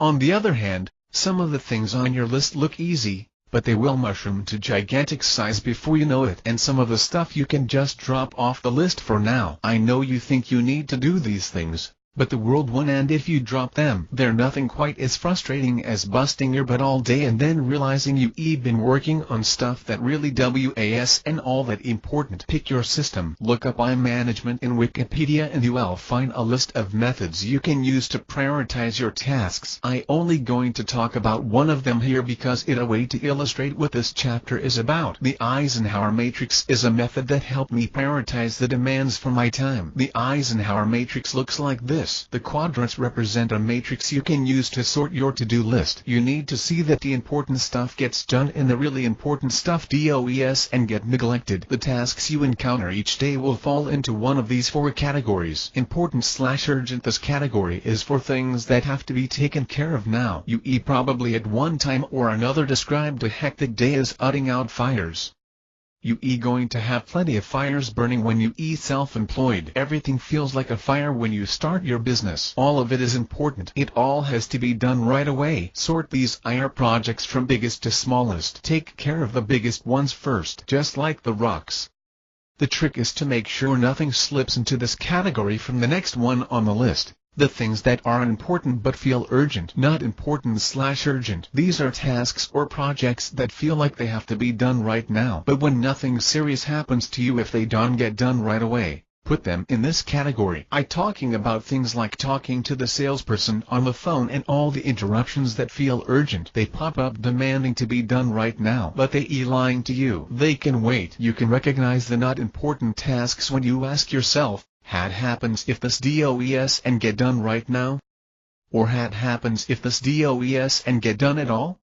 If the answer is, all things serious, then don't do it now. Put it off now. Don't get me wrong. Many of these tasks can be simply forgotten. They are like ticking timers on bombs strapped to a gas can. If you ignore the deadline to complete these tasks, you will have a fire on your hands. So you put them off and schedule them to be done when they are both urgent and important. Not urgent. You encounter lots of things you can do each day that aren't all that important and have no deadline. Activities like playing video games, surfing the internet, checking Facebook can suck you in and sidetrack you. These are the time wasters you do when you know you should be doing something more important. There's something in each of us that seduces us into the quicksand of wasted time. The insidious thing about these time wasters is that you rationalize. You tell yourself you need a little break. You tell yourself you will get busy with real work in just a minute. But right now, you deserve this little distraction, and before you know it you blown completely off course with nothing to show for all the time you just spent. The thing is that piddling around with distractions makes you feel tired rather than rested. You feel tired because you feel as if you were working. Now don't get me wrong, you need to take a break from working all the time. Remember, we talking about how to move yourself through time without driving yourself crazy. You need time in each quadrant of this matrix. But my experience is that I need to fight to keep the important urgent and the not urgent tasks from totally consuming my time budget. Important/not urgent. The most important elements of your life reside in this quadrant of the Eisenhower matrix. These are your family, your friends, and your physical, emotional and spiritual health. Jesus once asked a question about the important things in life that goes like this: how good is it if you gain the whole world but lose your soul? In other words, what good is it to be successful in business if you lose the people you love and turn into the person you hate? The important/not urgent items are easily ignored. You may not see a ticking timer on these activities, but just because you don't see it doesn't mean there's no timer there. These things are important. You can put them off for a while, but ignore them at your peril. Ignore your health and it will eventually deteriorate to the point that all you will be able to think about. Ignore the people you love most. You will end up alone and miserable. What good is it to be successful in business and lose your soul walking through fire? It's all nice and cozy to sit here and think about budgeting your time. You can smile and nod and vow you will balance all your tasks in harmony. Birds will sing, flowers will bloom. You will have everything under control. You think you will know differently when you launch your business. To mash up the metaphors I.e. given you so far, you going to feel like everything in your business is a spinning plate, a big rock, and a raging fire. There really no avoiding it either. You will have a ton of new things to learn, and fast. Decisions you didn't even know you had to make will fly in under the radar as a sneak attack. Everything has to be done now. Don't panic. Yes, you going to feel overwhelmed, but you will survive. A saying I learned long ago: when you up to your ass in alligators, it's hard to remember your original intent was to drain the swamp. You need to keep your wits about you and stay focused. You can survive long-term in the frantic got to get it all done now mode. Once you get things under some kind of control in your business, you need to go back to the Eisenhower matrix and get control of your time budget. It took me way too long to figure out my priorities were out of whack. I spent all my time fighting fires and distracting myself with non-important, non-urgent nonsense. I became exhausted physically, emotionally and spiritually. You need boundaries. Self-employed is made up of two words connected with a dash. What happens, however, is you end up feeling like you self-employed. Your personal identity merges with your business. Of course, you are your business when you self-employed. You do the work. You make the decisions. You promote your business by promoting yourself. After a while, the line between self-employed evaporates. Your business consumes more of you as it grows. Your business becomes like the Borg in Star Trek, who will be assimilated. You even more likely to be swallowed up by your business when you a home-based business because it claims space in your home. I know it sounds as if I'm stating the obvious. A home-based business is, by definition, in your home. But a home-based business is like the camel nose in the tent. It slowly creeps in, to take more of your home. Your business lurks in the corners, waiting for you. As soon as you wake up, you tell yourself, got this one little thing to take care of, and four other things creep out of the shadows, demanding your attention. Before you know it, A couple of hours have passed and you realize you been swallowed whole once again. Soon you find yourself always working. You checking your email while you brush your teeth. Max headroom. The physical space your home-based business takes is an issue, but the mental and emotional space is a more difficult issue. Your business can take over the space in your head, whether it located in your home or elsewhere. You have appointments to keep track of. You have the fires to get under control. The past customer calling with a problem. The worry about whether you will have enough business coming in 3 weeks from now. Remembering the deadline for your quarterly taxes. Thinking of creative and effective marketing ideas. And the list goes on. Assistance is futile. You will be assimilated. I've been fortunate to meet several life coaches. They all tell me I need boundaries. You need to get back that line, that dash inserted back between yourself and your business. You get back to being self-employed. Drawing boundaries between your business and yourself and easy. You tend to draw them in pencil rather than using a Sharpie. And how do you tame the voices in your head? You tell yourself, just one little thing to take care of. And before you know it, you sucked in again. You can use lots of different strategies to make boundaries for yourself. So what I about to tell you and the end-all solution. These are the things that worked for me. I hope they connect with you. But if they don't, keep looking and trying until you get something that works for you. The important thing is to know resistance is not futile. You got to fight against being assimilated by your business. First of all, get serious about this. Don't just sit there and smile and nod to make me feel better. I know you thinking, yeah, I need to remember this. I'll get around to it. Set boundaries, check. No. Leaning across the table and looking you in the eye. This is important. You got to pay attention here. See this line? Start by drawing boundaries in your head. The cool thing about being self-employed is that you are your business. The bad thing about being self-employed is that you are your business. Your business lives in your head. It wakes you up at night. It all you think about. You draw boundaries in your head by setting time when you are not working. Stop right now and read that again. In your mind, draw a line in the sand. Stare down your pile of work and say, ooh, not crossing this line.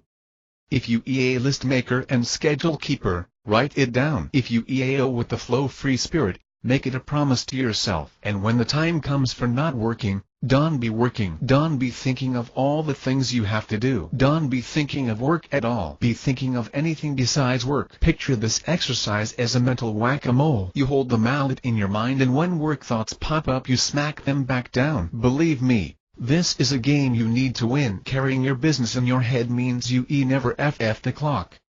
You can do it for a while, but eventually it will wear you down. So create space in your schedule and tell your brain to be quiet and quit working for a while. That is, to quit working on business. You don't want your brain to completely shut down. That would be awkward. Work when you working. Drawing a boundary in your head also means that you work when it's time to work. Being your own boss means you the boss. It's easy to get distracted by personal stuff when supposed to be working. And the same way you carry work stuff on your head while you aren't working, you carry personal stuff in your head when you supposed to be working. Of course, you always done this, even when you were employed. But when you an employee and everyone is standing around talking about the latest American Idol contest, your boss comes by and tells you to get back to work. Now that you the boss, you'll have to tell yourself to get back to work. Border crossing. Passport please. You will occasionally have to let something important cross your boundary, but make those times the exception, not the rule. Remember,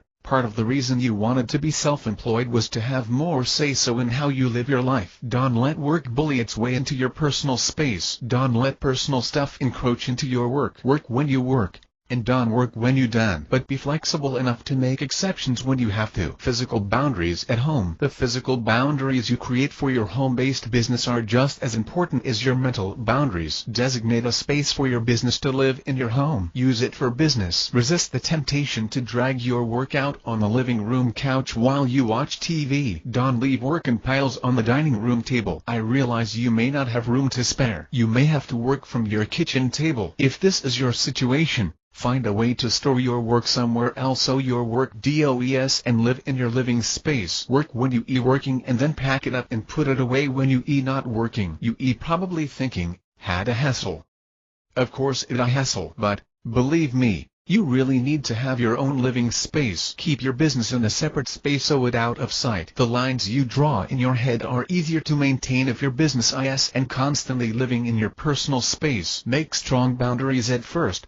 concrete and barbed wire. You can relax them later as needed. It's harder to start off squishy and try to tame a monster later. Set these boundaries in your physical space and in your head space before you even start your business. Don't wait until you are 5 years in and about to have a nervous breakdown. Defeat Godzilla before he grows up. Don't wait until he knocking over skyscrapers. Translate your time management language. You probably dealt with all this time management stuff as an employee. I can almost hear you yawning as you say, "Know all this." Been to the seminar, got the t-shirt.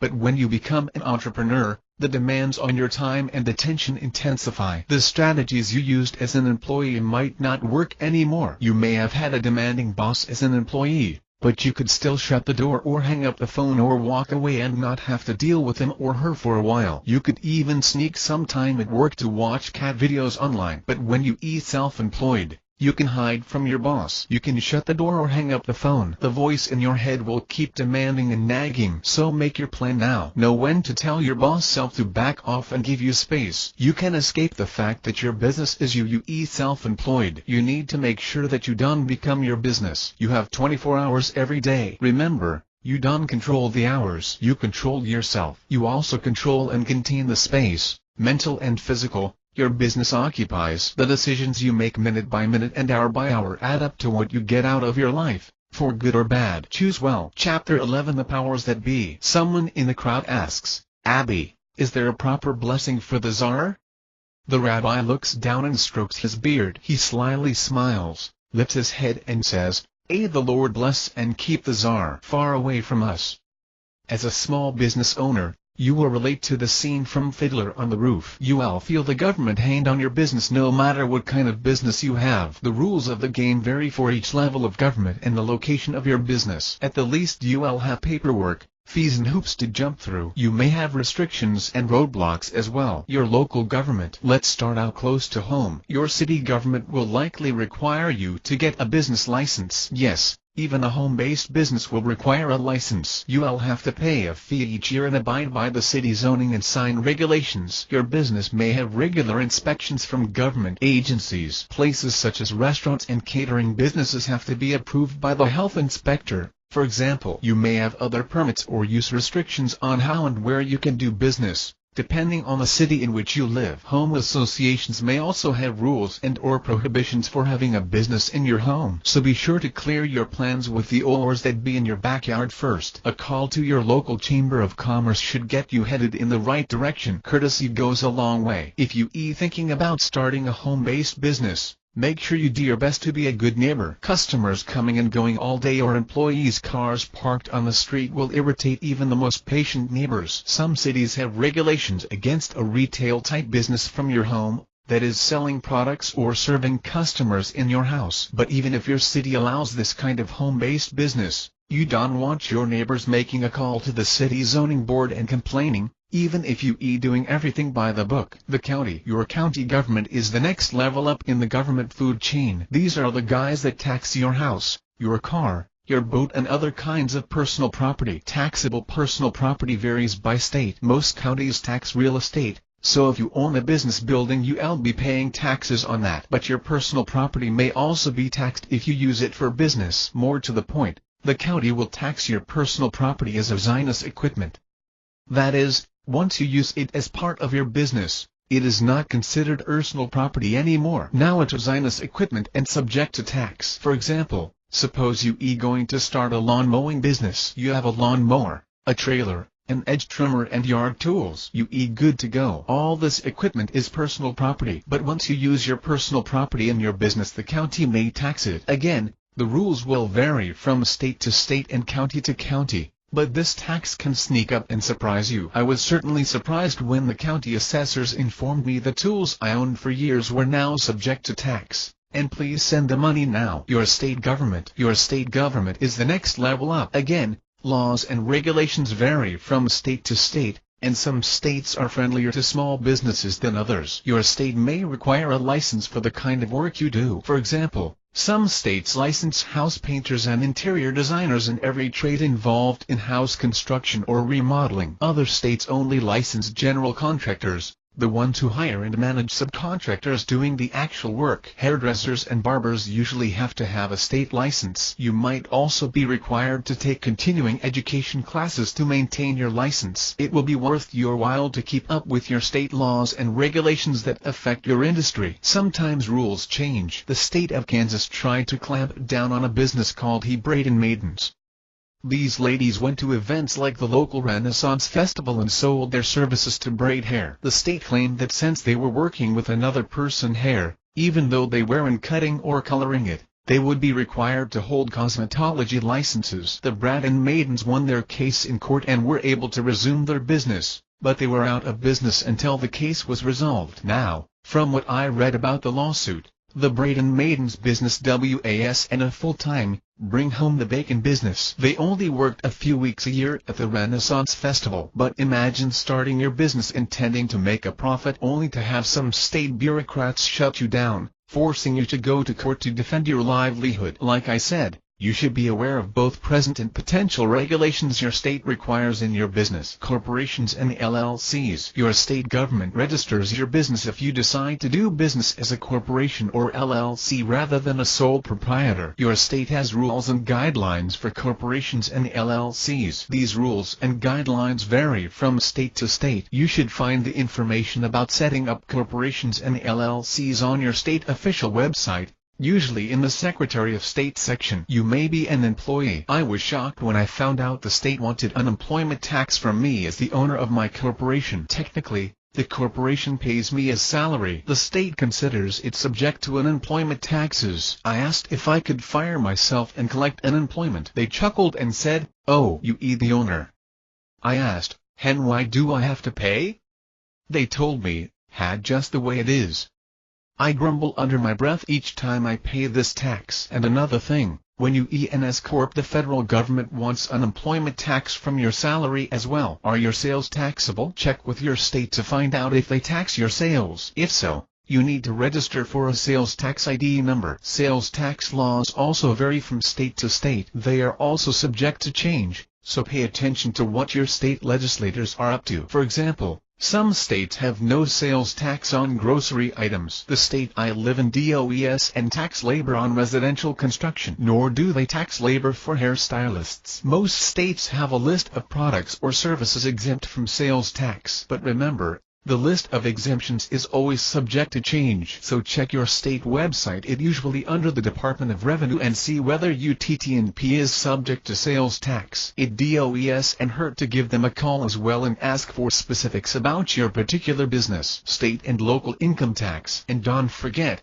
your state and city may require you to send quarterly income tax estimated payments. Most states aren't as heavy-handed as the IRS about collections. You may be able to pay your state and local income tax at the end of the tax year, but it's still a good idea to pay your state and local taxes on a quarterly basis at least. Remember the rabbi blessing and keep the czar far away from us. The federal government. Now we come to the 800-pound gorilla. The federal government. Of course you know you'll be dealing with the IRS. You'll pay taxes on your profits. You'll also pay Social Security and Medicare taxes. And remember, they double for self-employed. If you decide to do business as an S-Corp or LLC, you'll need to register for an Employer Identification Number (EIN). It can be a bit confusing. You set up a corporation or LLC at the state level, and then you register your business with the federal government to get an EIN. Think of it this way. Your corporation or LLC is a virtual person. The EIN is the virtual person's social security number. Typically you only have the IRS and taxes to deal with at the federal government level. But you can have snags and roadblocks from other federal agencies too. You may remember news stories of some business blocked from expanding because the EPA found an endangered species nearby. You may think your business is so small that the feds will surely never notice you, but you can still be impacted. EPA. Get the lead out. Take, for example, the thousands of real estate investors renovating old homes. Real estate investors were on the front lines of pulling the United States out of the mortgage and housing crisis. Foreclosed homes sit vacant and deteriorate to the point that only investors can buy them. Homeowners can buy these homes because banks won't loan money on a derelict. Investors buy, rehab and then resell them. They make a profit, and people who buy or rent from them get a good home. But a few years ago the EPA instituted new lead paint regulations. Anyone working on pre-1978 houses was required to be EPA certified.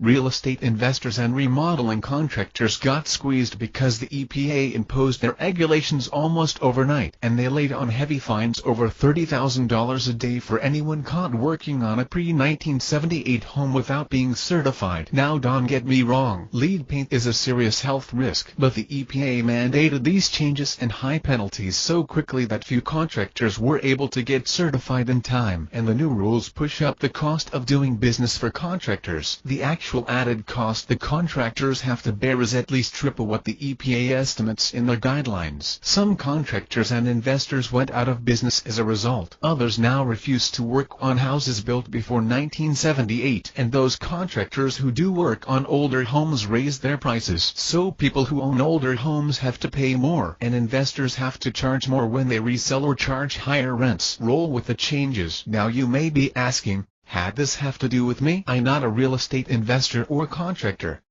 I told this story to illustrate how easy it is for your business to be impacted too. You'll have very few options if you end up on the other side of some federal agency and their regulations. Keep in mind that being a small business gives you some flexibility. You can adapt to changes in the government landscape if you must. So research the federal regulations your business may have to follow. There may be some you don't know about yet. If you do get sideways with some federal agency by accident or through ignorance, they won't give you a pass. They will assume you should have known better. Sure things. You heard the saying that there are only two sure things in life: death and taxes. Of course you either thinking they're more than just to the sun coming up tomorrow, for instance. But I digress. My point is you sure going to pay taxes when you make money. I know that you may have some friend of a friend who works for cash, never reporting income to the IRS. Yes, some people work for cash and just put it in their pocket. Cash business DOES and leave a paper trail. They figure the IRS will never know. Some estimate this underground economy accounts for $2 trillion each year. If these figures are accurate, it's obvious there are a lot of people getting away with working for cash. Don't be tempted to join this underground economy. You might get away with taking cash under the table for a while. I know small business owners who have gotten away with it for years. But every so often you hear about a business owner who gets caught and has to pay tens of thousands of dollars in back taxes and penalties. The IRS considers this tax fraud and you can end up in jail as well. The IRS has ways to find you if you try to hide your cash sales. For example, they offer a bounty to anyone willing to turn you in. The informant gets half of whatever the IRS collects in unpaid taxes. So you might not be as safe as you think when people pay you in cash. Do the right thing. There are deeper issues here than just getting caught and paying a fine. You probably consider yourself honest and trustworthy. As such, your honesty should show up in all parts of your business, especially paying your taxes. I may think the government is a bloated, wasteful, power-hungry bunch of political hacks who spend money like drunken sailors. But I'm not much different than those dishonest politicians if I take cash payments under the table. Do this, keep your books honestly and report all your income. Do it because it's the right thing to do. Avoid taxes.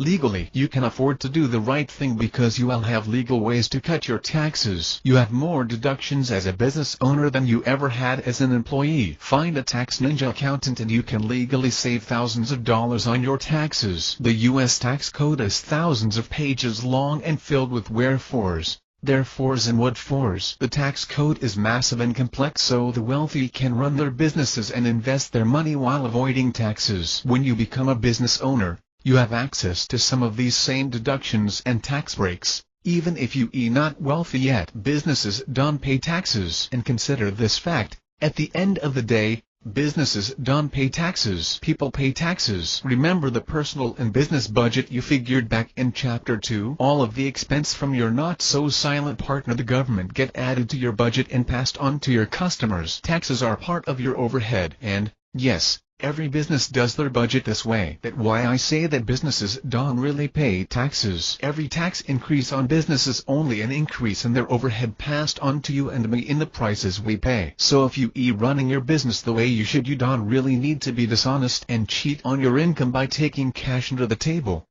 Keep your books clean and concentrate on growing your business. Taxes and the cost of whatever regulations the czars of government slap on you are part of your overhead. Take some time and check out how much the ors that be will demand. Then make sure you got it covered in your budget and move on. You got a business to get up and running. Chapter 12. Bring your A game. 80% of life is showing up. Woody Allen. I say, S. to Woody Allen, and I'll add that you can be 90% of the way to success in business if you show up and also bring your A game. Your A game is what we commonly call customer service.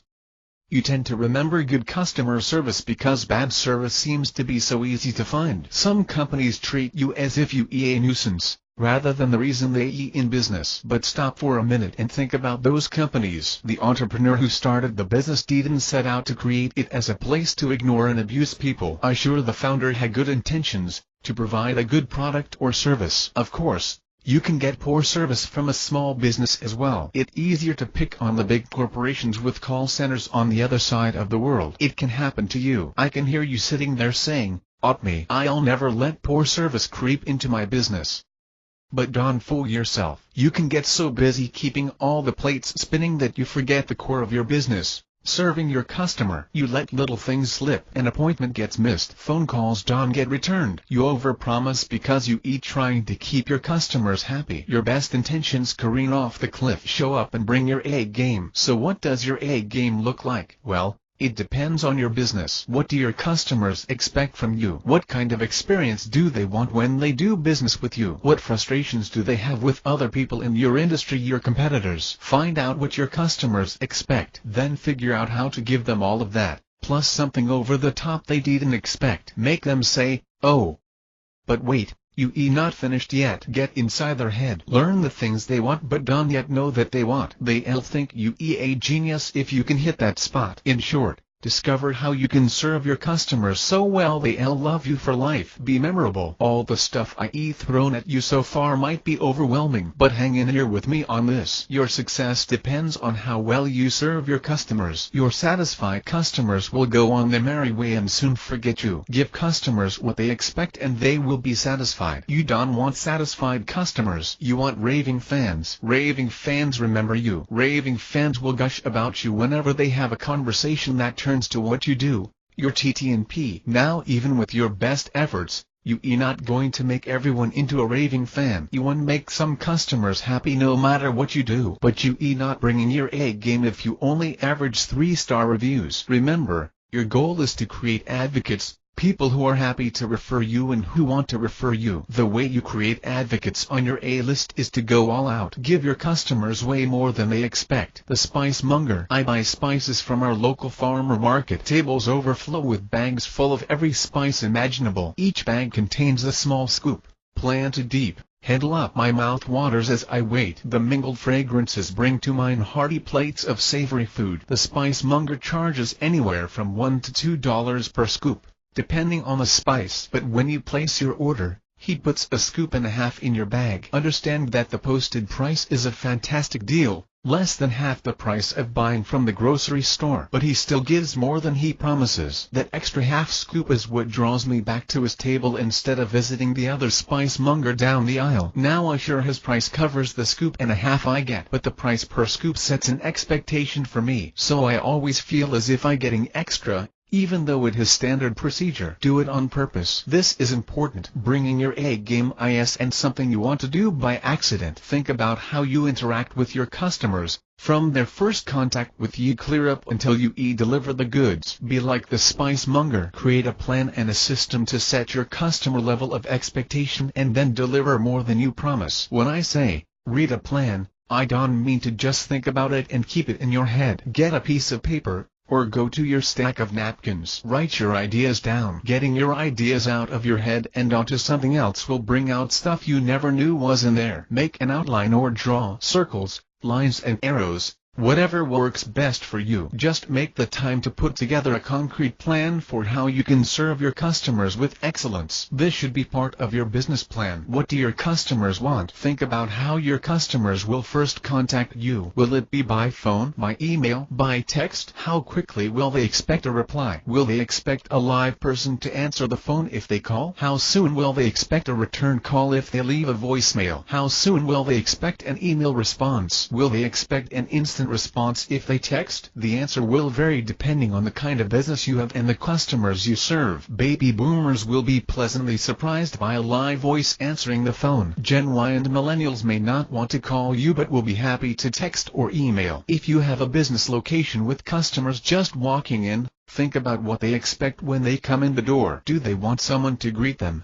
Or would they rather come in and browse first and not be bothered? Will your customers need help deciding what to buy? Or can they just select what they want and take it to the checkout to buy it? There's a fast food restaurant in my area that used to yell out a greeting when people walked in the door, "Welcome to Mo." They stand out from the other fast food places, with employees who sometimes act as if they imparting a favor just to take your order. You heard the saying, "You only get one chance to make a first impression."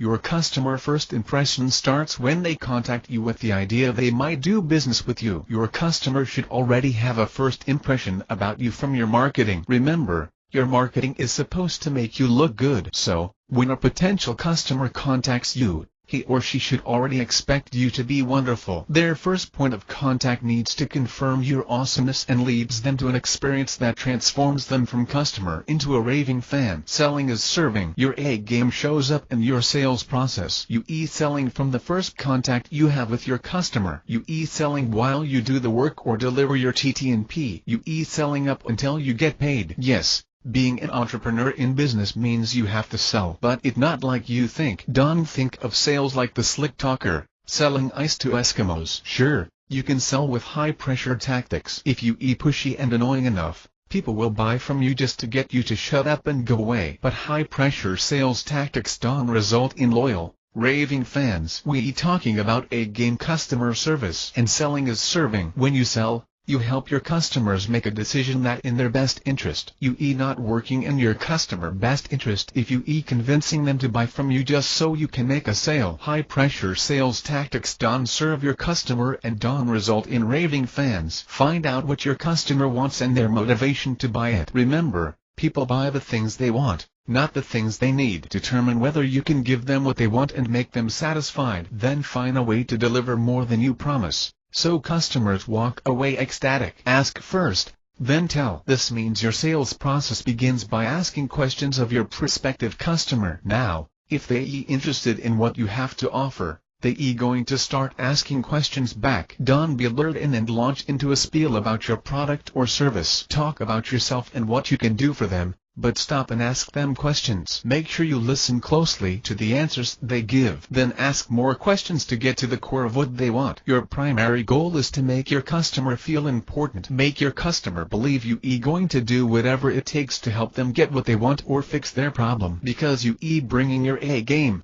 That's just what you'll do. Your A game means a fine presentation. Remember when we talked about marketing? The difference between being ordinary and super is all in the presentation. In the same way, you're selling DOES and when your customer says yes, deliver your TT&P with a good presentation. Impress them. Make them feel like they made a good decision to buy from you. Imagine going to a restaurant for dinner. You see tasteful decor. The lighting is soft, but adequate. The hostess greets you and shows you to a table. The silverware is wrapped in cloth napkins. The waiter describes the specials of the day. You read the menu and make your choices. But then your waiter brings your food, and you see it just piled up on a paper plate. Your soft drink comes in a styrofoam cup with a lid and a straw. Will you be happy to pay fine dining prices for this meal? You should expect a good presentation, as well as tasty food, When you go to a restaurant, a quality presentation is as much a part of your meal as the quality of the ingredients and their flavor. Your business is no different. Bringing your A game is about presentation. Give your customers excellence when they buy your TT&P. Give them excellence presented well. Let them see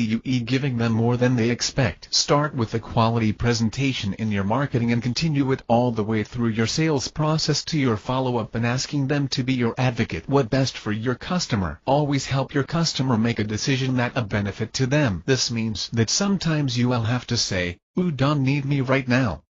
Or you may be in a position to downsell. I don't even know if that a valid word. I think downsell is the opposite of upsell. Upselling is convincing your customer to buy something better or more than they originally intended. The most basic upsell is when you order a burger and fries and they ask you if you want the combo meal deal. A common upselling technique is the extended warranty plan. These plans are so profitable that they expanded from appliances and electronics to things as diverse as power tools and furniture. Downselling is the opposite. What your customer wants is a good decision or it is in their best interests. For example, a customer called us to refinish their cabinets. We arrived to find flimsy cabinet frames with plywood doors. We told them they should replace rather than refinish. It cost us a sale, and they were shocked.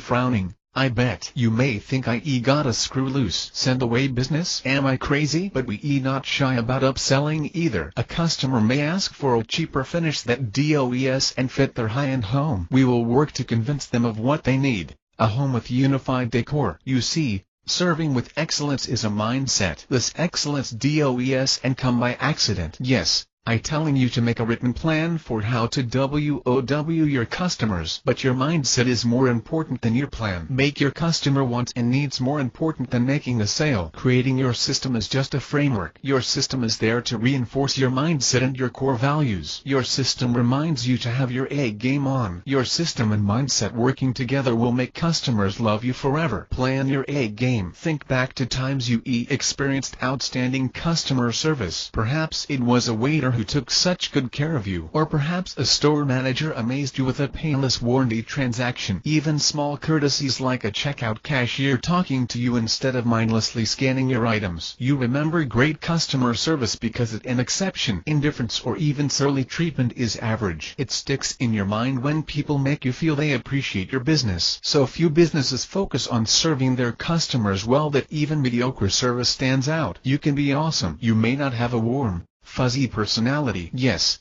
being a yokel person is good, but some of the best customer service I ever got was from an insurance guy with a no-nonsense, get-down-to-business manner. Chit-chat was not his strong suit, but he always made me feel like I was important. Whenever I called with a problem or question, he took care of it quickly. It's great when people like you, but you must deliver excellence as well. You see, it's not about your personality, it's about your choice. 95% of the people you meet are thinking, "Wanna talk about me?"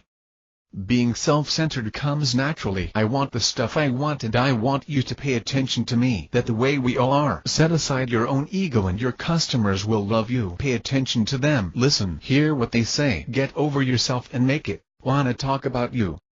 The funny thing is that if you can put aside your own need for attention and focus on them, they'll end up paying attention to you. This is how you make advocates. Listening is more rare than rubies. Listening combined with hearing is even more rare. So if selling is serving, your serving starts by listening. Your customers will tell you what they want. If you take the time to hear, the selling is easy and you can dazzle them too. The best laid plans. Don't throw your customer service plan in a drawer and forget about it. Set it up as a system, a standard operating procedure in your business. Practice it and follow it until it becomes a habit and your mindset. Continue the habit of serving with excellence long enough and it will become part of your personality. One of our clients mentioned they were hesitant to hire contractors to work in their home because most are so messy. Her husband was reluctant about renovation, expecting to live for weeks with a mess. He commented that, to his surprise, the only way he knew we were even there was because of the table removed from the room and our tools put away neatly in the corner each evening. Our standard operating procedure is such a habit that I no longer think of it as exceptional. We don't make a big deal about it. We just do it. But our clients still notice. Yes,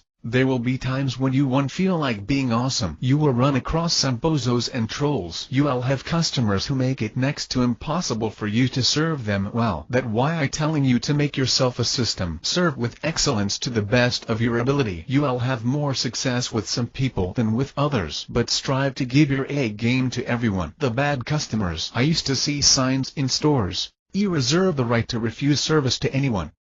Looking back now, I suspect the owners of these stores may have had racial motives, but, in some cases, they were merely saying, "F you a jerk, I don't have to deal with you."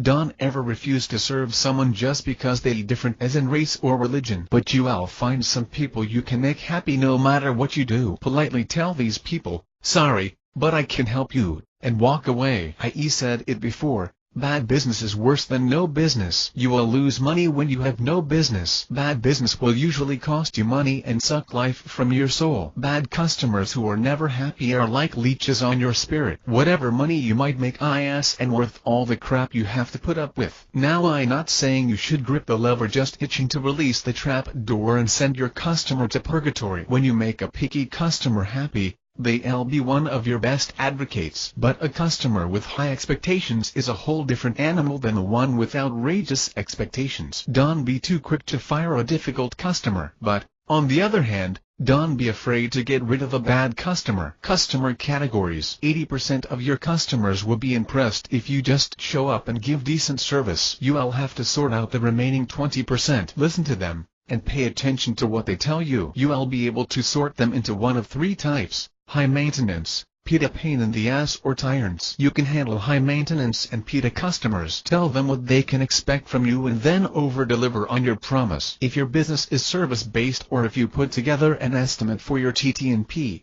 add in a PITA charge. It's a legitimate expense to cover the hand-holding you'll have to do for these customers. Yes, you should give something extra to these people too. But there's nothing wrong with charging for the extra effort you'll put in to dazzle a picky customer. A errand is a customer who expects champagne quality for a beer price. These people won't be happy no matter what you give them. A tyrant will look at the best you got to offer and find fault with it. It priced too high, it not good enough, and the list goes on. Fire these customers. They're like vampires sucking away your energy and happiness. A game reputation. Finally, the important thing about showing up in the market with your A game is that this attitude will cause you to attract a higher class of customer. Bringing your A game will define and control the market niche you compete in. Remember our discussion about dealing with underbelly competition. There's an old saying, "Unwrestle with a pig." You'll both be covered with mud, but the pig likes mud.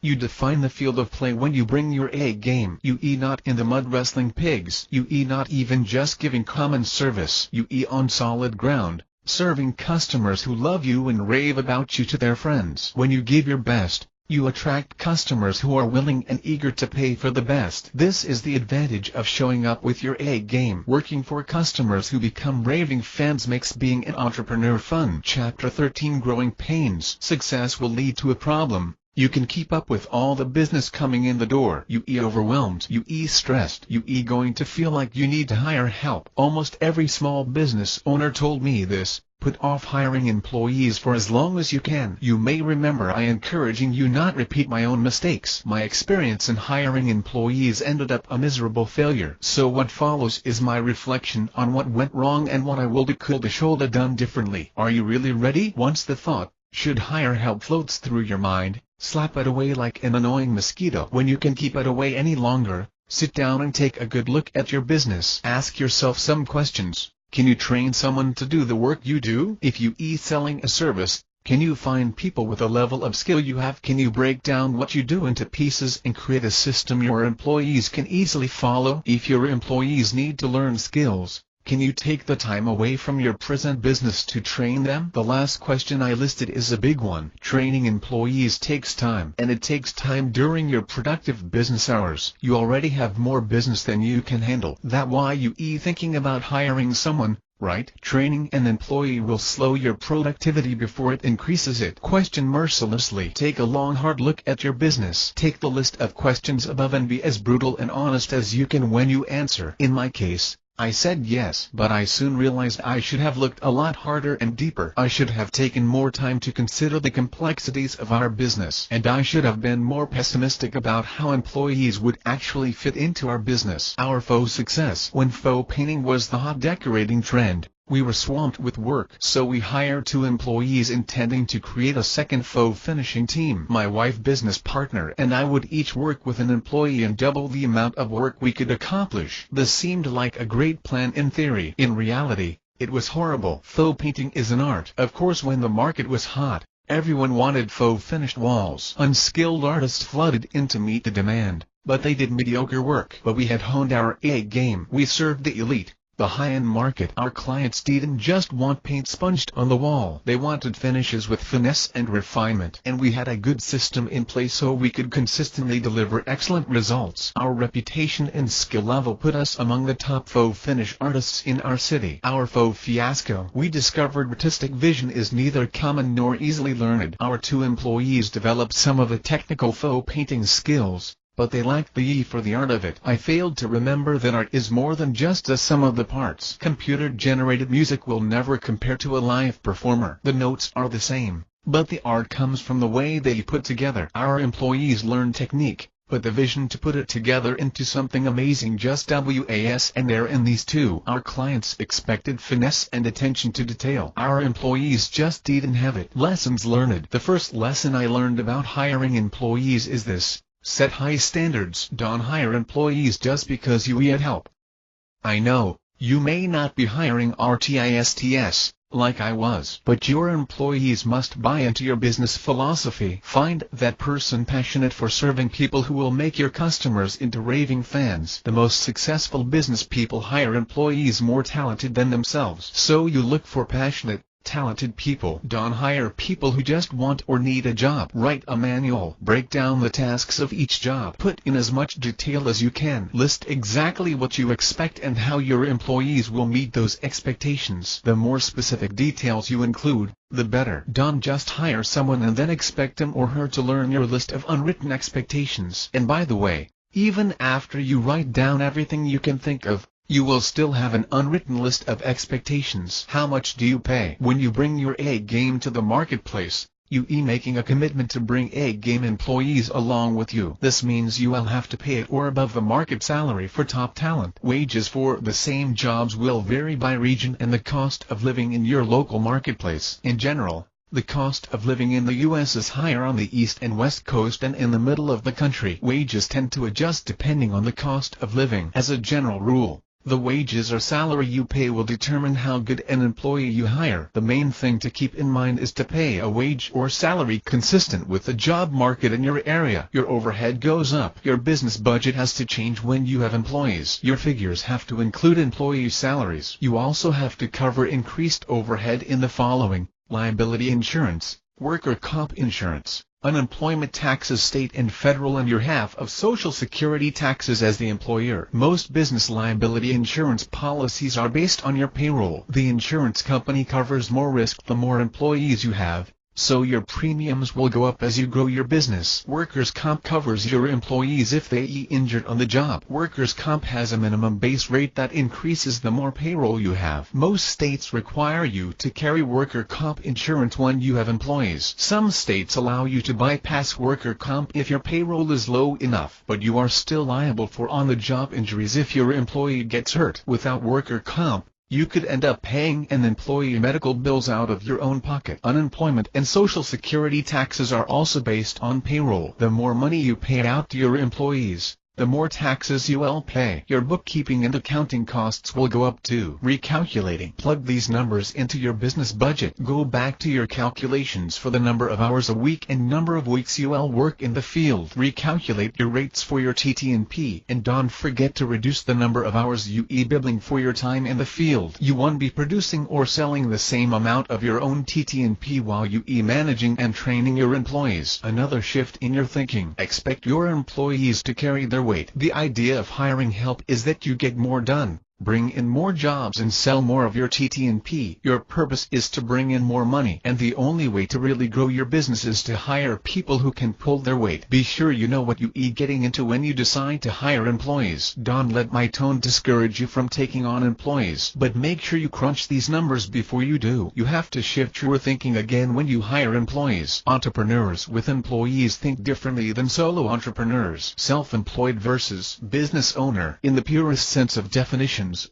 employees make the difference between owning a business and being self-employed. You are still employed when you are self-employed. You are the entrepreneur and boss, but you still do all the work. You are not an employee in the traditional sense. You are an entrepreneur and small business owner, but you don't get paid if you don't show up to work. Business owners hire employees to do the work. Business owners hone and tweak their systems to run their business smoothly. Even when they aren't there, they still make money, because their employees produce the TT&P. Starting over. The problem you have when you start your business as a solo, self-employed entrepreneur is that you go backwards for a while when you hire employees. It's like starting over in a new business. You have to pay more in salaries and overhead. At the same time, your productivity will drop because you take time away from paying jobs for training. Even when you train on the job, you can get as much work done. Training slows you down. So, just like a business startup, you need cash reserves to carry you through until you are profitable again. A lot of small businesses and solo entrepreneurs languish at this roadblock for years. Some of them decide to just maintain the business they can handle rather than take the leap to the next level and hire employees. Make a plan. If and when you decide to make the commitment to hire employees,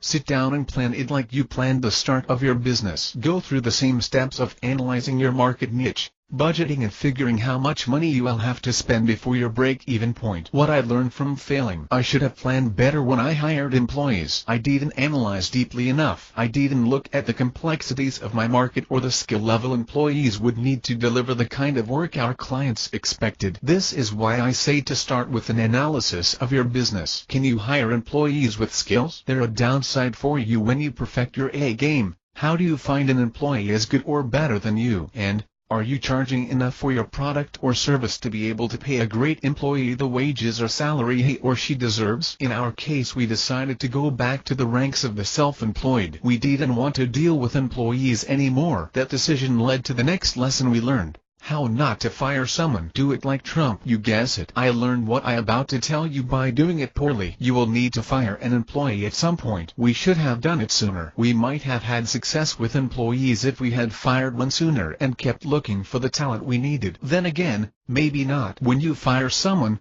make it quick and direct. Be like Donald Trump. Don't try to help your soon-to-be former employee find earning experience in this process. Let them learn their life lessons on their own. Tell them the reasons they're not making the grade and say, "Ooh, fired."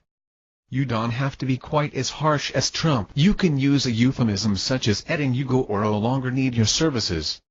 But make your decision and deliver it with finality and conviction, and don't second-guess yourself. They will argue. They may be upset, but remember, you are the boss. You don't have to convince them your decision is valid. They won't see things from your point of view no matter what you say. So don't debate the reasons you give for firing them. Just give them your decision and hand them their final check. Be sure to have their final check ready so you can give it to them. Other alternatives: your business is and going to magically even out and be smooth sailing if you decide to not hire employees. You don't usually consider hiring unless your business is booming. If you are swamped, you have a good problem. But being overwhelmed all the time is and good for your health. I prefer the stress of too much work to the worry of having too little work. But having more to do than you can get done means you got a problem to solve. Depending on your business, you might have a couple of other options too. Besides hiring employees, contractors. You might consider hiring contractors instead of employees. Mind you, hiring contractors won't work in every kind of business, but contractors might be a solution. You'll have two major benefits if you hire contractors instead of employees. First,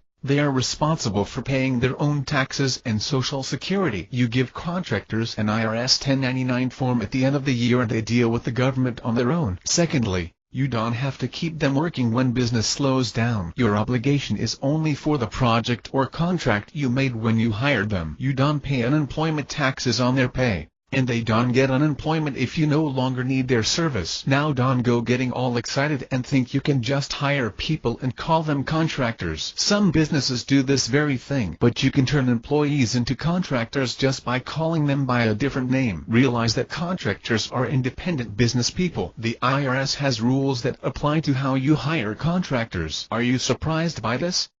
And you will have unnecessary trouble with them if you ignore their rules. The IRS guidelines for who you call a contractor are in 3 general categories: control, money, and relationship. When you hire a contractor, you have to treat them like an independent business owner because that's what they are. You can only give them general instructions. You can tell them how to do the job or even when to show up. And if you train them, the IRS will automatically consider them an employee. You can neither pay them benefits nor reimburse expenses. They have to have skin in the game, invest their own money, and be running their own business. This includes the possibility they could lose money on a project, as well as the freedom to work for other people, even your competition, and you can hire them indefinitely. They have to work on a project-by-project basis. If you either only contract, the IRS may come knocking on your door to verify all of the above. As you can see from these guidelines, using contractors won't work in every business, and yes, some businesses ignore these IRS guidelines. I heard of a lawn mowing service that paid their help by the hour and provided the equipment but still tried to claim their workers were contractors. Some restaurants have tried the same thing with kitchen staff and busboys. There are always people so desperate for work they'll let employers take advantage of them. And most employees won't know the IRS rules anyway. So you might be able to get away with treating employees as contractors. But it only takes one unhappy contractor making the right phone call to bring the IRS to your door. This is not something you want. Remember,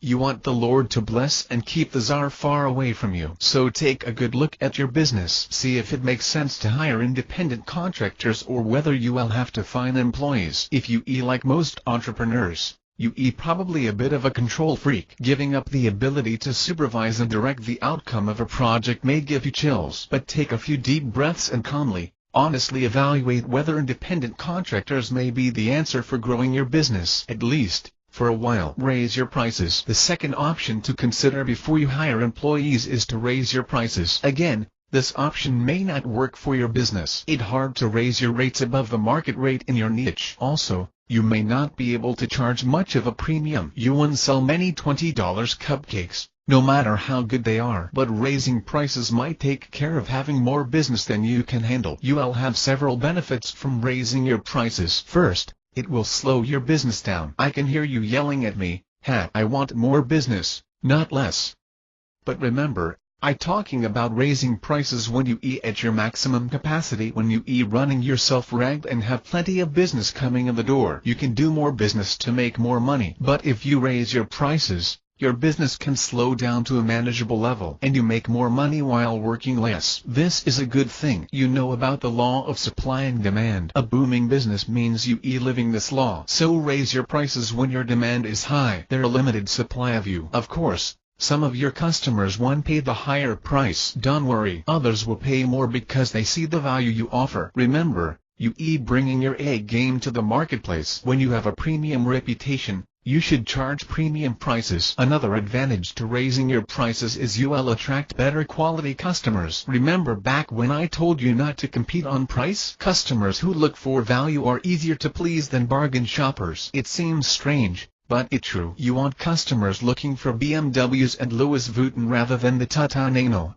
the Ford Fiesta, and Walmart. Think about how luxury brands compete. They offer two things: value and exclusivity. For example, Rolex is a symbol of wealth and prestige and has been for years. This reputation comes from both the cost they definitely not cheap and their reputation for being well made and stylish. They exclusive because not everyone can afford them, and they considered a good value because of their quality. Luxury is perception. When your customers perceive your value and exclusivity, you do what others can. You can raise your prices. It is their perception that counts most. Yes, your TTNP has to be top-notch, but it's your customer belief in your value that allows you to charge more. That's why name brands sell for more than generic brands. Often, There no practical difference in quality or performance, but customers perceive the name brand as better, so they pay more. You have a successful name brand when you have more business than you can handle. Raise your prices until your business is once again at a level you can manage. Remember the spinning plates. As your client base slowly shifts and you find more people willing to pay your higher prices, you'll once again find yourself overwhelmed with business. Believe me, this is a good problem to have. Do you see what you need to do? That right. Raise your prices again. Keep in mind,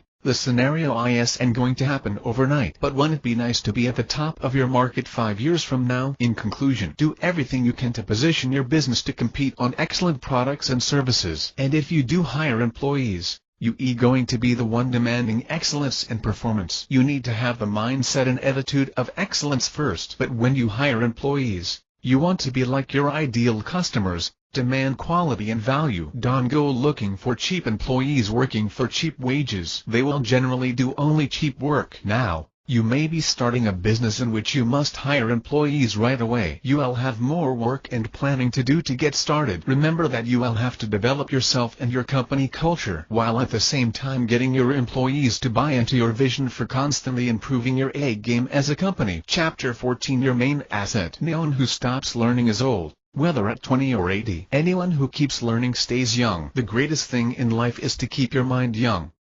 Henry Ford. You may feel overwhelmed by now. I dumped a lot of information on you. You done well to get this far, but you only scratched the surface. You'll have gigabytes of information to learn, and fast. If you thinking about making the jump from employee to entrepreneur, you like a pioneer in a covered wagon, gazing up at the Rocky Mountains, wondering how you'll ever find your way to Oregon. You need a pioneer spirit to make it as an entrepreneur. Don't become a settler. Don't decide the journey is too hard, and don't decide to settle for where you are. You either growing or dying. When you an entrepreneur, you'll be tempted to coast once your business is up and running. You lose your hunger, your pioneer spirit. Well, you can get away with coasting for a while, but know this: the only way to survive is to keep growing. Think about how a tree grows. It adds a ring each year. You want to be the same as an entrepreneur. You dying if you not growing. Cement this thought in your mind right now. You can stop learning. You can settle. Once you stop growing, you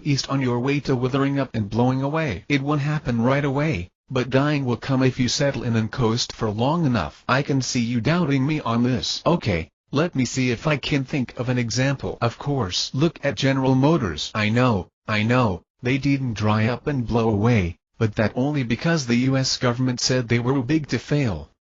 Believe me, you won't have that designation. GM had a comfortable market share in the 1960s. They had one main competitor, Ford, and a couple of lesser ones, Chrysler and American Motors. I know you thinking American Motors shouldn't count, but they had a tiny slice of the market back then.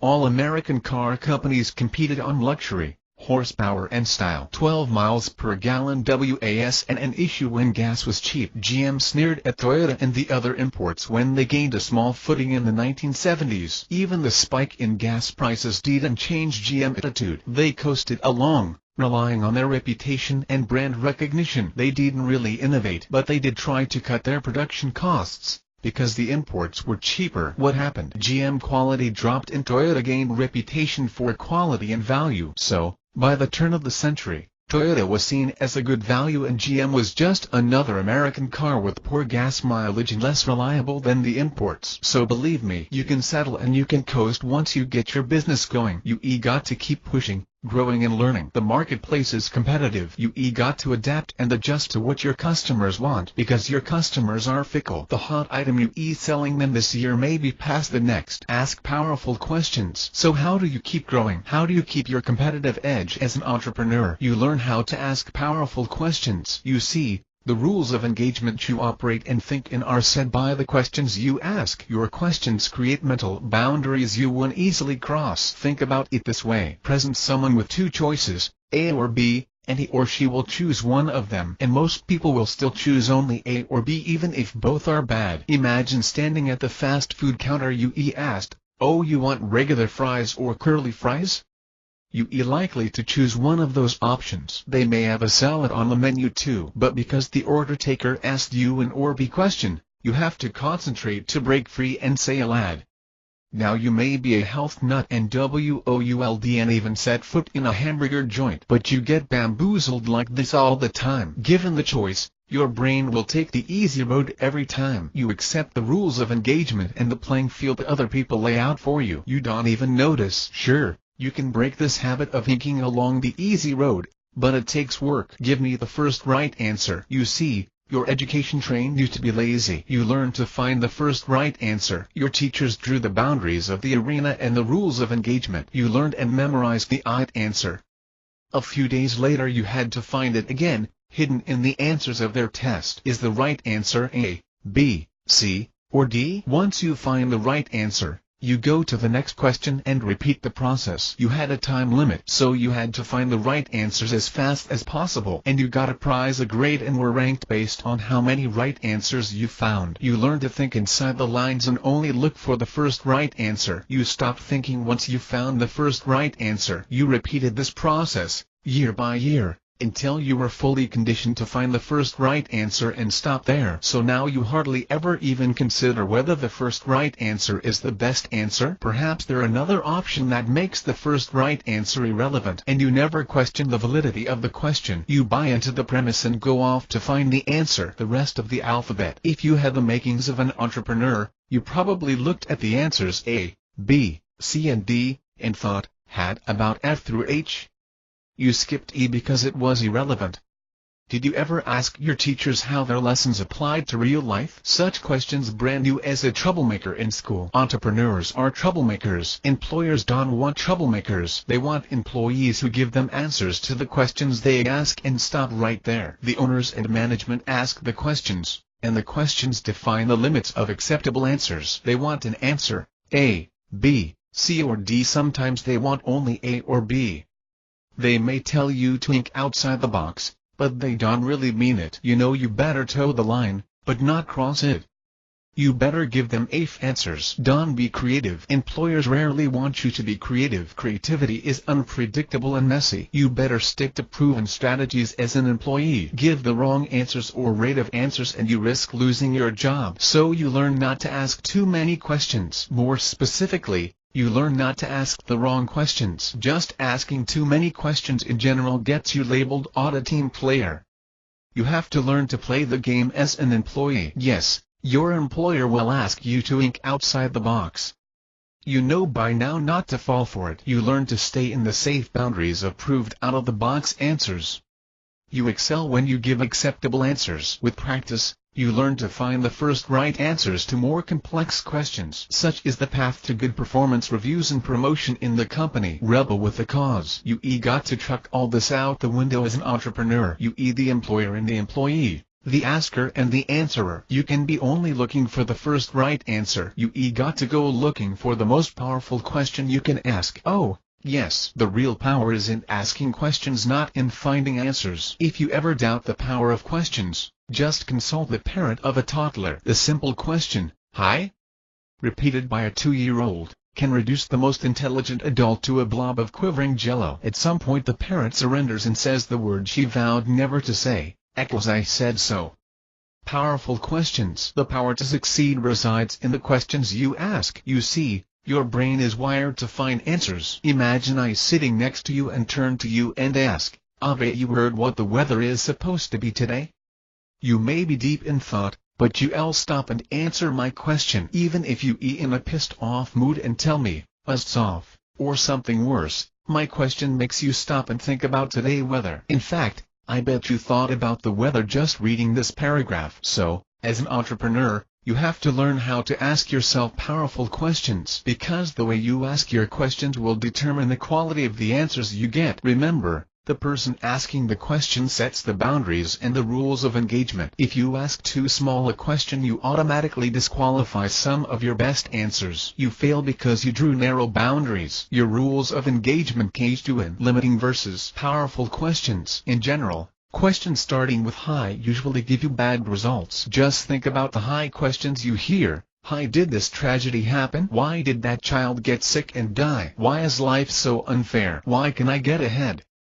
And it's even worse when you ask "Hi" questions about yourself. Remember, your brain is wired to find answers. When you ask a "Hi" question about yourself, Your brain is going to give you an answer. Your answer won't be a conscious thought. Your high question may be a rhetorical statement rather than something you really wanted an answer to. But your brain will give you an answer. Your subconscious brain answers every question you ask. The elephant in the room. Psychologists claim your subconscious mind processes terabytes of information each day. And all this data controls what you do and think. Yes. You think you in control and being rational, but then you'll find yourself doing things you don't want, and you don't do things you really want to do. I heard life coach Judy Rees describe the relationship of the conscious and the subconscious as an elephant trainer and an elephant. The conscious mind is the trainer. The subconscious is the elephant. If the elephant decides he does and want to do what the trainer asks, there's not much anyone can do to stop him. So hold on to that metaphor and let go back to the reason that asking why is so useless. Let's suppose you ask yourself, how can I lose weight?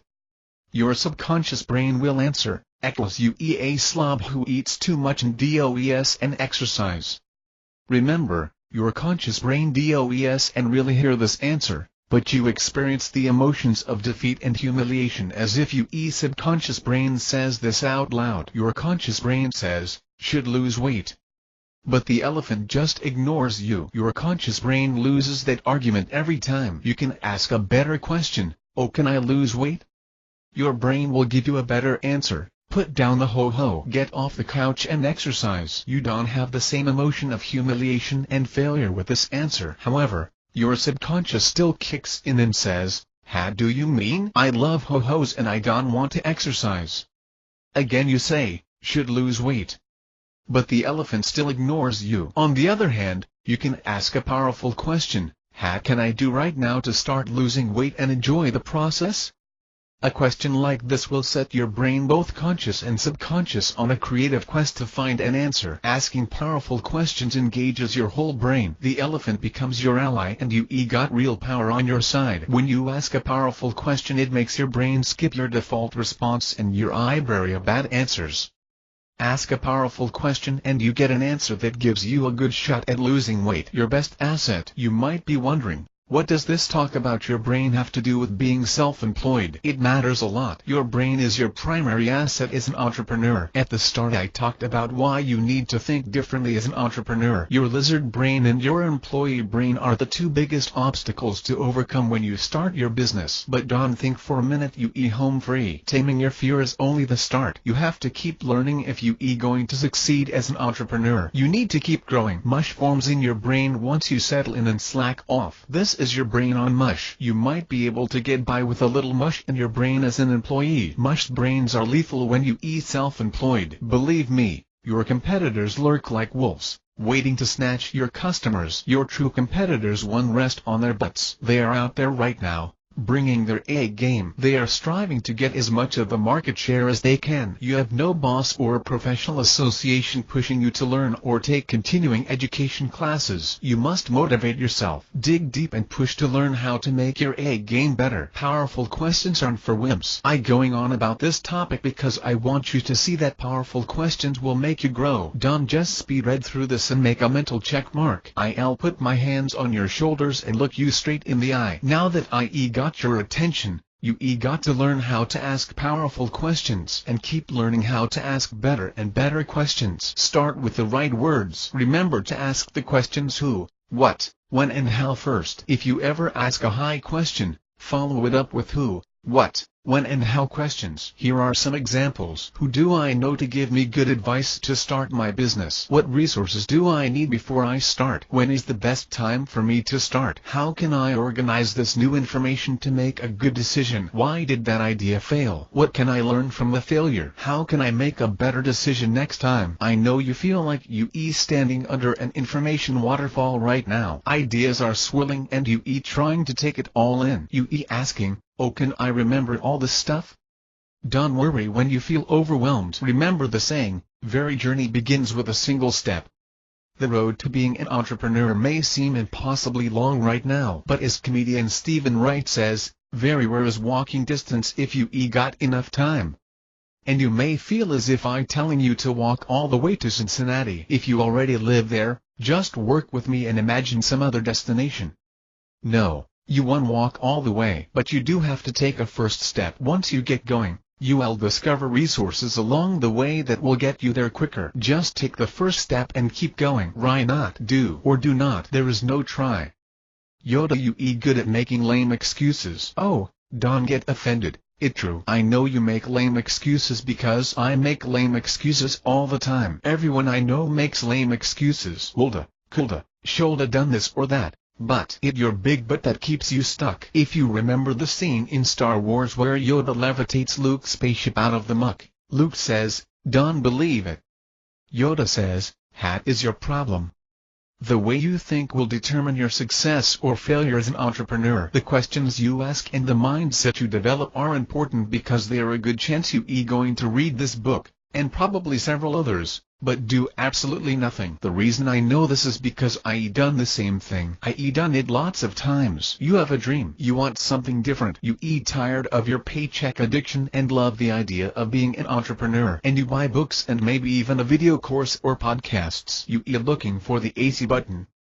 Hope for sale. Advertisers know how to sell you hope. Look at the ads they use. Hope is the hook they use to sell you their stuff. You buy their product because you hope to get thin, more beautiful, get the dream boy or girl, be healthier, etc. Hope is a powerful thing, but hope alone isn't going to get your spaceship out of the swamp. You got to add belief and action to your hope. Hope without action. I saw an endless stream of hope buyers when I was working my real estate investor gig. Real estate gurus told their story rags to riches with the promise you too could make big money if you buy their training course. I saw the same people over and over buy such education, but they never bought any real estate. That's what hope without action looks like. You turn hope into action by asking powerful questions. Ask powerful questions and you will get powerful answers. Now what are you going to do with those answers? You can be like the hopeful investors, always gathering knowledge. Eventually you may be the smartest person in the room, but all the knowledge in the world won't mean jack squat if you don't take action. Students rock. The reason so many successful entrepreneurs were poor students and dropouts is because they tend to look for knowledge they can use. Bill Gates goofed off in college. He didn't attend the classes on his schedule. He went to whatever class he felt like whether he had signed up for it or not. At the last minute, he crammed for his tests and passed the classes on his schedule. He then dropped out of Harvard to start his little computer business. You it now. I want to end with one final point. It on you. It's the biggest shift in thinking you will have to make as an entrepreneur. You get to choose who you will be. The thing is, it always has been on you. Your life right now is a result of the choices you made. I imagine you starting to argue with me about this. Maybe you even a little pissed. Who don't know my life? You say, okay. So I don't know your life. So let me tell you how I learned this principle. My road to freedom started when I admitted that I, and I alone, am totally responsible for my life. My decisions put me right where I am. You see, I excelled at shifting blame. I blame bad luck or circumstances beyond my control. If I could and shift the blame for something, I brush it off with, had just the way I am. I say things like, not a good planner. I not gifted. I not a type A personality. Setting goals just isn't my thing. I was good at making lame excuses. For years, I blamed my wife for all kinds of my problems. I would think, she would just. I could. My turning point came when someone told me the same thing I telling you. You have to admit that the place you are right now is a result of all the choices you made. I am responsible. Every decision I made had consequences, and even the bad luck that seemed beyond my control presented me with a choice. I chose how I responded. I chose what I thought about things that happened to me. I could control my wife, but I do have a choice in how I respond to her. I always have a choice, and the choices and decisions I made along the way add up to the life I have now. Admitting this reality made things clear. I could change my life. I just had to make different choices. I could start now and decide to become what I want to be. I began this book by talking about your lizard brain and how fear keeps you trapped in 8 jobs you hate. Taking responsibility for your life terrifies your lizard brain. This lizard brain fear paralyzes you and keeps you trapped in your paycheck addiction. Fear is the reason you were arguing with me a minute ago. Your lizard brain won't admit responsibility. Responsibility feels like failure. Failure feels like danger to your lizard brain. Step up to the plate. I wish I had an easy answer for you. Do this one simple thing to succeed. The only way to learn this principle is to do it. You step up and take responsibility for your life, past, present and future. It's up to you. You wake up every morning and step into the batter box, The score tied in the ninth and 2 outs and the crowd is watching. You make decisions to swing or not. You may strike out. You may hit a home run. But you either win at bat. There's no one else to blame if you fail. You get over your fear by seizing the bat and walking up to the plate. You can read and study and prepare until the day you die. But if you never put what you learn into action, none of that going to do you any good. You will never feel like you know enough. Don't wait until you are totally prepared. You won't ever start. In some ways, ignorance is bliss for a while. In my case, I didn't know enough to be afraid. So I may risk killing your entrepreneur dreams with my stories of what I had to learn the hard way. You may see me as unique, ignorant of danger and unafraid of risks. You think it easy for me to now say, ace your fear, and just do it. No, I had some experience in overcoming fear. I know it not easy. Facing my biggest fear. High places used to terrify me. Balconies, glass elevators, ladders and rooftops. I had embarrassing encounters with all of these because of my fear. One day an acquaintance learned of my acrophobia and said, "I'll cure you."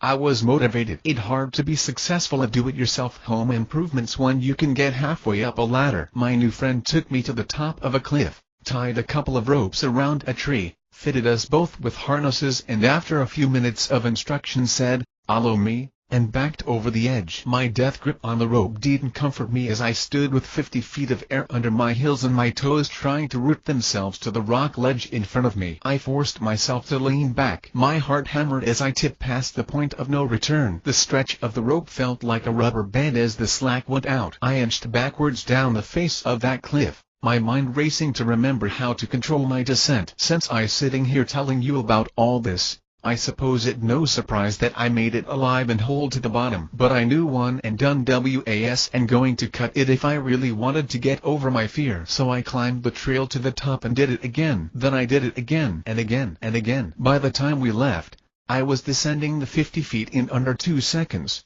A near free fall. My new friend was right. I was cured. I still get tense when I up high, but I'm no longer paralyzed by that fear. Yes, just do it. My intent is for you to consider this book as your rope and harness. You can be free from your paycheck addiction. You can strap in and follow me over the edge. You can face your fear and learn to be an entrepreneur. Of course you will be terrified, but I can tell you it better to know the risks and be terrified than to just blindly step off into entrepreneurship like I did. Remember, I haven't told you everything you need to know. You never stop learning. You'll have to keep learning and growing for the rest of your life if you are going to be truly successful. Learn to quiet your lizard brain. Learn to think like an entrepreneur and take that first step on your journey to freedom. You have to make the decision. You don't have any guarantees. But when you take that step, you may find it not as scary as you imagined. Believe me, once you break your paycheck addiction, you won't want to go back to being an employee. About the author. Eric Deeter has a home-based cabinet refinishing business in partnership with his wife, Brenda. When they aren't working in their business they are working on their reject house,